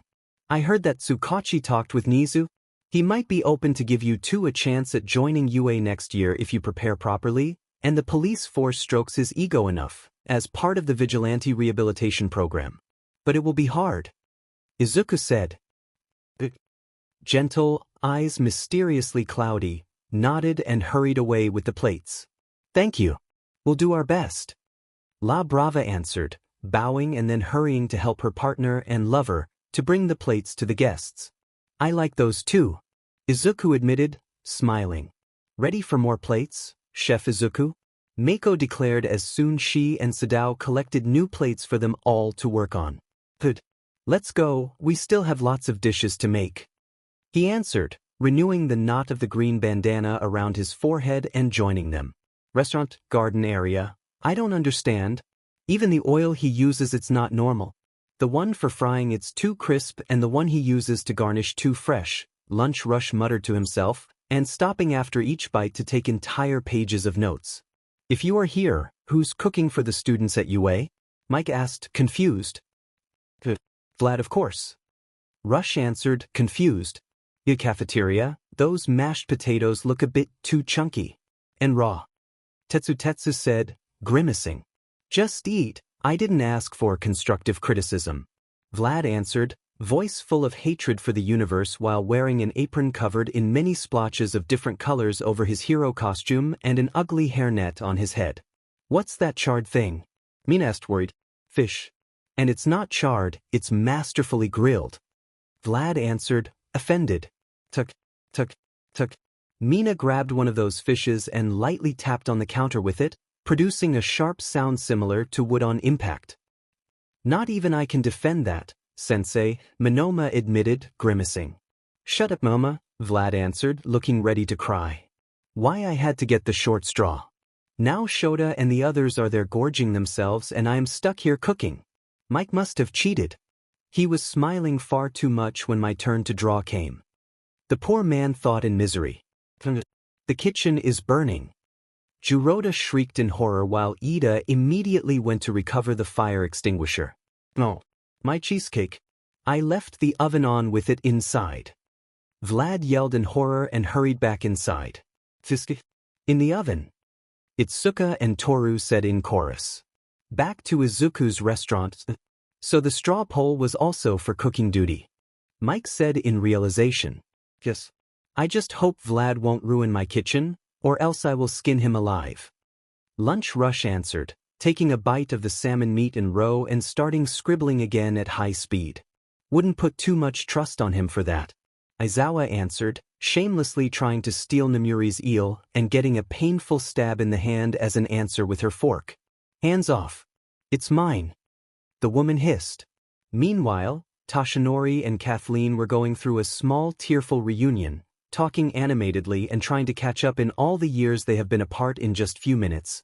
The ghostly hand that appeared from a small portal behind the woman went intercepted and crushed into a pulp by Goro so fast nobody noticed, just like nobody knew that at the opposite side of the city Kurojiri watched in horror as his MSDR's right hand came back from the portal looking like a misshapen blob of broken flesh and bone. At another table Ego was ecstatically eating his fill and dictating his review real-time to his assistant that dutifully wrote down every last word said. The critic hadn't planned to review Izuku's restaurant immediately, but both his pride as a critic and the food's own quality had him change his plans, and at that moment, Izuku was still in the very rare 10 out of 10 final score zone. All this was happening under the pleased eyes of Izuku that was observing the people eating in the outside garden area and his two waiters rapidly and efficiently coming and going to collect empty plates and deliver new ones. Host Izuku has fulfilled the required goals for the opening of his second restaurant. Now thanks to the system a door will be opened between the two restaurants that will let you instantly move from one location to the other so to manage both at the same time. Keep working hard, young man. You are on the right path to become god of cooking. The system declared inside his head with a joyful victory jingle that made him chuckle. Good to know you are pleased with my results. But what about our friend Jun Sato? Host can deal with that troublemaker the way he wants. The system will fully support the host, as always. Although following the suggestion of the woman called Kathleen may be of use, an open attack will surely bring more renown to your name as a chef than waiting for them to try anything. Controlling the flow of events instead of being merely swept away by them is more akin to a god of cooking. You get to decide, not others. Not even the system. A full frontal assault. Still unsure about it, but I must admit that Sato-san's family constant attacks against me and my loved ones are not something I like. So be it, I'll face her and her family directly, openly. On her own turf, their precious cruise ship's restaurant. He said, humming. Good choice, host. A god of cooking doesn't cower in fear nor lets others walk over them. Work hard and defeat your enemies, young man. The system answered. Nodding to himself, Izuku returned inside the kitchen to continue cooking together with the 5 kings. He still had many dishes he wanted and needed to make, and his beloved guests were more important to Izuku than Jun Sato or Samui's petty plans. At the same time, middle of the ocean, cruise ship Queen of the Sea, majestically cutting through the waves, a giant cruise ship was making its way forward on the notes of the never-ending parties and celebrations taking place on board, and even at night the hundreds of thousands lights adorning the entire vessel and its many bridges made the ship shine in a blinding golden halo visible for miles. The magnificent cruise ship, reminiscent of the iconic Titanic in its exterior design, was the biggest ship of the Chisato Cruises Incorporated, the true admiral ship of their entire fleet. It boasted a towering structure that dominated the seascape with its gleaming white hull and exquisite attention to detail. Even the railings had fine floral engravings on them. Not a single inch of the ship could be considered plain in any way. The ship was indeed a sight to behold, stretching well over 1,200 feet in length per 220 feet wide, making it the current largest cruise ship in the world and a true marvel of engineering and opulence. The ship's exterior was built following a more retro style and adorned with tasteful gold accents and intricate carvings everywhere, reminiscent of a bygone era of grandeur. The cruise ship's multiple decks housed luxurious private balconies for the passengers of the more expensive cabins to enjoy breathtaking ocean views, while the lower ones were wide enough to hold all-day-long fancy parties and even small concerts of classical music, while the ship's bow proudly displayed a figurehead. Shaped like a woman of impossible beauty demurely covering her naked body with a flowing cloth, that too made with such maniacal attention to detail that the woman's robes looked like they were made with actual cloth. Stepping inside, one would instead be immediately transported into a world of modern luxury that seemed almost otherworldly, since that contrary to the outside, the ship's interior was a blend of cutting-edge design and classical elegance. The grandiose atrium, for example, was a soaring masterpiece of marble and crystal, with a massive cascading chandelier that sparkled like a constellation of stars right in the middle of it. I can't believe we failed again. Jun Sato's grandpa seethed in anger while traversing the majestic corridors. You still can stop him, Grandpa? Jun asked with a tone making it clear she was close to crying. She and her grandpa were having a phone call while she kept cooking. Worry not, little Jun, Grandpa Gookie will help you. Nobody will hurt my little princess. The old man promised with a warm tone full to the brim in love. Thank you, Grandpa. Jun answered, grateful. Everything for you, my little cherry pie. You just focus on cooking and enjoying life. Grandpa will remove this little pest and fix everything. He answered, smiling jovially and closing the call. His smile though disappeared as soon as the call was over, and he returned being the sneering mastermind ruling the cruise company from the shadows with an iron fist. You two, come with me. He barked to 2 members of the staff, making them hurry up to walk behind him. Soon we will get back to Japan for a short stop and a tour of the coasts and then leave again. Tell the others I want everything to be in perfect order. And tell the captain to come to my room, we are going too slow. I want to see the coasts of Japan in 2 days. I won't let an incompetent make a mockery of the good name of the Sato Cruise Company by making us lag behind in our schedule. He ordered, walking forward with way more speed than his age suggested he was able to. Yes, sir. Both staff members answered before hurrying away to alert the captain and the rest of the staff of his orders. Not too far away, one of the guys taking care of cleaning and maintenance had heard every word and smirked, leaving with his mop to find a more secluded location. Throughout the ship, every piece of furniture and material had been chosen with the latest trends in mind, from plush velvet couches to sleek marble countertops. Every element exuded far too excessive sophistication. Even the public spaces were adorned with contemporary art pieces and sculptures, shamelessly towing the thin line separating tasteful opulence from its tasteless counterpart. Multiple gourmet restaurants that served dishes prepared by world-renowned chefs, bars and lounges that offer a ridiculous selection of fine wines, craft cocktails, and rare spirits. And yet not a single one of them have any goddamn beer in storage. Bunch of prissy rich idiots. The guy cursed to himself once found the right empty storage room. He lighted a cigarette and pulled out a burnable phone from a hidden pocket of his breathes. "Hoi, Papa Wolf. Pup 13 is here," he said. "I can hear you. Pup update's worth a call." The information broker at the other end of the call said, "Yes, there are, boss. You asked us to keep track of this moron and his bratty granddaughter, and finally I got a good opening for your friend to attack from." The guy said, smirking and taking a long drag from his cigarette. "Wonderful. He asked me for a favor and I hate looking like a fool with my friends when asked something so simple. So, seems like the ship will return to Japan to refill their storage and have a fancy tour of the coasts. If our Green Wonder wants to deal with Jun Sato, he won't have a better opportunity since this DMN trip won't be over for other 3 months. God, I envy those rich BSs." He admitted, "Everybody hates the rich. You just keep track of those two and warn me if anything changes. I promised a professional job in exchange of our friend's silence, and I will deliver." "And what if do you remember Taki? Or Pori? Or Nami? They thought the same, and where are they now?" Jiren asked with an annoyed grunt. "Beaten black and blue and inside Tartarus," the man answered with a whimper. "Yes. Green Wonder is a dear friend of mine, his sponsor isn't. And they have a reach even I can only dream about and are not afraid to use that reach to strangle whoever doesn't comply." He explained. "Got it. I'll send out the word and we will do our best." The man answered, nodding. "Good pup. I'll wait you and the others' next update. Papa Wolf, over." Jiren said, closing the call. "God damn it, I hate this job. But the pay is good. Usually." The man muttered to himself while destroying the phone and returning to clean the floors to keep his fake identity as a janitor.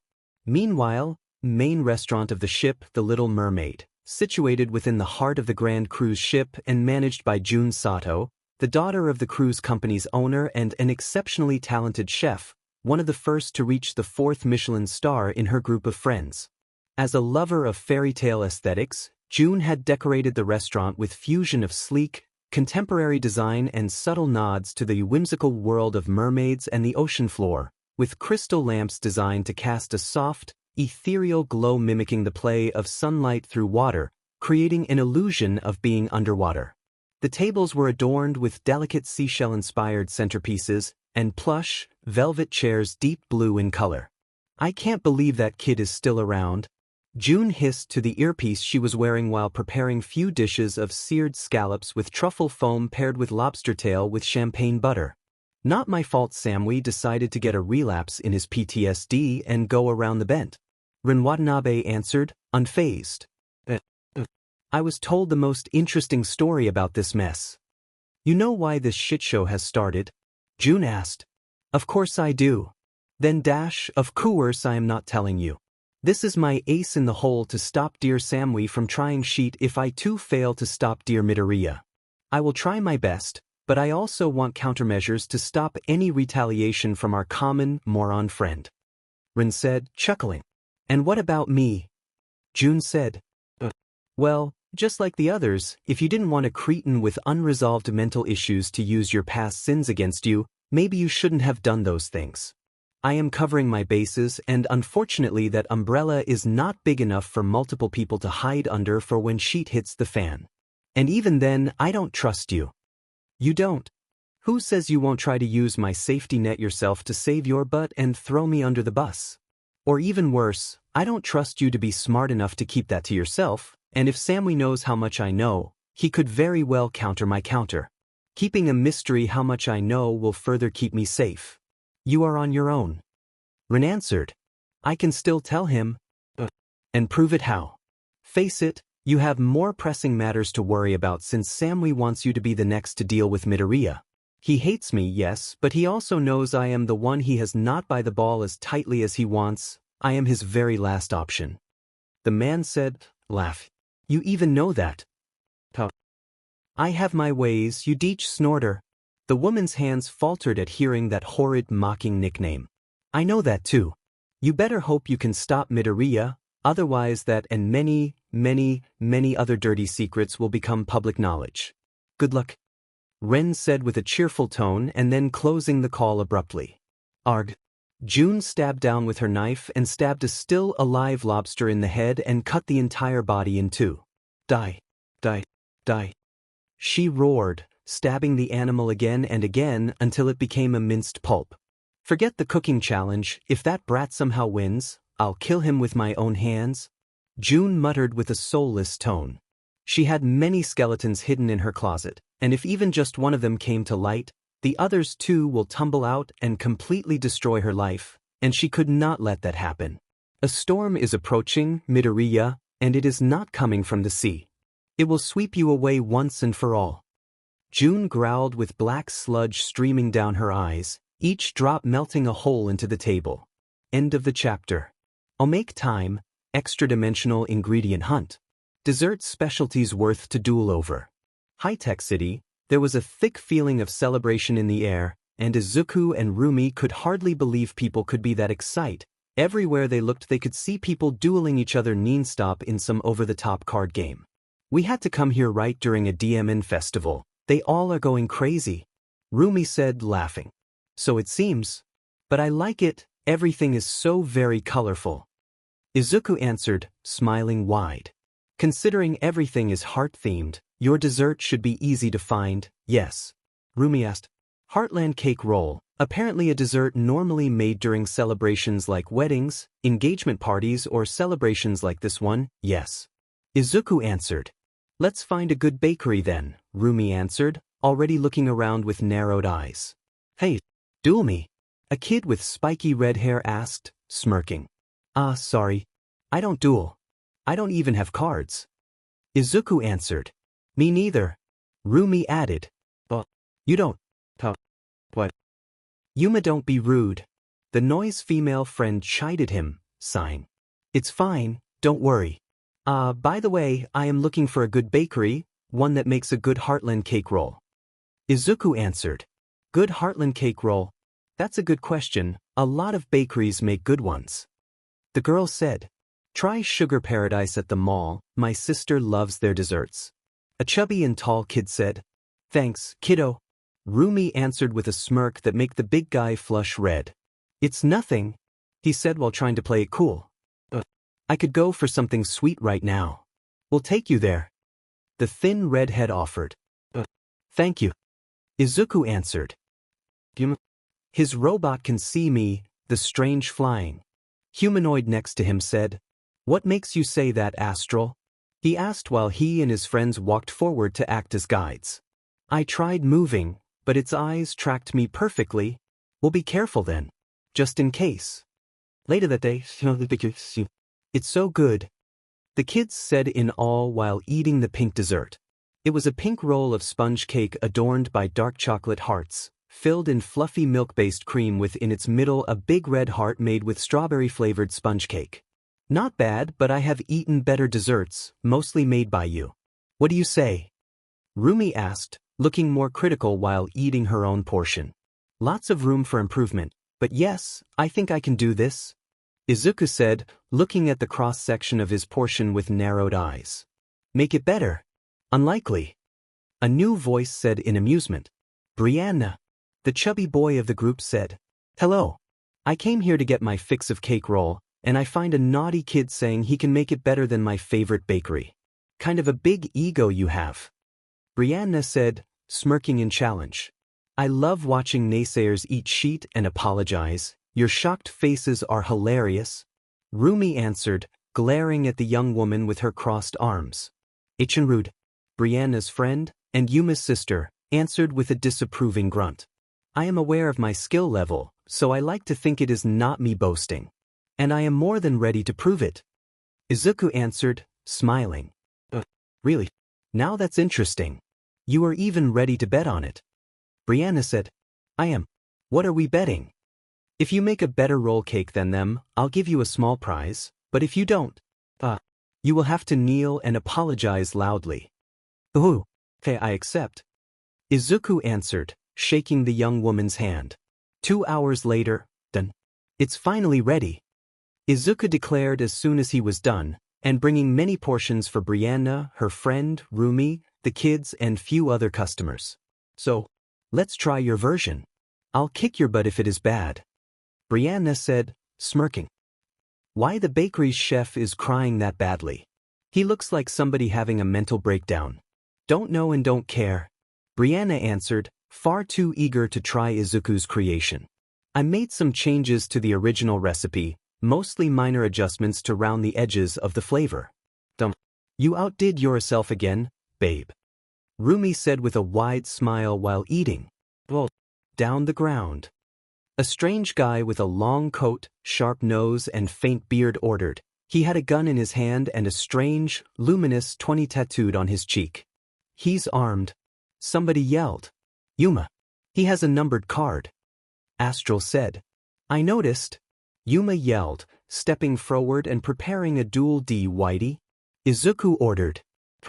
The white robot flash-stepped in front of the criminal and grabbed him by the arm, destroying the guy's dual disc and scattering his now-mangled cards everywhere. Let me go. I just want money. The guy yelled with wide eyes similar to somebody under the effects of drags. He also kept thrashing against Whitey's hold and wave around his gun. Troublemaker. Stop making a scene or you will be stripped as an example to others. Whitey ordered.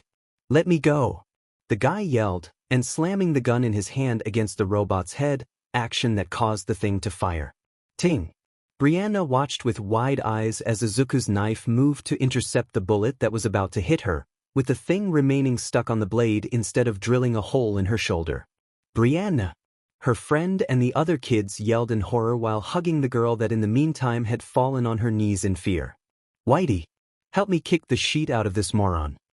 Rumi, apoplectic in rage, ordered while assaulting the man. Understood. Troublemakers must be punished. With that battle cry, Whitey stripped the man down to his boxers, destroyed his gun, and together with Rumi proceeded to beat the man to near death. In the meantime, Izuku neared Brianna as well to check on her. Are you okay? He asked with a soft voice. You saved me. She asked. I am fast with my knife, and I used to dream about being a hero. So I want to be there and help whoever needs. He answered. Thank you. She answered, hugging the young chef and sniffling a bit in relief. You caught a bullet with a kitchen knife, that's beyond being skilled? Her friend said. Sorry, I can't share too many details. Izuku answered, hugging Brianna briefly and patting her back. Yuma, recover the card. Astral suggested once seen the numbered card being between the ones scattered on the floor. Right? The boy said, hurrying to grab it. When his hand was at an inch of the card, time slowed down so much it almost stood still. Oh no. Kite. Yuma hissed as another guy joined the scene. Who is it now? To Yuma and Kite's surprise, Izuku, Rumi and Whitey could still move freely while everybody else was frozen. Interesting, you two as well have numbered cards? Kaiest. No, Edgelord, we don't take part to this CRP card game. Rumi answered, uncaring. Well, I don't believe you since you can still move. But it's okay, I'll just need to rip your soul out and see for myself. Kite answered. A tense silence fell in the group. Rip our soul out? Izuku asked, horrified. If you don't want to relinquish your numbered cards, then I have no other choice. Kite answered, smirking in smug superiority. Don't touch them. Yuma yelled in answer. Hide behind me. I'll duel him myself. He then said. Fair to me, Yuma. Once done with you, I'll rip out all your numbered cards, and if your souls get along the ride, well, I see it as an acceptable collateral damage. Let's do dash clang. Edgelord, your boasting has gone for far too long. Walk away or you will be stripped as an example to others. Woody ordered from behind Kite while his big right hand closed tight on Kite's shoulder. Orbit dash, Kite tried saying, then he saw his robot companion distuck into the wall in a deep crater. That thing is crazy strong. Run. The robot begged with an actual scared voice. Let go of me. The numbered cards dash, time's out. Initiating stripping protocol. No wait. Kite yelled with wide eyes. Set. Time started moving normally again, Izuku just sighing in dismay and shaking his head at seeing the results of Whitey's intervention. Rumi instead was just laughing her butt off. Yuma, you okay? The boy's sister asked. I think I just exorcised one of my fears, Yuma answered, unsure, once seen the tail end of Kite's naked round but disappear behind the corner while flying away using his robot buddy as a jetpack. Observation 22. Fear doesn't last if the source of the fear is stripped in front of you. Astral thought with a tiny smirk blooming on his face. This was a far too eventful day, I even was about to die. Brianna said, sighing, still shaken. But you are safe. Her friend answered. You are right. You know, the roll cake is very good, she answered. So he won the bet. He did. I knew it. So, what's the prize? Rumi answered, smirking. I planned for a kiss to the cheek. But considering you also saved my life. What about a date? She answered, smiling. Sister. Her brother shrieked in horror. Her answer was watching Izuku shriek and start running away, dragging Rumi behind himself. Let me go. I just want to strangle her with her intestines. On the notes of the bunny girl's roars of anger. Wait, just a date, come on. I'm not that scary. I can be romantic too. Wait. Brianna yelled while chasing them. Hey, my friend is an amazing girl. Stop being afraid of commitment. Brianna's friend yelled while chasing them as well. How dare you stuck my sister and then break her heart? I'll kick your butt. Brianna's brother bellowed while chasing them as well. Meanwhile, with the system, Gods of Love, there was destruction everywhere, palaces demolished and statues broken into shards. We did nothing, I swear. Aphrodite begged in tears, snot and molten makeup running down her face in waves. The system doesn't believe you. On my life. Nobody here is so stupid and insane to screw around with a chosen of yours. I swear. The goddess yelled, crying in absolute fear. So you thoughts as well are not doing this. Other gods too are innocent. The system will look elsewhere then. The entity declared, throwing Aphrodite away and leaving behind the destroyed temples. The hunt was still on, and if gods and demons and devils were not the cause, the system will look elsewhere. The kitchen was closed at the moment, and occupied only by the duo of grandfather and niece, with the former pacing restlessly back and forth, mumbling under her breath and cursing both Samui for daring to blackmail her and Izuku for actually giving her old friend an actual reason to blackmail her. My life and name are about to get dragged through tea all because a brat had to shoot for the sky. Can't those kids hold their heads low? New generations are either lazy or plain attention seekers. Everything has to be about them. And Samui had to have such a fragile male ego to immediately get prissy. A kitchen is not the place for men. They do not have the backbone necessary. They are just good for F. The woman kept ranting as she walked nonstop. Splat. Hisses. And whenever she stopped, she would gather some black sludge from her eyes in her hand and WP it towards a picture of Izuku and Samui and shot from her fingertips small droplets of the same black sludge dripping from her eyes to add more holes to the pictures and wall behind it thanks to the tar-like liquid's lethal corrosive power, and then resume walking. Control you quirk, little June. Your grandpa has already found a solution. Her grandfather answered, unfazed and not offended by her jabs towards men. God knows the man gave plenty of similar insults towards women whenever he was not talking about his direct family members. You know I am not referring to you, you are one of the few good ones. She answered. Good.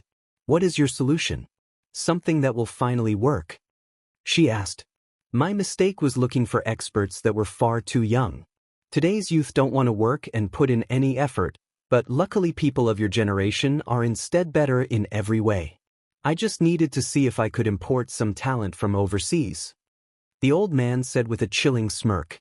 Oh, I always loved imported stuff. What have you bought? June said, nodding along. I got a good plan A and a wonderful plan B should the worst happen and the twins fail. The twins?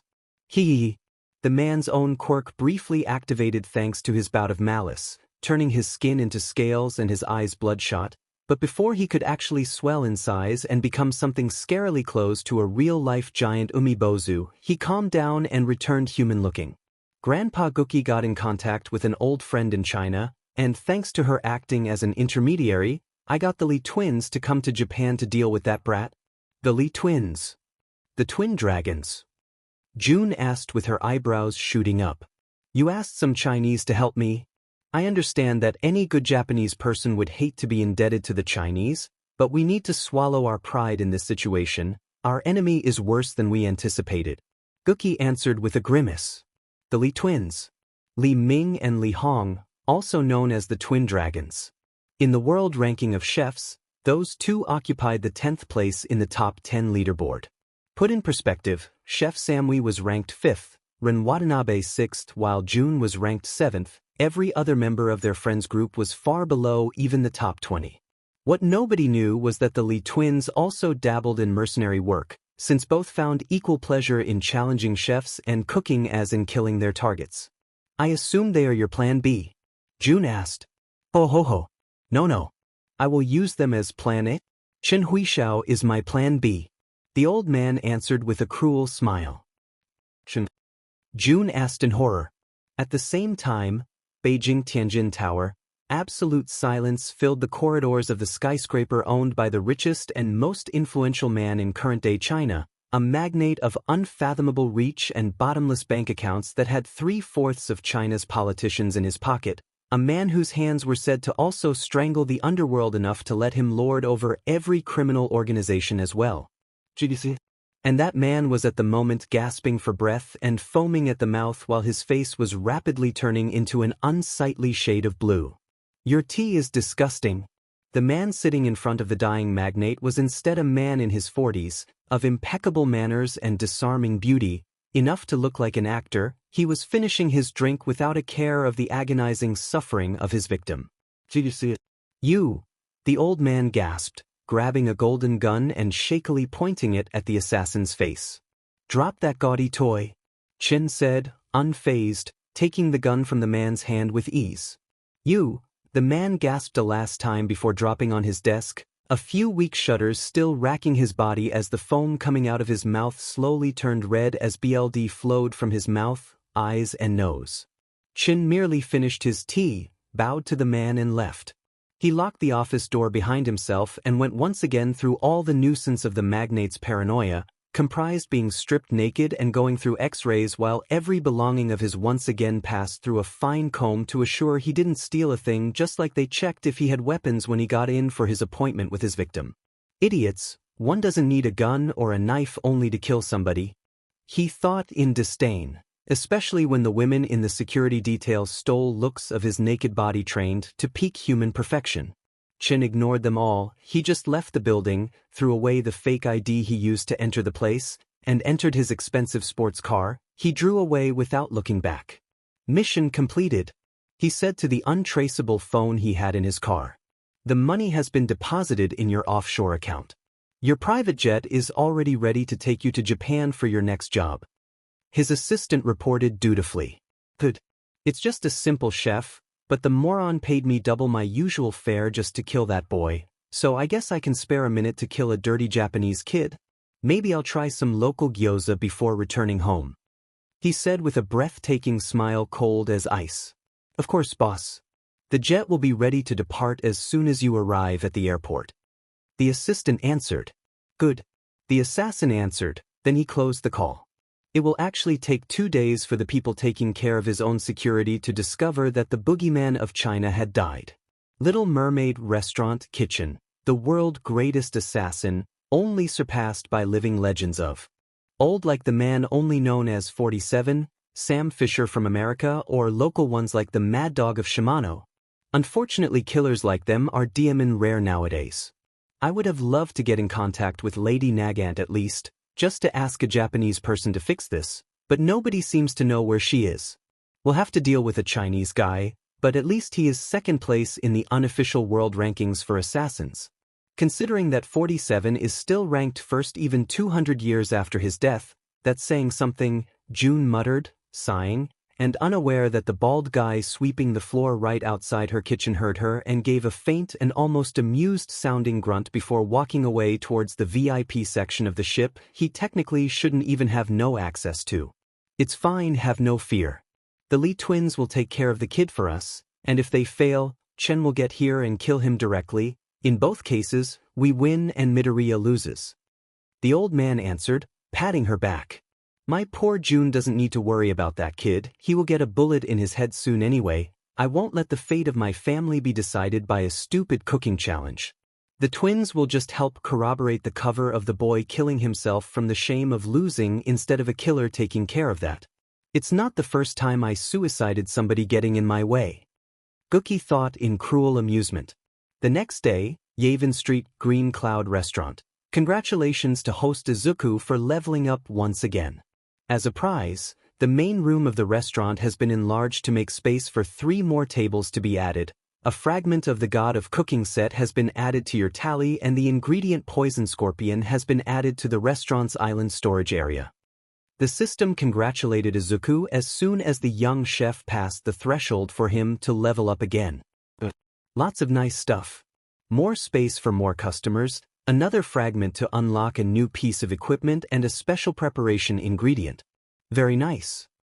Izuku said with a happy chuckle. He now only needed just another fragment to get a new piece of godly equipment similar to the turtle wok and the sea dragon kitchen knife. As for the poison scorpion ingredient, he was not worried. He had worked with that ingredient plenty of times as Zaus. By now he knew perfectly well how to detoxify it and make it delicious. I am here, boss, Himiko said with a wide smile while leaning on the window connecting his kitchen to the main room. Just in time for the risotto. Here, for table dash, table 3 and 5, 10 and 12. The blonde girl chirped while collecting the plates he gave her. Exactly, he answered with a proud voice. I am a good waitress, Himiko said, puffing out her chest. The very best, thank you for being here, Himiko, Izuku answered. And thank you for believing in me, Izuku, she answered, hurrying to deliver the plates so as to hide her cloudy eyes. I got 2 minutes. May as well. Izuku watched her leave, checked every dish still cooking, and nodded to himself. He briefly opened the new door that had been installed right next to the one leading to the pocket dimension with the giant island acting as a storage room for both his restaurants, and stepped through it to immediately enter the kitchen of his second restaurant at the opposite side of the city. Tato Yuan Avenue, Green Gourmet Garden Restaurant. How are things here? He said, checking the work of the 5 kings. Kaya. And as always scaring the CRP out of Sana and Toshio with his sudden appearance. Who uses a quirk ASF rare AS teleportation to manage 2 restaurants at the same time? Toshio shrieked and asked the same question once again. My sponsor and me, Izuku answered with a cheeky smile. That's hardly a proper answer. Please ignore him, boss, Michiko answered, sighing. Lower the fire a bit too high, Izuku answered. Yes, boss. The girl answered by noticing the issue and doing as told and lowered the fire of a fraction. Perfect, should be ready in a minute, then you can plate it, he said, smiling pleased and patting her shoulder. Yes, chef. I can't believe the line of people that are coming here. The restaurant hasn't been open for that long, Meiko admitted, impressed. Word of mouth makes miracles, Izuku answered. He himself started several dishes at the same time, and used the door to work at both kitchens at the same time by coming and going at random intervals, and yet every dish he made were still as insanely good as expected from a chef from the gourmet world. Can somebody explain to me how he does it? One would think he would focus on one restaurant only, not pop in and out of 2 to manage both. It's a rhythm no sane man can keep up with. Sadao asked, dumbfounded. And yet, if you look at him, he looks like the happiest man alive, Sanai answered. Oh, I assure you that our beloved boss has stamina and endurance to spare. This is nothing yet. Goro the maitre answered with a chuckle. Can we help you, Mr. Goro? Mako asked. Yes, it seems like two gentlemen want to challenge our boss to a cooking duel. As usual, they have put their best knives on the line, but in exchange they want Izuku to promise he will close both restaurants if he fails. Business as usual, Goro answered.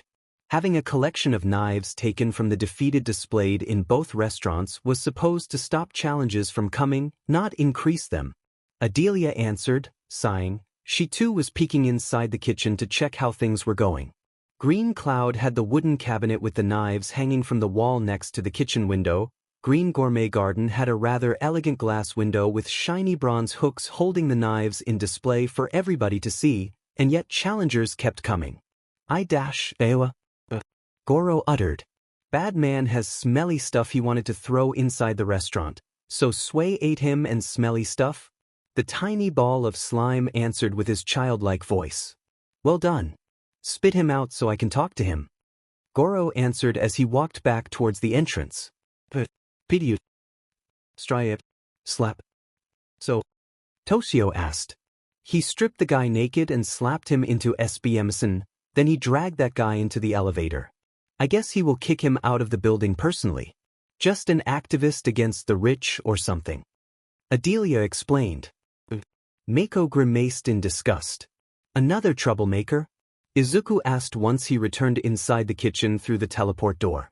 A guy wearing expensive Nike shoes and a designer jacket that wanted to preach against capitalism and the rich by throwing rotten fruits inside the restaurant. Goro answered once he returned. How hypocritical, anything else? He answered, sighing. Two guys left a letter for you, an official challenge. Goro answered, showing Izuku the small letter written in elegant calligraphy. Ah, Chinese. It's been a while since I did a theme challenge. Yeah, I can do this. Can you tell them I will meet them here in 2 days for our challenge? The young chef said aloud once read the letter. You can't possibly accept every challenge people come to deliver you. Adelia said, sighing. But I like having cooking challenges, Izuku admitted with a small voice. Okay, you are the boss after all. I'll use a spell to send back the answer faster. Adelia answered, sighing in defeat. Thank you. You are the best.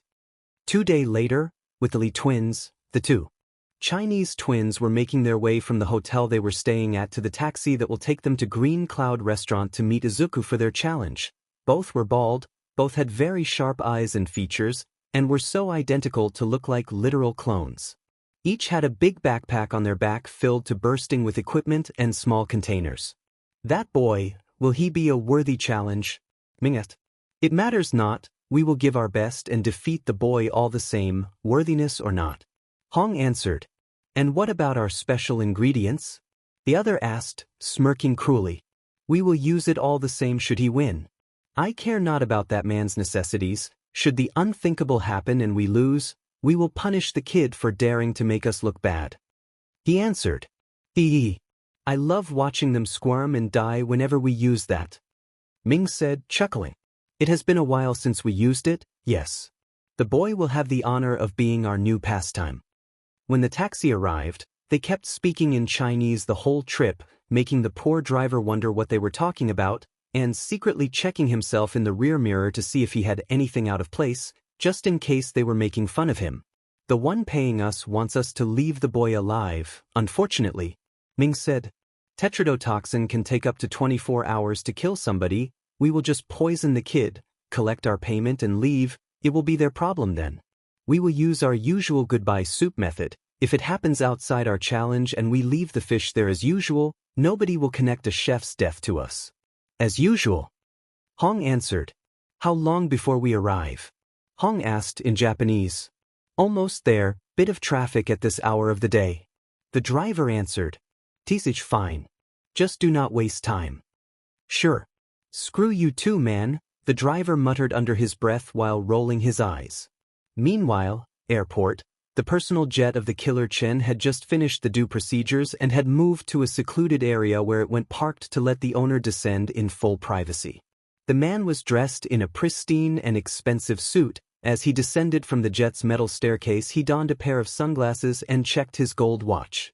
Perfectly in time, good, he said, nodding pleased. Here is everything I could find on the boy, sir. The assassin's assistant was waiting for him down the stairs, and handed him a thin folder as soon as he descended. It's not everything, the killer said with a faint sneer. He took just a few seconds to scan every paper inside the thing.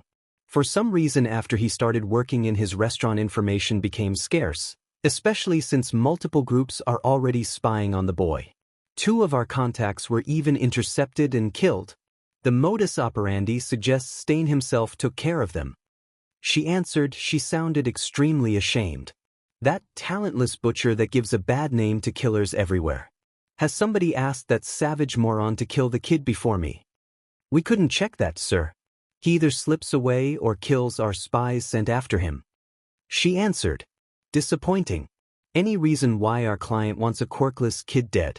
I will be very disappointed if this is just yet another trap to arrest me and you others fell for that. Chen asked. The client apparently needs the kid dead to appease somebody with blackmail over them. In fact, they asked us to leave an appointment open just in case the blackmailer isn't satisfied and starts asking for other things. The assistant answered. Curious choice to go through with the murder of the kid instead of directly asking for the blackmailer to die, but it's their money. If they want to waste it on pointless targets, so be it. Where is this kid? Chen answered, uncaring. The boy can be found in 2 restaurants at random intervals, one in the rich side of the city and one at the opposite side, the more touristic one. Find me a table in the rich one and make sure he will be there. I don't want the greasy food they usually feed to dirty foreigners. I hope at least he will be a decent enough cook. Chen said. At once, sir. He seems to be considered goods by few trusty sources. Do you want me to demand your lunch to be of Chinese cuisine? I hold no hope for a Japanese person to make proper Chinese food, but he has to die, so I guess I will make it a bit more personal when I kill him if he ruins my beloved homeland's dishes. Chen answered. At once, sir. The assistant answered, and with a gesture of hers a sports car was parked close to them by one of the man's staff members. A Lamborghini, as you asked. We used one of our fake identities to book it. Wrong color. I specifically asked for a black one. I am very sorry, sir. Some time later, Gourmet Garden Restaurant. The door opened again to let Izuku move from Green Cloud to the more luxurious restaurant's kitchen. Somebody asked specifically for me. He asked as soon as he surfaced from the door. I am very sorry, Izuku-san. But Iba-san said the man insisted quite a bit for you personally to meet him and cook for him. Sana answered, sniffling. It's fine, don't worry. This sort of thing happens all the time. Some people don't trust the rest of the staff and prefer the main chef to cook, sometimes. People have pet peeves of all kinds. What's important is that they keep good manners and don't make nuisances of themselves. Izuku answered, smiling. Okay. I'll go talk to him, don't worry. You focus on making that amazing soup. Sure thing, boss. Walking out of the kitchen, and greeting with a smile and few kind words the customers already present he met along the way, Izuku made his way through the 2 themed rooms and towards the outside garden area, finding the lone man sitting by himself next to the elegant railing around the garden, one of the tables with the best view of the city under the restaurant. Good evening, I was told you wanted me to personally cook for you and meet me in person, he said, presenting his hand. Indeed, my name is Shin. Pleased to meet you. The man answered with a fake name, shaking Izuku's hand and without trying at all to cover his accent when talking. Izuku Midoriya, nice to meet you. You asked for traditional Chinese cuisine. You are lucky since I am waiting for a duo of gentlemen that actually challenged me to a cooking duel centered around Chinese cuisine. If you want I can make more and have it delivered to you. Should you want, you can be part of the judges too. Izuku said, switching into perfect Chinese. And you trust me to vote fairly. The killer didn't show outward appreciation for Izuku speaking his language that well, though he did appreciate it in the privacy of his head, and asked that with a raised eyebrow. I have no reason to doubt your honesty in front of good food, Izuku answered, smiling. Quite all right. I do have a sense of honor, so while strict, I will vote fairly. If you can trust my words, that is. Chen answered. I do. The other answered. I'll vote fairly, boy, because after all, either you win or lose, you will die all the same.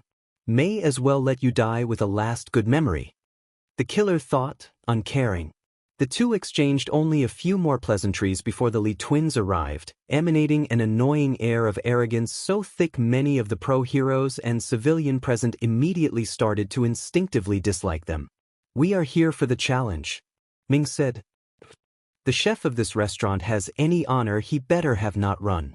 Hong added.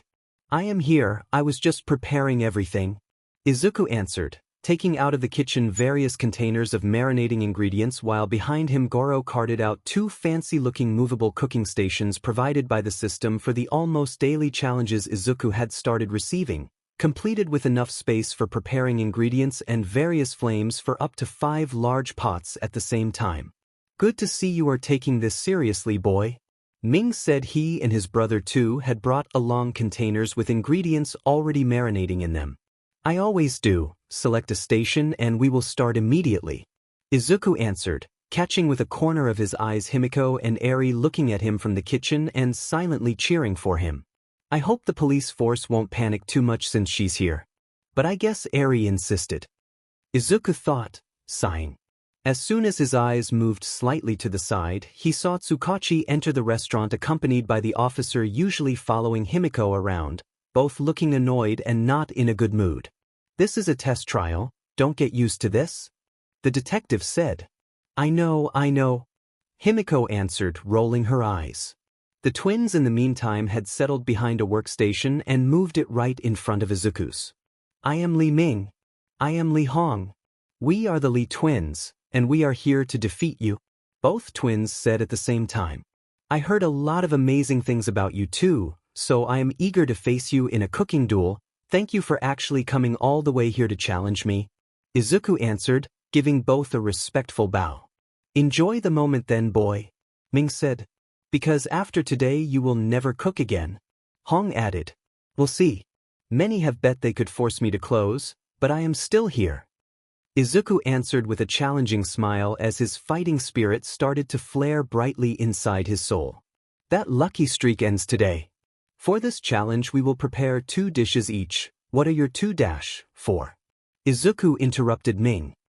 "For," Hong said, surprised. "You two are preparing a total of 4 dishes. Unless I too make 4, I'll be at a disadvantage," he explained.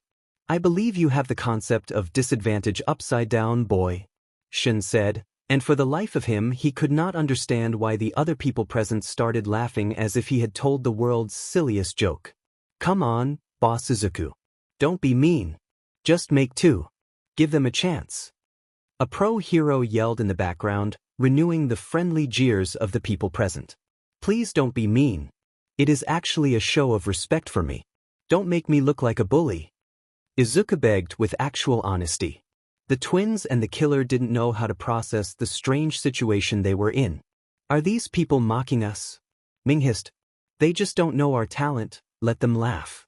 Ignorant and fools like them are just frogs living complacently inside their small well. We just need to show them how big the world is in truth," Hong answered. "You are right, brother. Please excuse them, they mean well, it's just that sometimes they get overzealous," Izuku told them with an apologetic tone. "We will close an eye this time," Ming said. "It will make our victory sweeter," Hong added. "Let's start cooking, we will crush your dishes with ours," both twins then said at the same time. "I haven't even said which ones I want to make. But okay," Izuku muttered, dejectedly. "I will give the start and call the end of the challenge. Are you 3 ready?" Goro said. "Yes." Izuku and the twins answered as one. "Good. You have 3 hours to make your dishes starting." "No," the lizard man yelled, and with a soft ring, Adelia started the timer. "Will 3 hours be enough?" Himiko asked. Both Izuku and those guys took care of seasoning and initial preparation of the ingredients in the last 2 days so to shorten the needed time to prepare their dishes, and both had apparently decided to go for impressive recipes and use the ingredients can be seasoned in advance before the challenge day clause the twins added to their letter to its fullest. They either didn't believe Izuku could actually use that well enough to be a threat, or just plainly didn't consider he would use that concession at all. Adelia answered. "Why wouldn't he? Because pride is a nice substitute for stupidity," Adelia said, shaking her head. "With Izuku/an Remember, Izuku is cooking all his dishes at the same time. The people present saw Izuku take out from one of the boxes an entire duck with parchment-like skin and then mix coarse salt, Chinese 5-spice and Sichuan peppercorns, that he had personally roasted and ground into powder together at a steady and rapid pace to then rub the mixture evenly inside the cavity of the duck. Are you making Peking duck? You dare think you can make this ancient recipe properly? Ming growled. You'll be surprised. Izuku answered automatically, too focused on cooking. Haven't had that in a while.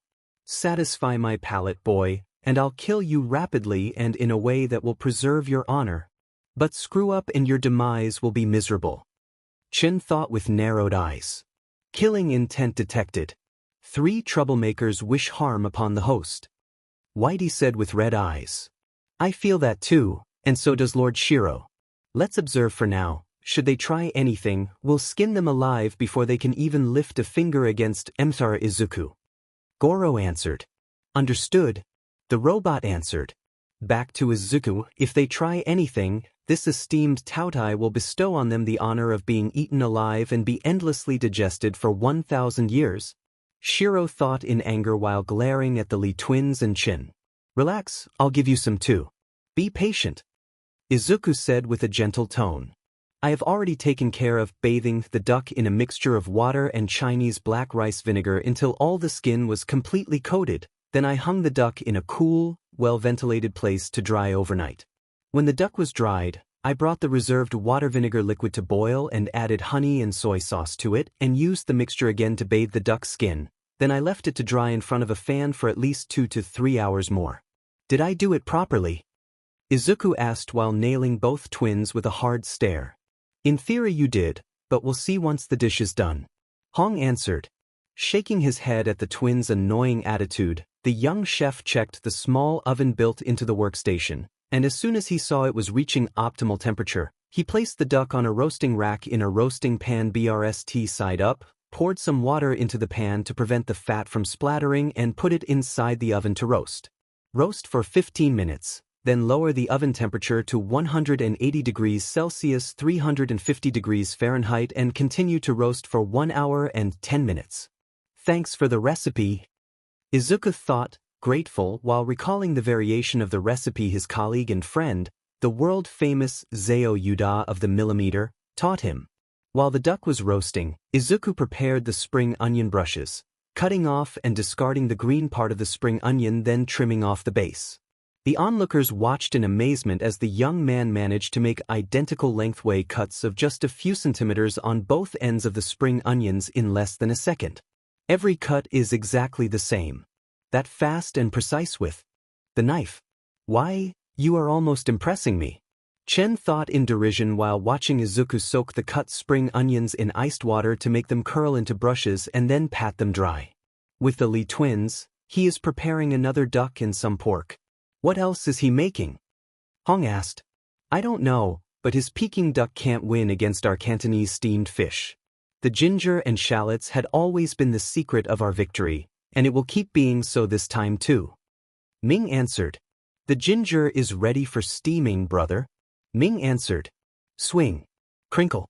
They recoiled slightly when they only saw Izuku slash his knife once and yet cut a mound of herbs and other assorted ingredients to strips instantly. Both asked. I am just fast. Izuku answered, adding small rocks to a pan and stir-frying them. With Chen, why is Boss Izuku cooking rocks? Has he gone mad? Somebody asked, confused. You clearly never stuck your nose outside Japan. That's suodiyu.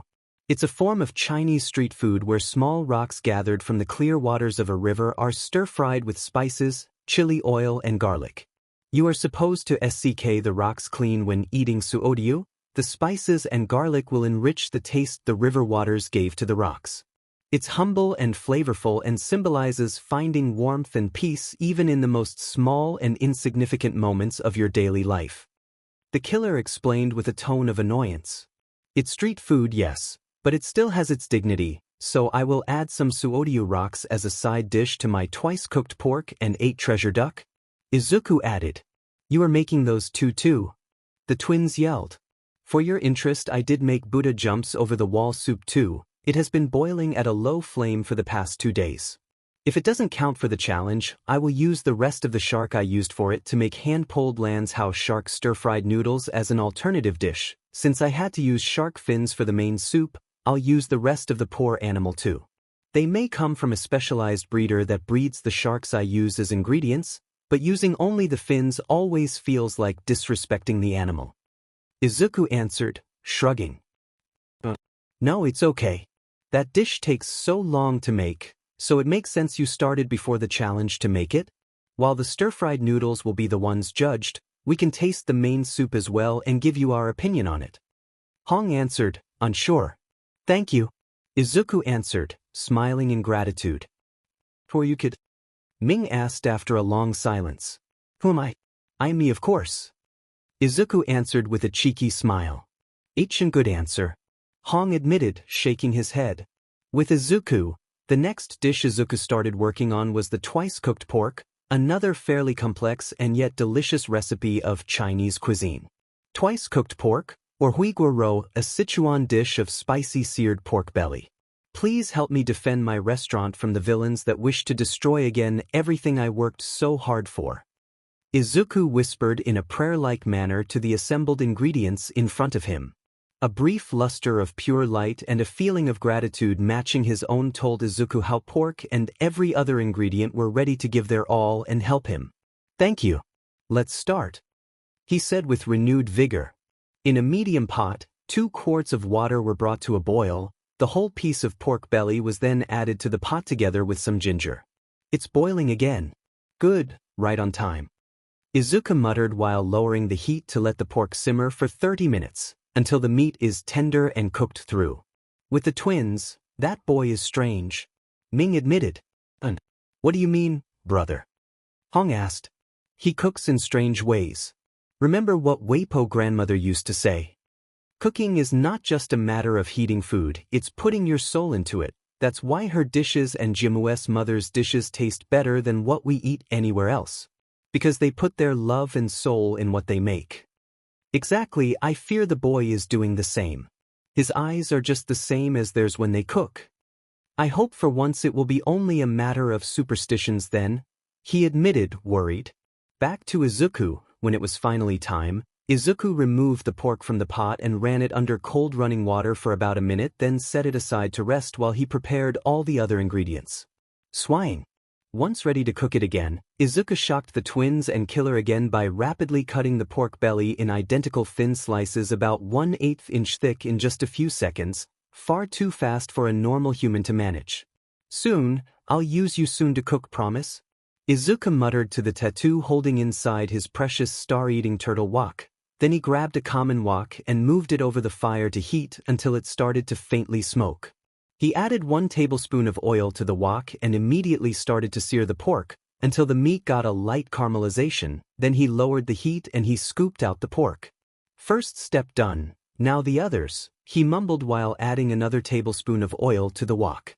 What brand of canned spicy bean paste did you use? Chen asked with a mocking tone. No brand, I make it myself every time. Izuku silenced the Killer with a small smirk, adding said homemade spicy bean paste to the wok to let it fry in the oil for about 30 seconds, to bring out the flavor and color, and turn the oil a vivid red without a single trace of burning. The scent of that was torturing the people present fiercely, and when he added the garlic to the oil to fry it for 30 seconds, many stomachs of the so-called elite, both civilian and pro-heroes, started grumbling in need in a very undignified manner.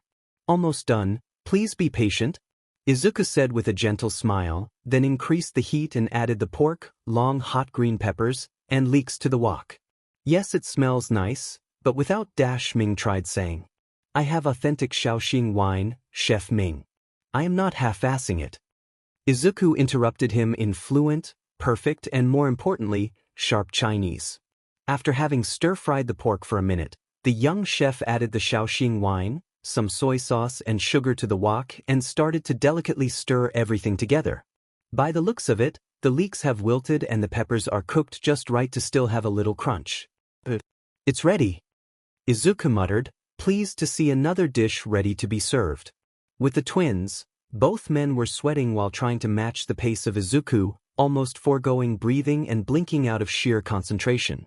He is really making all four at the same time alone. Who trained him? Hong asked between clenched teeth. We got bad details. That Japanese moron told us the kid was a nobody. Ming answered, watching with bloodshot eyes how far along Izuku already was in preparing the 8-treasure duck. That's it. We'll make our divine realm puffer fish congee soup with double the amount of poison. That kid must die. Hong hissed in pure hatred. I concur. No Japanese kid still smelling of Tip's milk shall defeat us. It's a matter of our pride as chefs. We didn't pour sweat, tears and BLD night and day while studying the art of cooking for so many decades, just to be humiliated like this. The other answered. Together, brother. Both men said, clasping the hands in a fierce shake born from their unshakable bond as twin brothers. With Izuku saw the two brothers talk in hushed tones between themselves and shake hands with that intense vigor, and unfortunately mistook their longing to kill him for them hyping each other up to cook better. They are all fired up. Better do my best and meet their enthusiasm head-on. It's only fair. The young chef said to himself, lightly slapping his cheeks so as to better focus on the last few passages of the 8-treasure duck dish he was making. Just like with the other duck dish, he had previously washed the duck and removed any innards, then he had blanched in boiling water to tighten the skin, and once dry, he had put the duck on a tray and rubbed the marinade on the skin and inside the body cavity, and left it to rest for a night. Clink. The metal S-hook he had used to spear the skin on the neck of the duck clinked slightly in the wind now that it was free from the weight of the bird. Izuku had used it to hold the duck above a wok with boiling oil inside, and had used a ladle to pour the oil onto the skin to crisp and seal it.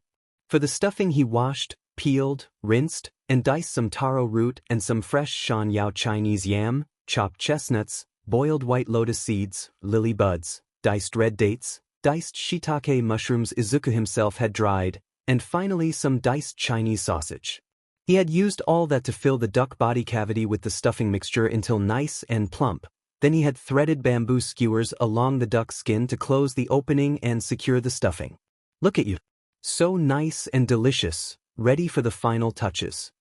Izuku said with a proud voice, and arranging sliced bamboo shoots and ginger slices at the bottom of a clay casserole, he then delicately laid the duck above those into the clay casserole and set on the fire to boil. At the end of the challenge, fine. Time's up. Stop cooking and step back from the workstation so that our waiters can deliver them to the judges and other customers.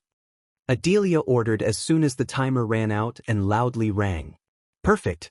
I had plenty of time to give the finishing touches to everything. Izuku said with a wide smile, and playfully waved at the stir-fried shark noodles as the plates passed by him in La Brava's hands, making the former vigilante chuckle in amusement at her boss's silly antics.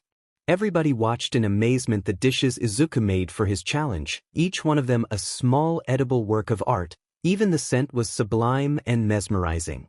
You look very proud, Himiko said, chuckling. What can I say? Cooking a dish well fills me with satisfaction, Izuku answered, chuckling, and lifting Eri in his arms to hug her close.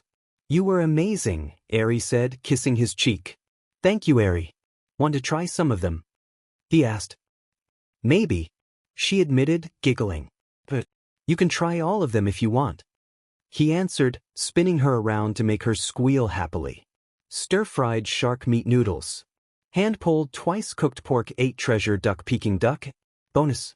Buddha jumps over the wall soup. With Chun, the assassin was elegantly eating every dish put in front of him, savoring every morsel thoroughly and with impeccable manners, and looking intently at Izuku and studying his every move while he helped Eri try the food he made. He is frighteningly good with a knife. I'll need to be careful should he manage to translate that into actual self-defense, he muttered to himself while enjoying the duck meat heavenly soft and flavorful meat. That robot follows his every move, and that strange animal never leaves his side either. The pork belly was amazingly crisp outside and tender inside, with the spices tingling his palate just right. He lives in the restaurant and has a good palate, so poison is out of the question. No way can you make people believe somebody with his skills would make a mistake and poison himself. The killer's train of thought stopped when he saw the strange way the twins were looking at Izuku. He knew that look, since he had the same look in his eyes whenever he was about to kill a target. Bindon. Idiot. Those two fools. They will ruin everything. Better take care of them first before killing the boy. I won't let two idiots ruin everything. He hissed under his breath. He needed to keep an eye on the Lee twins, just in case they tried something stupid that would put his job in jeopardy. Let's go, brother. We have a special soup to prepare. Ming said between clenched teeth. Once clear they did lose, they didn't even need the judges saying it aloud, they themselves had tasted. Wait. Izuku called them. What do you want, boy? Bragging is not honorable. Hong said, not even trying to hide his anger. I would never do that. Izuku answered, shy. I just prepared a small gift to thank you for taking your time out of your busy schedule to come all the way here, he said. He presented them a box wrapped in pristine red paper, holding it with both hands. Oh, both twins muttered, surprised. We can't accept it, sorry. Ming tried saying. Please, it's a token of appreciation from one chef to another. Izuku said. Thank you then, Chef Izuku. Hong said, accepting the gift. Please come visit me again, not just for a challenge either. We'll see. The twins answered in chorus and exchanged their goodbye with Izuku. They left. Check please? Chen asked soon after. Even if you just ate the food of the challenge? Gentle asked. Fair is fair. I was given a service and I will pay for it. The killer answered rudely. Hey sir, please wait here. Gentle answered. So very rude, he thought while shaking his head. With the twins, back inside their hotel room, later that day, the box of Izuku's gift laid opened on the table, with an extremely acrid smell wafting from it, enough to make inexperienced people think something dead and rotten used to be inside. The best pinyin, cho tofu I had in a long time, Hong admitted, bitterly, while still munching. Stinky tofu, changsha style, a traditional Chinese snack where tofu was left to ferment until it gains its characteristic eye-watering pungent scent many would misunderstand for it being rotten. Surprisingly, the taste is very good compared to the smell. One only needs to be very brave when trying it for the first time. The boy is very good. Too bad his fate is sealed. Ming answered, he had long since eaten his part of the tofu and was finishing cooking the poisonous kanji soup with pufferfish meat, and enough tetrodotoxin poison to kill 3 people, and thanks to his own talent as a chef, the poison's taste was perfectly hidden. Tetrodotoxin TTX is a potent neurotoxin. Its name derives from tetrodontiforms, an order that includes pufferfish, porcupine fish, ocean sunfish, and triggerfish, animals carrying it inside their bodies. Symptoms include RL paresthesias may progress to include the arms and legs, 2 cranial nerve DSF and CTN, 3 weakness may progress to paralysis, or 4 nausea or vomiting. If not treated, it will then lead to death in 24 to 48 hours. It is always a pity to put a stop to blossoming new talents, but the boy has to pay with his life the humiliation he brought on us, so even with a thoughtful gift to thank us, he will still need to die. Hong answered, nodding along with his twin brother's assessment. They both turned around immediately when they heard the door to their room open even though they were sure they had locked it. Who are you? How did you get in here and why? Ming asked. I am a man that is not stopped by the cheap lock on it. Hotel door. As for why I am here, honestly, I would prefer you two leaving the killing to a professional. Especially since your target is a boy I have been tasked to kill. And I don't like amateurs to encroach in my territory. Chen said, fixing the leather gloves on his hands with an elegant flick. Somebody wants the kid dead. We were asked to leave the kid alive. What if we are blamed? Hong asked. At least like this we can make it look like an accident and avoid angering our client. Ming added. Make it look like an accident? Chen asked, laughing mockingly. I tasted his food, you tasted his food. A lot of people, some of which world-famous food critics and members of the police, regularly taste his food. He has 2 cabinets full of knives he took as trophies from other talented chefs. Mistakenly preparing pufferfish the wrong way and poisoning himself won't last a single second in front of the very first round of scrutiny. And it takes only one naysayer to have a decent detective on the case and discover how a chef with amazing skills that never prepared pufferfish wrong suddenly made it badly after you two visited him. The killer explained slowly, as if talking to a kid. Regularly. Yes, pufferfish is a regular item in his restaurants, you cretins. He is certified in preparing and serving it. I know how to make a death look like an accident, because I do it properly. And I can do it whenever I want, Chen answered with a long stare. We get it. We never met you and we never talked. Ming said, understanding. We will leave the boy's death to you. Hong added. Just make it humiliating, in the name of our honor. Both twins said. Whatever will make you sleep well at night, I wanted to preserve the boy's honor in death, but if it means you won't get in the way, so be it. Chen answered with an uncaring shrug. He grabbed the bowl of soup and gave it a long sip. Wait, that's what? Your lunch? Sorry. Chen answered with a mocking smirk, clearly not sorry at all. Good taste and nice broth, but it still shows why you lost that badly. Your soup is still not on par with the boy's food, ha. The killer laughed while leaving the hotel room and walking down the stairs. Oh no, Ming muttered in horror. A groan of pain faintly reached their ears, soon followed by a body heavily falling down the stairs. Ba-dump crack. Oh no, Hong echoed. Eawaya. A dead body. Somebody screamed outside, with the voice echoing loudly in the stairs area, and soon followed by similar screams as more and more people went attracted by the scream and discovered Chen's dead body.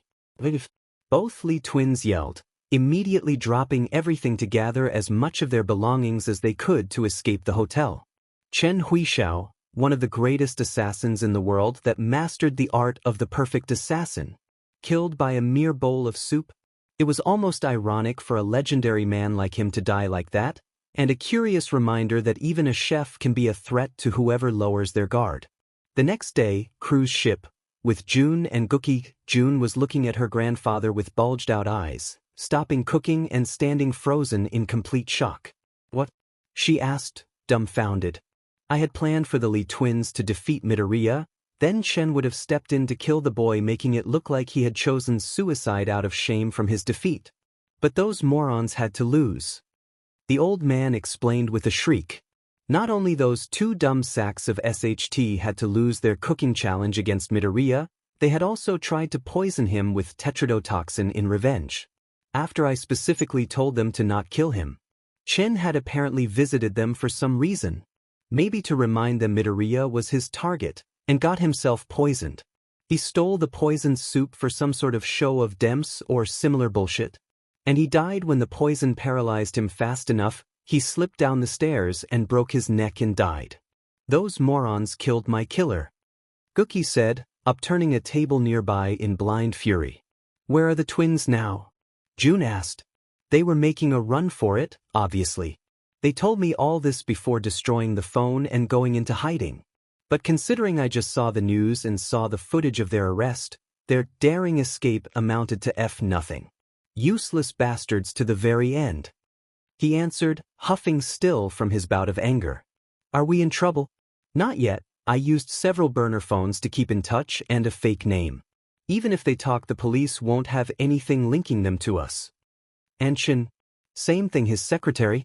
Because apparently a professional assassin has a secretary and a full team of assistants, for some unfathomable reason, contacted me to say that they will keep the money I already gave them and to consider contacting them again once they find a new killer to work under. I am getting to the end of my patience here. Gookie answered. So nobody knows we tried killing Midoriya? June asked. Nobody. And I plan to keep things like that forever. The old man answered. Outside the kitchen, one of Jiren's men posing as a member of the cleaning staff smirked as the hidden microphone he left in the kitchen relayed everything the two said crystal clear to him and the recorder it was connected to. Boss is gonna love this little confession. Thank you, Beach and old fart. The guy muttered and smirked in victory while sending everything to the information broker. The information broker also dabbed in some contraband himself on the side for some extra cash. And having enough dirt on one of his main competitors meant that the man could catch two birds with one stone, make a favor to a friend of his, and remove one of his competitors that could make very unfair prices when delivering contraband thanks to the option of hiding behind a cruise ship empire. Everybody wins. Except June and her family, But Jiren didn't care about them. They had just crossed the line by paying assassins to attack Izuku and his loved ones. And after the information broker relays to Izuku the real reason why the Lee twins and Chin came to visit him, the young chef will move on the offensive and deal with them personally. End of the chapter. Make time. Multidimensional ingredient hunt. To hunt the monsters that hunt the monster hunters that hunt the monsters that hunt the monster hunters that hunter the monster that hunt cave. The lava flowing freely all around the big cave made air almost impossible to breathe, but the hunter knew they had more pressing matter, like the giant rampaging gorilla with horns that had just torn off a horse-like monster's horn to eat it, and after that the thing started to savagely shoot streams of lightning from its mouth to destroy everything in sight. Admiral. The hunter's handler yelled in horror as their superior, the admiral, used a giant slab of rock as an improvised shield to protect himself and them from the monster's lighting laser breath attack. The big boy has a temper. The admiral said while heaving. He was pushing against the rock he was using as a shield with all his strength so as to counter the savage push of the endless stream of lightning that was slamming on it. I'll stop it, you run. The hunter said, ready to shoot the claw on their gauntlet at the monster's face to pull themselves towards the creature and fight it. Be careful, partner. The handler said, clearly worried for her friend. Just hurry. Pebble won't last much longer. The admiral added as the stone was starting to feel hot under his hands from the unrelenting lightning attack. I'll stop that Raj dash, troublemaker found. A new voice yelled as a blur of motion ran past them at high speed. What the he dash ca? A loud gong-like sound was all they heard before the lightning attack stopped abruptly, and when the admiral dropped the giant almost molten rock down, the trio saw a chubby white robot standing above the unconscious gorilla monster, and the Rajang lying on the floor with few teeth missing, a broken horn and the perfect imprint on a closed fist on the right side of its face. Troublemaker dealt with? Whitey said with a monotone voice. The hunter and the others muttered, Gee. Crash. Soon after, a giant dragon-like creature with a body resembling a very muscular pickle came flying into the cave, rolling heavily on the floor. That too had a clear punch-shaped indent on the side of his face. Got it, finally, Izuku said, sighing in relief while nearing the downed pickle dinosaur. He is very slippery for being that big, Ochako added, walking beside him. Yep. What about that monkey, Whitey? Izuku asked.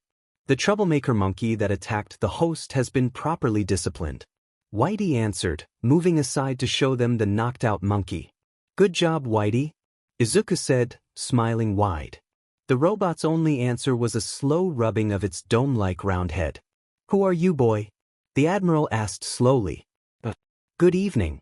I am Izuku-Ra. Rower.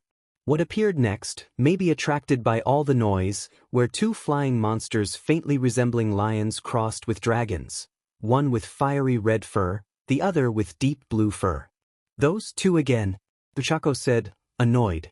A Tiastra, the handler said with wide eyes. And a Lunastra. Trouble comes in pairs. The admiral added. You two really think you can eat my beloved partner? You really think you are equal in power to my esteemed persona? What a joke. Shiro said aloud from around Izuku's neck. What is that thing? The handler asked aloud. Rohair. Both leonine monsters roared as one while fire covered their bodies. Oh, be quiet. Shiro answered, playfully lifting one of his adorable fluffy paws and then lightly patting down. Boom. Instantly both flying monsters were slammed down by an invisible force with such a domineering strength that a giant crater formed with both beasts half buried underground in the epicenter, unconscious and defeated in just one single hit. Click. There was a very soft and yet sharp sound coming from the jaws of the three people watching Izuku and his entourage as Hunter, Handler and Admiral's mouth dropped open so suddenly their jaws almost dislocated.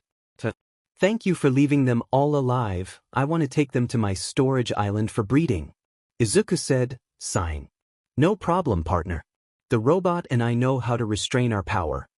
Shiro answered while purring and rubbing his tiny cheek against Izuku's. Time for some answers now. The Admiral finally had enough, and after walking up to the two teens he crossed his arms and nailed both with a glare. You okay? Both Izuku and Ochako answered with a shrug. Later that day, settlement in the snow Ciliana, Kentin, so you are a traveling chef? Another hunter asked, amazed. Oh, helps broaden my horizons if I see ingredients in the wild, their habitat, before capturing and cooking them. Izuku answered. He was using the place's kitchen to try a few recipes he created with the meat from the various monsters he and the others captured. Here it is. It's ready. Izuku finally declared once done. Deviljo tail risotto, Lunastra roast beef, Tiastra stew, Rajang burger and Brachidio's mini kebab skewers. He explained while delivering many plates to the several dozen people present. A very amusing technique, dear. You really are a one-of-a-kind chef. The old bipedal cat lady, who reminded Izuku of his dear friend Zephyr, said with a very sweet and gentle tone. Even Abraki. You are a DMN good hunter. A very short old guy, member of the researchers' team, said while shaking his head. He wasn't that bad, Izuku muttered, shy. Just very big and angry. Ochako added sheepishly. This tastes awesome. The handler yelled in awe while eating portions of everything at the same time. Thank you. Izuku answered, grateful for the compliment, and happy to see everybody eating happily and sharing their food with whoever else joined them in the canteen to try his food. Will you stay here for long? We could use a hand from people strong as you. The new world has just come out from a very big crisis. Your robot especially is an amazing piece of technology. The leader of the group asked. Yeah, the thing packs a mean punch. The Admiral added, laughing thunderously and playfully slapping Whitey's soft belly. I wish I could, but I only lack another ingredient, then I will have to leave. Izuku answered, sighing in sadness. That's too bad, but at the same time, we can't really force you. What is the last ingredient you need? A female hunter asked. Another one of those dragons, but it has not appeared yet, Izuku answered. We were considering hunting it down ourselves, instead of waiting for it to come out by itself. Ochako added. Do you know its name? We can share some information about it if we have anything. The Admiral said. I don't even know its name. Only that it's big, mean and cruel. Izuku answered, dropping his shoulders. That sounds like 90% of the monsters we usually deal with. A young hunter answered. I suspected that. Izuku said, groaning. Don't give up. I believe in you. The handler said. Thank you.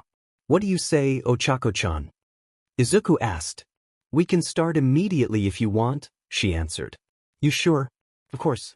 We are in this together. She answered. Thank you. Wherever you go, please be careful and if you need, do not hesitate to return here or in any other main base of ours, you will always be welcomed. The captain said. Thank you. I guess we will see each other around. Izuku asked. Very likely, we never rest lately. Ha. Especially our star rookie here. The Admiral answered with a loud laugh while slapping the back of a hunter, hard enough they almost toppled over. Keep up the good work then. Thank you for letting me use the kitchen for my tests. Izuku answered. It's okay, dear. It was a nice experience. The old Mewster answered with a soft laugh. Farewell then, friends. The Admiral waved them goodbye, and behind him, many other hunters did the same. The next day, attention to all hunters. Attention to all hunters. A new threat is approaching. The commander said with a gravelly tone. Every available hunter was soon standing with him around a giant table covered by an ancient-looking map. What is happening now? The Admiral asked. If the information we got from overseas is right, Fatales has returned. The commander answered. Many hunters broke into numerous whispered conversations, with the more inexperienced ones asking the more seasoned hunters who the creature was and why just the name made many of them shiver. That thing is back? The Admiral asked. Unfortunately, yes, the rumors about Fatales always returning are true, and this time, the monster is returning to the same fortress he had destroyed in a single night. The commander answered. So it's not a... The handler asked. No, unfortunately. Every myth about Fatales' power is sadly not a rumor, but an actual retelling of his abilities. What now then? The Admiral asked with a grunt. By the reports, at the current speed Fatales is moving at, he will be at the fortress soon, then he will probably move again towards his intended destination. Whatever that is. You want the hunters to intercept Fatales? One of the researchers asked. We have no choice. Whatever that monster is planning, we can't let him do it. The fortress will be the perfect place for an ambush, but we must stop Fatales there. The commander answered. Let's assemble a couple teams then. Fatales is not something you can tackle alone. The admiral answered. Indeed. Can we count on you again to be our star? The commander answered, and then looked straight at a hunter standing faintly in the back of the group. They answered. Me and my partner never back down from a challenge. The handler answered as well. Good. We have at best 10 minutes to prepare, then after that, Fatales will pass by the fortress at any given moment. Get ready. The commander ordered. Please. The assembled hunters answered in a deafening chorus. Eat your fill, update your equipment and sharpen your weapons. This will be our greatest hunt yet. You're proof of a hero. The admiral added, renewing the roar of the hunters present as they all spread out to get ready for the greatest hunt of their lives. Fortress. Everything was being organized at high speed with hunters running tirelessly to hurry and prepare for their battle against the legendary monster. When the ground started shaking heavily way sooner than they anticipated, so much that the weakest part of the ruins around them started crumbling to pieces. Oh no! Somebody said in horror. Already? Get out! One of the guys in charge yelled with wide eyes, prompting a widespread retreat that could barely maintain order and discipline. So great was the fear Fatales could instill in people. To the camp. Hurry!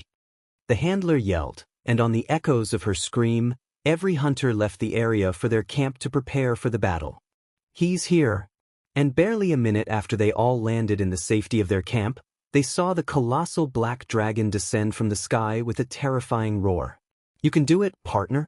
The handler said with a voice full of concern as she watched her assigned hunter and only another one face alone what was a living legend of their world. Down in the ruins, Fatales slowly made his way towards the two lonely hunters, literally walking through a wall and demolishing it easily thanks to its immense bulk and unfathomable power. Alright. Time to fight history. The second hunter said while unfolding and preparing his bow gun while his companion readied a sturdy and giant hammer covered in spikes. Gwa! Fatales roared in fury at the two hunters standing on his way, and as the music and Latin chant chorus reached its crescendo his giant mouth lunged forward, swung. And the music stopped abruptly while Fatales' mouth kept lunging forward as the monster's head was cleanly cut off from its neck in a single clean cut from a flying crescent blade of pale moonlight energy, with the head landing hard few feet behind the hunters while the rest of Fatales' body fell boneless on the floor.